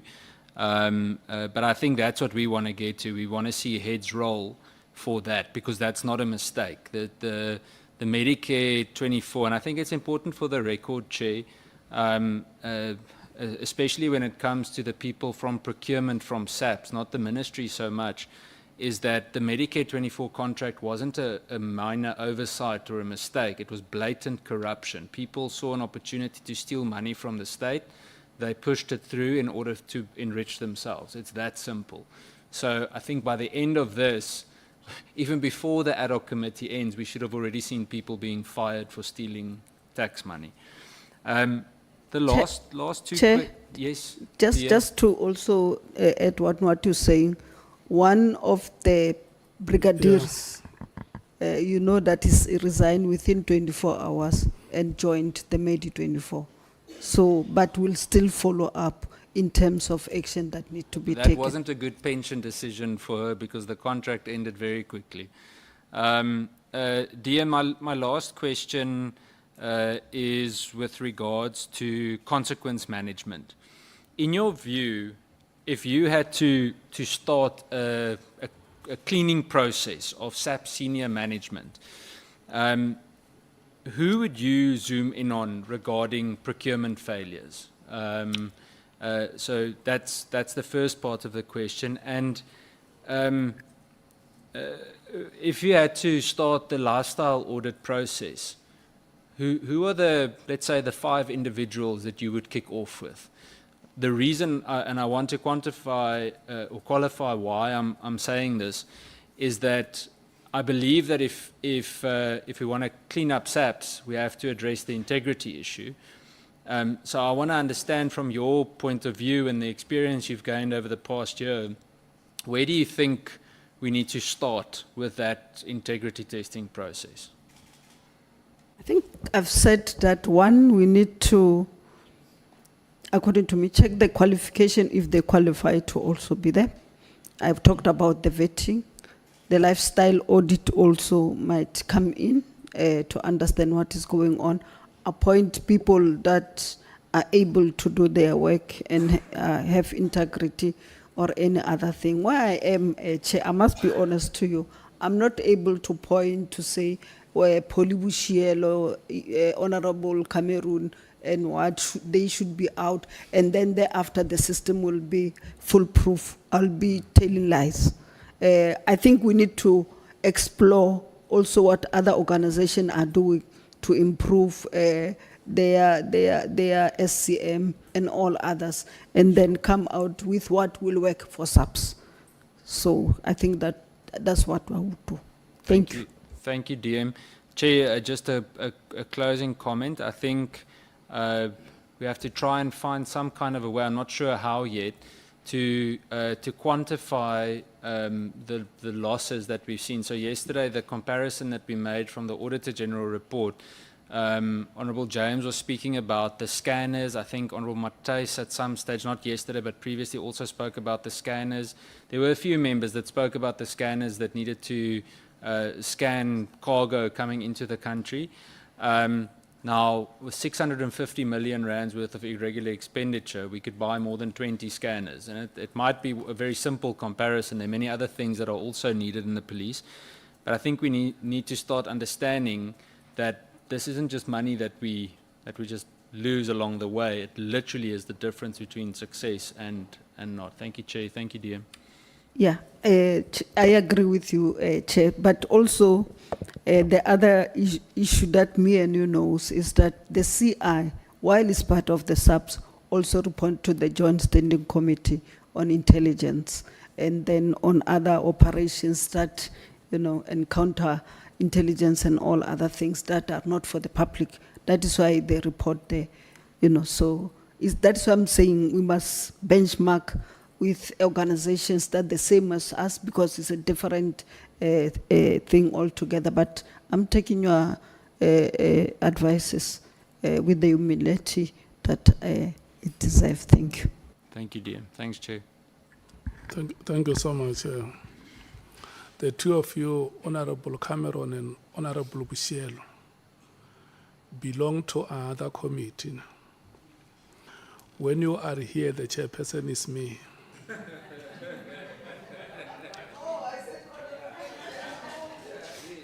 Because Chair, I'm very sorry. I apologize. When you keep on saying Chair, I become alive, but I see you are looking at him. You should have started a point of order, Chair. I'm so sorry, Chair. I'm so sorry, no, Chair. It's just a light matter. Correct. You're correct. You're the Chair. Yeah. To worry about. Let's hear Honorable Matthys. Thank you, Honourable Chair. Just to follow up, on the meeting, you said that the Minister called to get a briefing on the Medicare tender. So it's a bit confusing, Dr. DM, because at one point the Ministry doesn't get involved in tenders, and then the Minister is calling for a briefing on how this tender was how it was procured, or how the process that it went through. Was it the only tender that the Minister asked for a briefing on for the accounting officer to explain the process in awarding it? Yes. So he gave them 4 days to go. They came back and they still presented that this thing was proper. So during okay, so what I'm trying to work out is that how did the Minister know that it was done? Because if he's only getting the briefing from the team, right? Did he have other information that you might be aware of? And it's okay if you don't know that. I think so, because he insisted on it being cancelled. And then did he give evidence, or not evidence, but did he say, no, this was not done procedurally, X, Y, and Z? Or he just said, no, it wasn't done and it needs to be cancelled? And I'm asking this mainly because in this instance, it worked out well for us, right? Because we now know that there was irregular expenditure and the tender was work. The flip side to that is that a minister can also give directives that something can be cancelled that was awarded fairly for other reasons. So I'm just asking, were there actual procedural milestones or blocks, I should say, where he could recognize that, no, this was done wrong, and based on what? I think he raised it with the National Commissioner as the accounting officer. But you were part of the meeting. Yeah, but he did not say, you asked me why did he, the reasons why he did, but he was very strong in terms of it being cancelled. But he didn't give reasons why. He was He just gave saying it to the wasn't National Commissioner. Oh, not, it wasn't part of you, or not part of that meeting. Okay, that's understood. Thank you. Thank you, dear. Honorable Skosana, are you fine?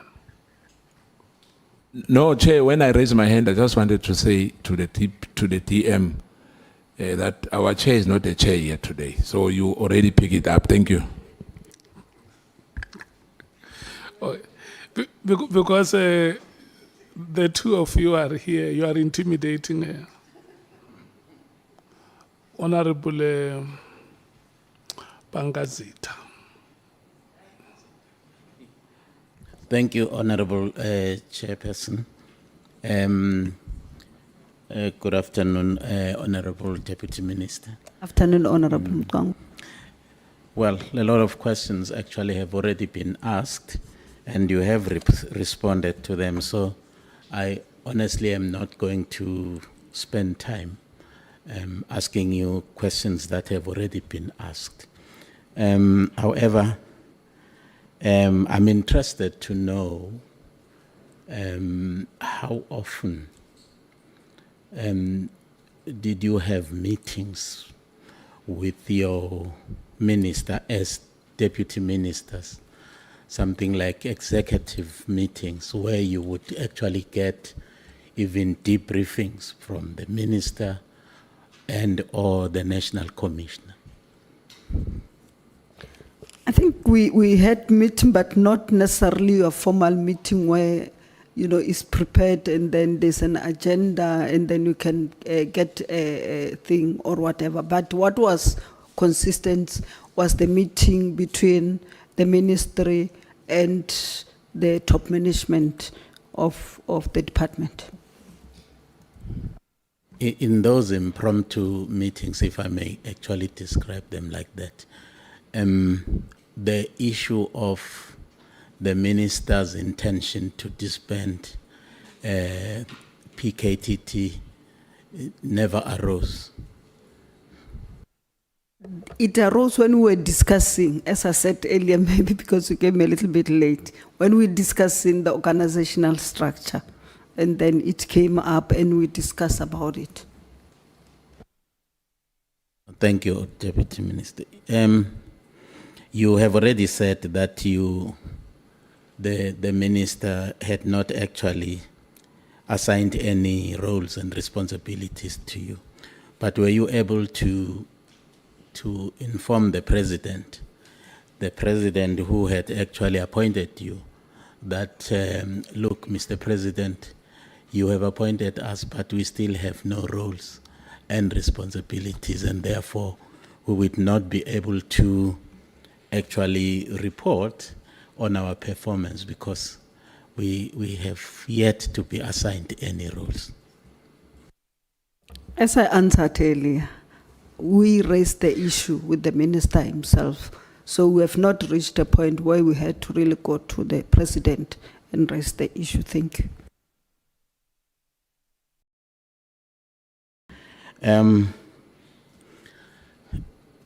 Honorable Deputy Minister, you obviously you may have seen now the content of the directive, the letter of the 31st of December. I don't want to ask your impressions about the directive because you have already stated that in the evidence that you have presented. But I'm interested to just suss your brains on the issue of the use of the term immediately. What is your view on that? What does it mean to you? Thank you. Thank you very much, Honorable Member. I'm just laughing because English is my fourth language. It's Spedi, Stonga, and Shivenda, and then English. I might not be able to understand, but from the basic that I know, immediately is now. Now, as I'm talking to you now, if I say stand up immediately, yes. Thank you very much. Certainly not next week. Not even after 10 minutes. I said now, and you did. And thank you very much for following the instruction. Thank you, Honourable Minister. Political interference. Would you say that indeed political interference in the operations of the Department of Police?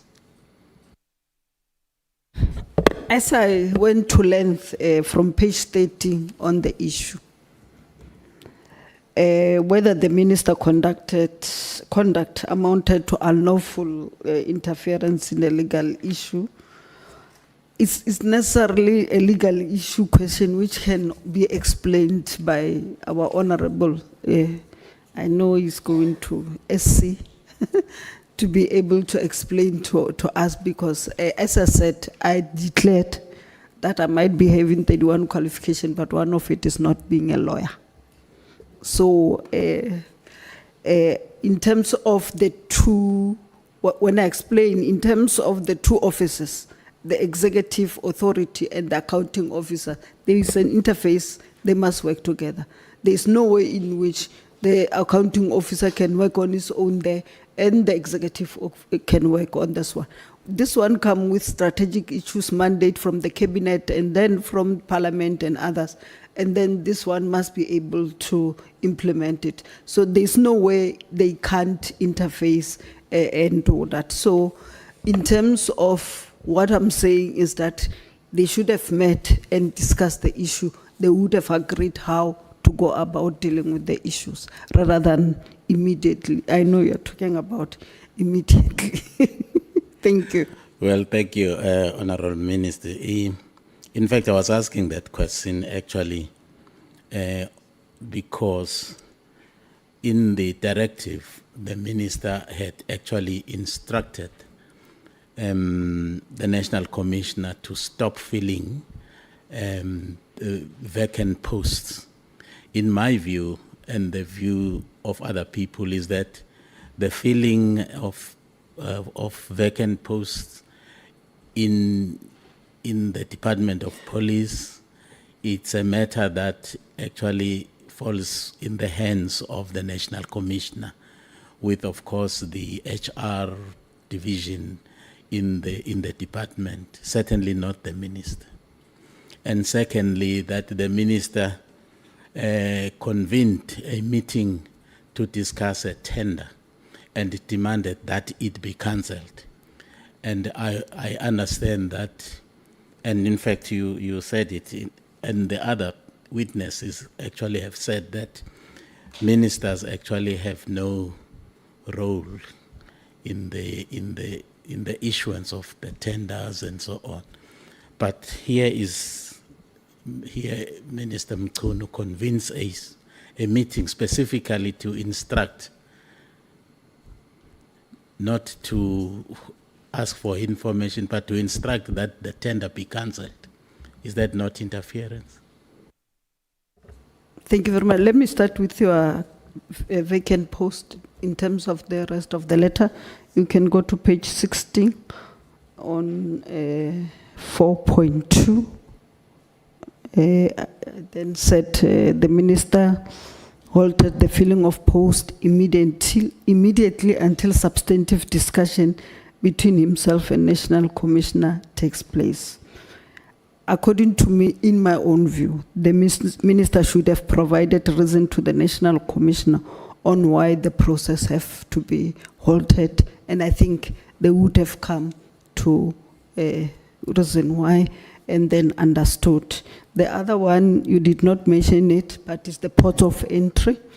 In terms of the port of entry, to be fair, because you don't just criticize, in relation to this matter, the minister's directive were very reasonable because he wanted the report at the end of the month, which is January 2025. So it gave the National Commissioner enough time to prepare for the report, but also the concerns that the minister had was able to do that. So that one I think I've done. In terms of the tender, I said it here, that he was adamant. He called a meeting, and then with the SCM, the National Commissioner, the SCM, the CFO, they explained, he insisted, and then they said, no, according to them, they went through the process. He deserved to be awarded the 2024, then too. And then he sent them back. After 4 days, they came back and still presented that they took the correct information and what. But he still insisted that that tender must be cancelled. So I would not know, as I think Honorable Mateis also asked the same questions. I think he had his own reason, maybe why he wanted it to be done. But the principles still stand. I don't even know what tenders are there in the police service because that's not my responsibility and duty.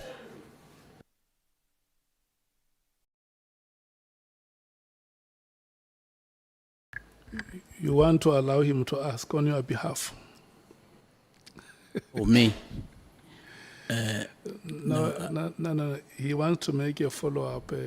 Let's allow him to come in. Honorable Nombal. Yeah, no, thank you, Chair. The information that was brought before this committee is that there was an instruction by the minister to the National Commissioner in relation to the tender to appoint the internal audit. And then the tender was cancelled as a result of findings and recommendations that were made by the internal audit. Are you aware of that? I think I answered that he had that conversation with the National Commissioner, and I think they dealt with the matter. And then the National Commissioner told this committee that he cancelled the tender and thanked the minister very much for bringing to it attention. Yeah, no, because what I wanted to establish is, was a cancellation as a result of the influence by the audit report, or it was a unilateral decision taken by the minister after considering all the concerns that were surrounding the contract?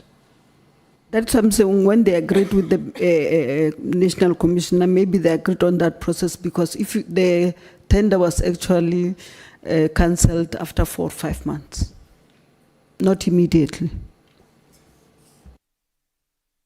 No, cancelled immediately. It was after 5 months. So they agreed on that process that we're talking about. Honorable TM, there is a worrying coincidence here. Things are happening in December. The meeting that cancels the tender is in December.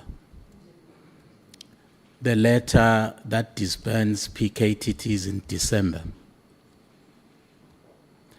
The meeting between Mr. Nhlanhla and the former minister, Cele, is on the 6th of December.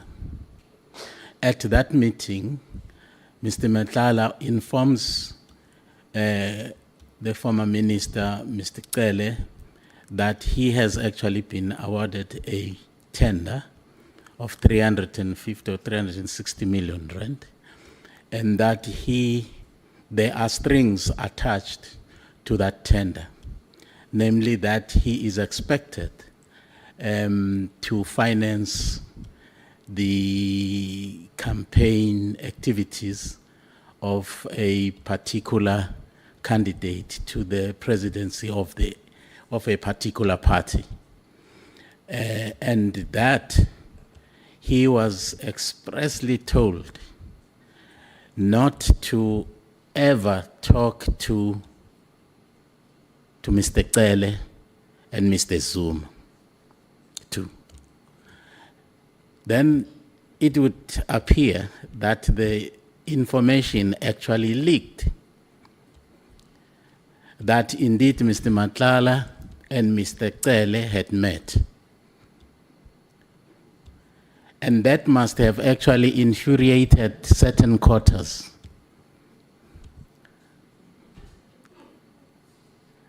And then decided to wield an axe to stop at all costs this tender, because the conditions have actually been violated. Cele had been met. And that might actually precipitated that meeting you attended and the directive on the 31st of December. What would you say to a person who actually joins the dots like that? I don't know these things that we're talking about, who met Mang and Man. I don't know them. But just to correct that, the letter was on the 31st of December, but the tender one was in January. So it's the letter first that came first before the tender one. But what I know as a matter of fact is that the tender was awarded in June before we assumed office on the 2nd of July. And by that time, the minister was still Minister Cele. That's all I know. Other characters, where they met, who whipped what, presidency, I don't know. Okay, it's on record here. You will have sight of that because it was said here under oath.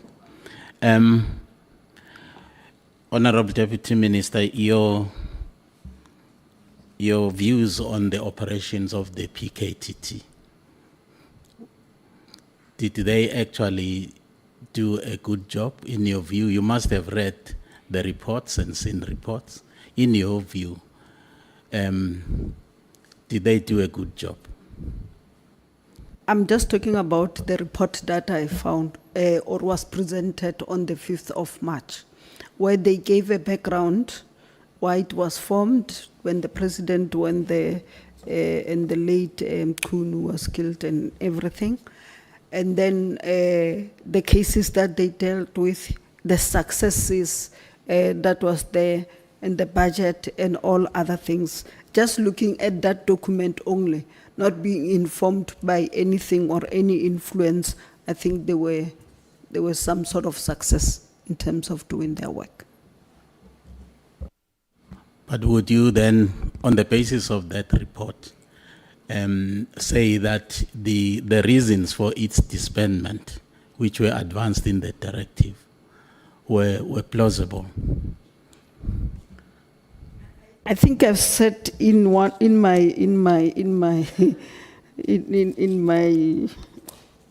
statement, if you've seen, I just want to use the correct word I said.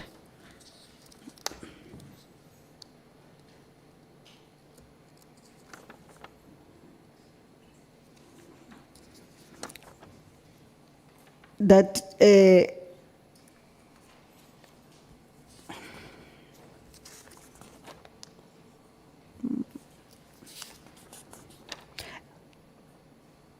actually what I said, just that I don't say it here, I said it was practically impossible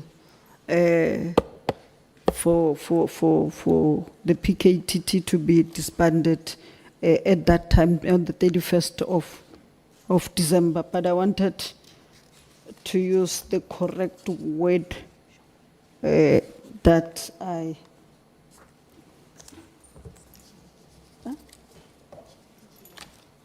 11.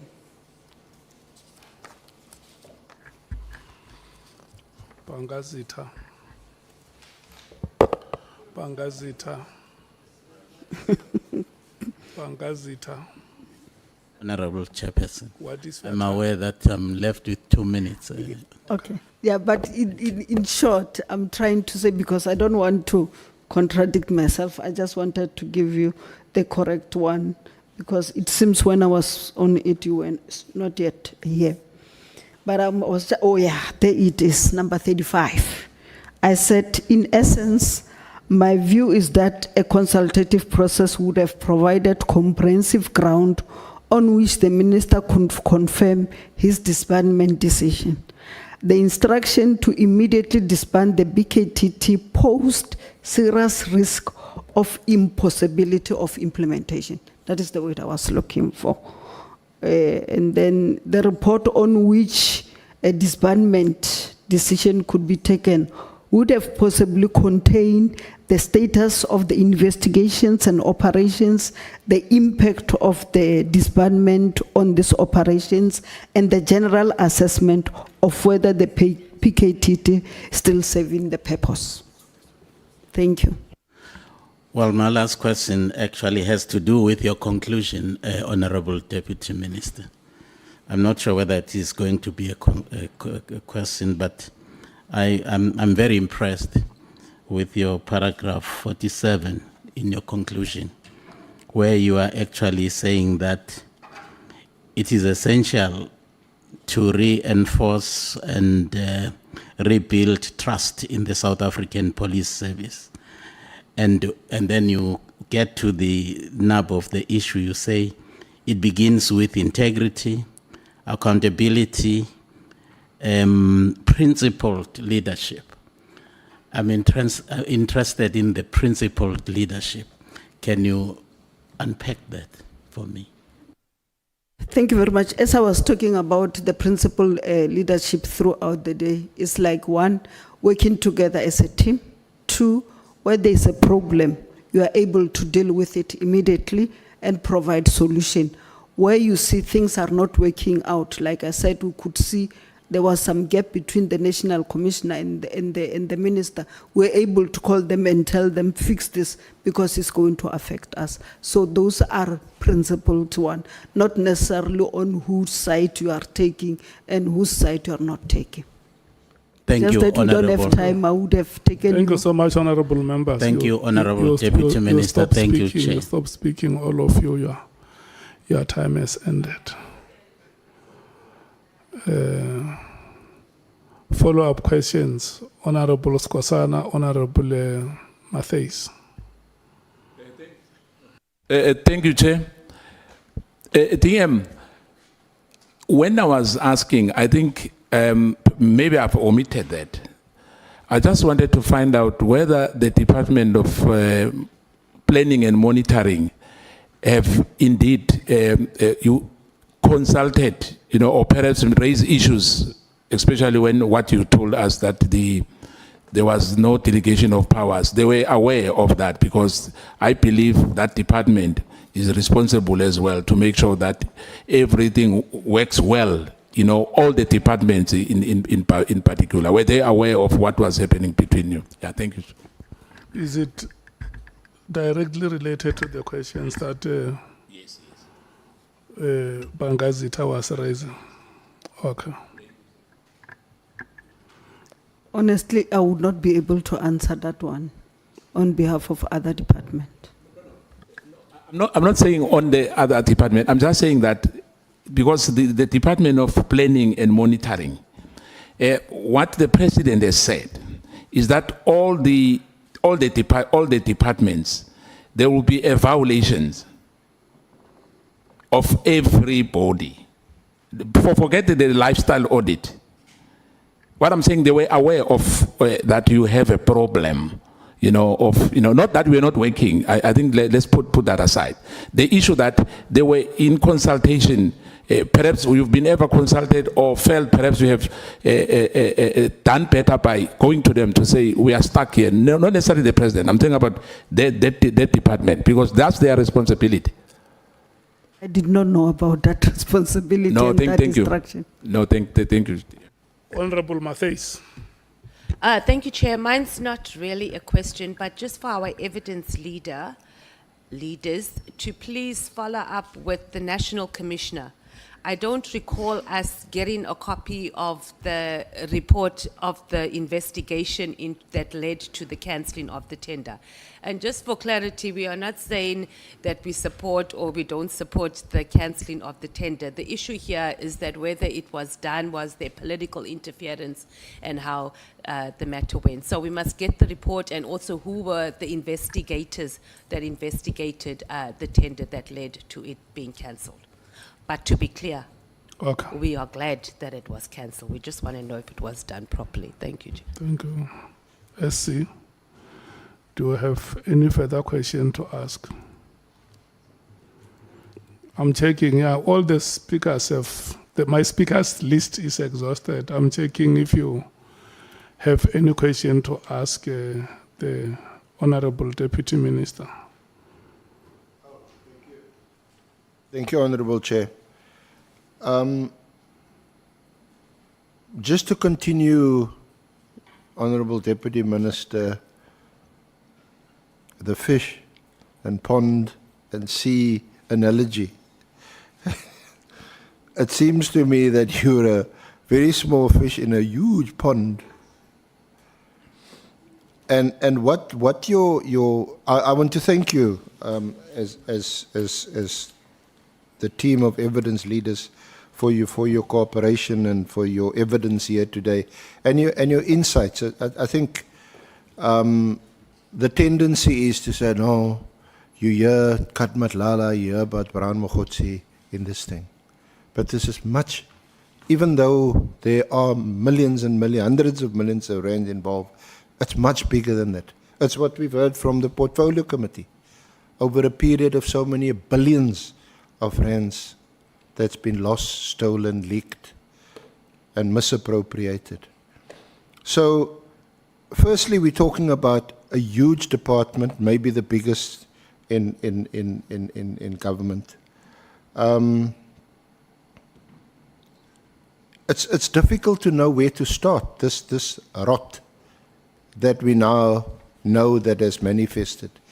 Is it the whole appointments procedure, the appointment of ministers, the appointment of deputy ministers, the allocation of functions to you? It's, for example, you may have been appointed, no one would have had a problem with the allocation of powers and functions, but you may have been appointed allocations, tasks and powers that is completely innocuous and that would have had no effect on what had happened. That could have been done deliberately, intentionally, by design, or accidentally. We don't know.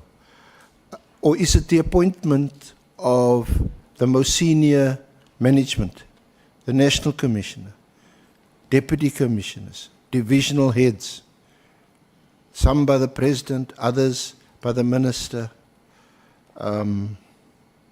The procurement, of course.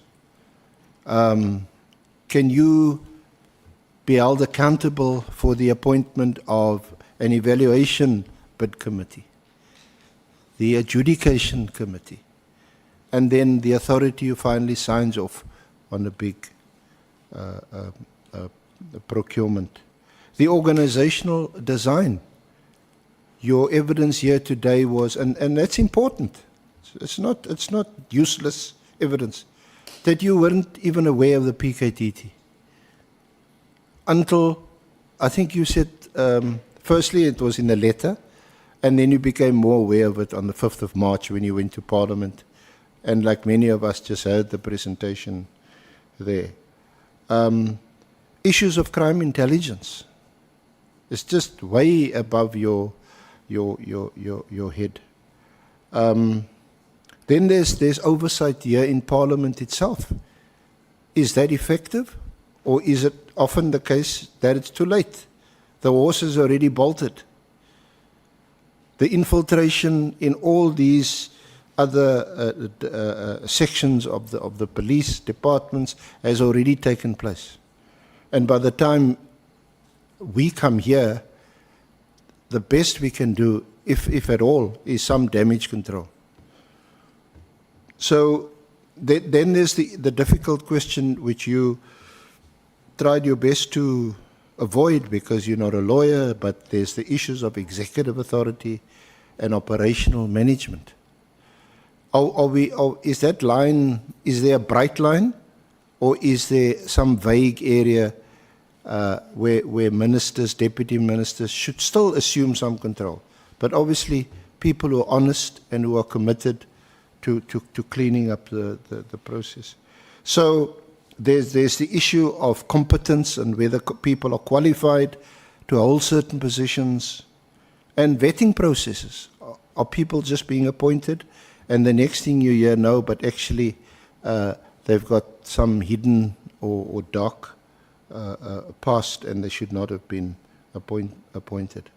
So, thank you, Chair. Deputy Ministers, a bit of a speech, but I just thought I'd summarize my own thoughts in view of your evidence today, and we'll take it further tomorrow with the acting minister. Thank you. Thank you, Honourable Chair. Honourable Yes, Sols.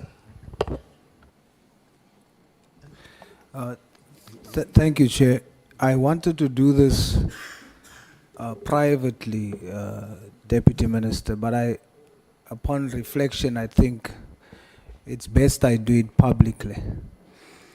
Thank you for being a black female South African with such academic prowess, representing yourself in the way that you do. Thank you that we can say you are there on merit and your qualifications is not fake. You are a legitimate doctorate holder. And so you must be the face of what this country has fought for. A black, female, South African academic of your caliber. Thank you. I'm humbled. Honourable Skosana. Thank you, Chair. I think Honourable Sols wanted to say that you should be the minister, but he wanted to go around. Thank you, Chair. Is there any other honourable member who still wants to give Dr. Boshielo accolades?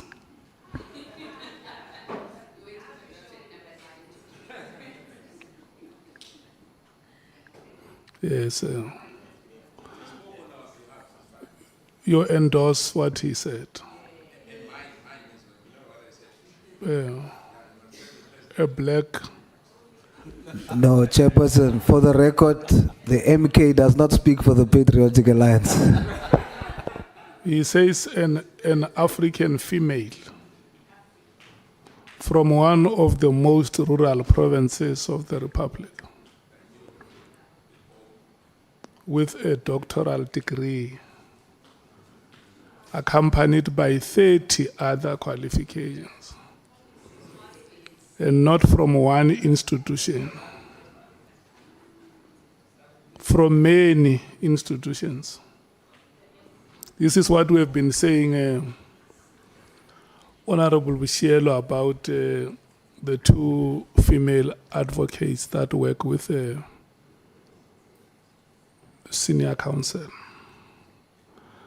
That from the progressive perspective, it's very encouraging to see young African females defying the odds, rising against adversity, to raise their hands to be counted amongst the best. I know when you were the MEC of Education in Limpopo, you used to call yourself Deputy Mother because you were acting in loco parentis on behalf of the parents who have left their children under your supervision.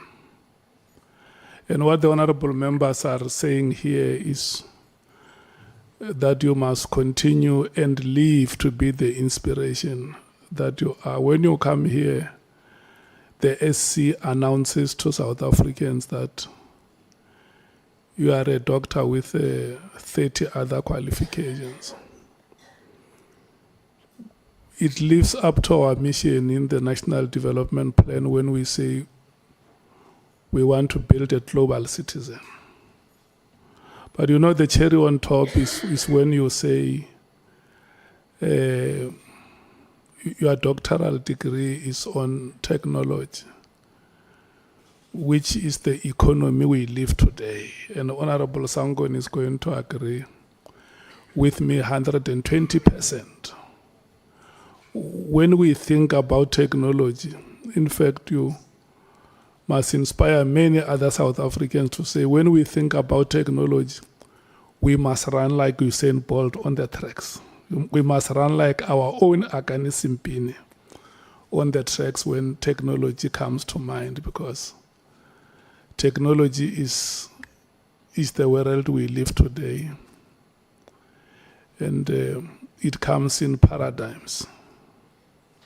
All the time is going to be with us, and that is why now we talk about the fourth industrial revolution. I have heard others talking about the fifth industrial revolution. Academically, I don't know if the fifth industrial revolution is already there, but anything is possible with technology. And for that, we want to thank you so much. It will not be fair. I mean, honorable members have given you accolades here, and that you are the first female witness to appear before us. It will only be fair on my part and living up to my reputation as the benevolent chair. Not the Beni chair, the benevolent chair. To give you a chance to say something, if there is anything that you would like to say. Thank you very much, Chairperson. I'm actually trembling, and because I'm being humbled to appear before the committee. The support, I must say, that have been given by the senior counsel and his colleagues, and also the members, when they were asking questions, they were direct and not personal. But also, I learned a lot from what they were saying. The calmness that was asked, you could see it was in good spirit. And I'm more than prepared and now energized to even do my best so that we can get this organization to be right. And also with Mr. Cameroon, I know you warned me, and Mr. Honorable Skozana and Honorable Cameroon, I really, really appreciate all of you. Honorable Sol, I don't want to cry. I honestly don't want to cry. But you really humbled me. You really humbled me, because that's what we want to show, that as Black or African women, we are able and capable. Because others will think we got positions because of the favor or because we slept with somebody or whatever. But your observation today is what I wanted to portray to everybody today. So thank you very much, and really, really make me want to cry. And Chairperson, thanks very much for your fairness and you know how you conducted this. And Honorable Mateis and Honorable Sangoni, all of you, I'm grateful and I'm humbled. Thank you very much. Thank you so much. Thank you so much, honorable members. Let me make this announcement. First of all, I must congratulate you for the manner in which you did your business today. And I always say that it is the quality of interactions in a team that wins games. And I now see that we have become a goal-scoring machine. Thank you so much for your conduct and the manner in which we do our work. always very agile and incisive. SC, thank you so much for today's business. And the Honorable Deputy Minister, we want to thank you. The ever-working staff of Parliament, thank you so much for the exercise that we have embarked upon is innovating, is energy-sapping. But you always appear indefatigable. So we want to thank you so much for that.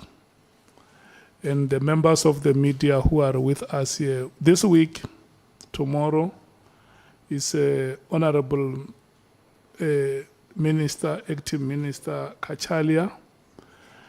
And then we have IDEC on Thursday and Friday.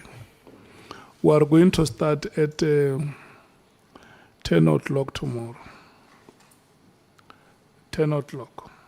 Are we fine? 10 o'clock. Okay. Let's be here at 10. The meeting stands adjourned. Thank you so much.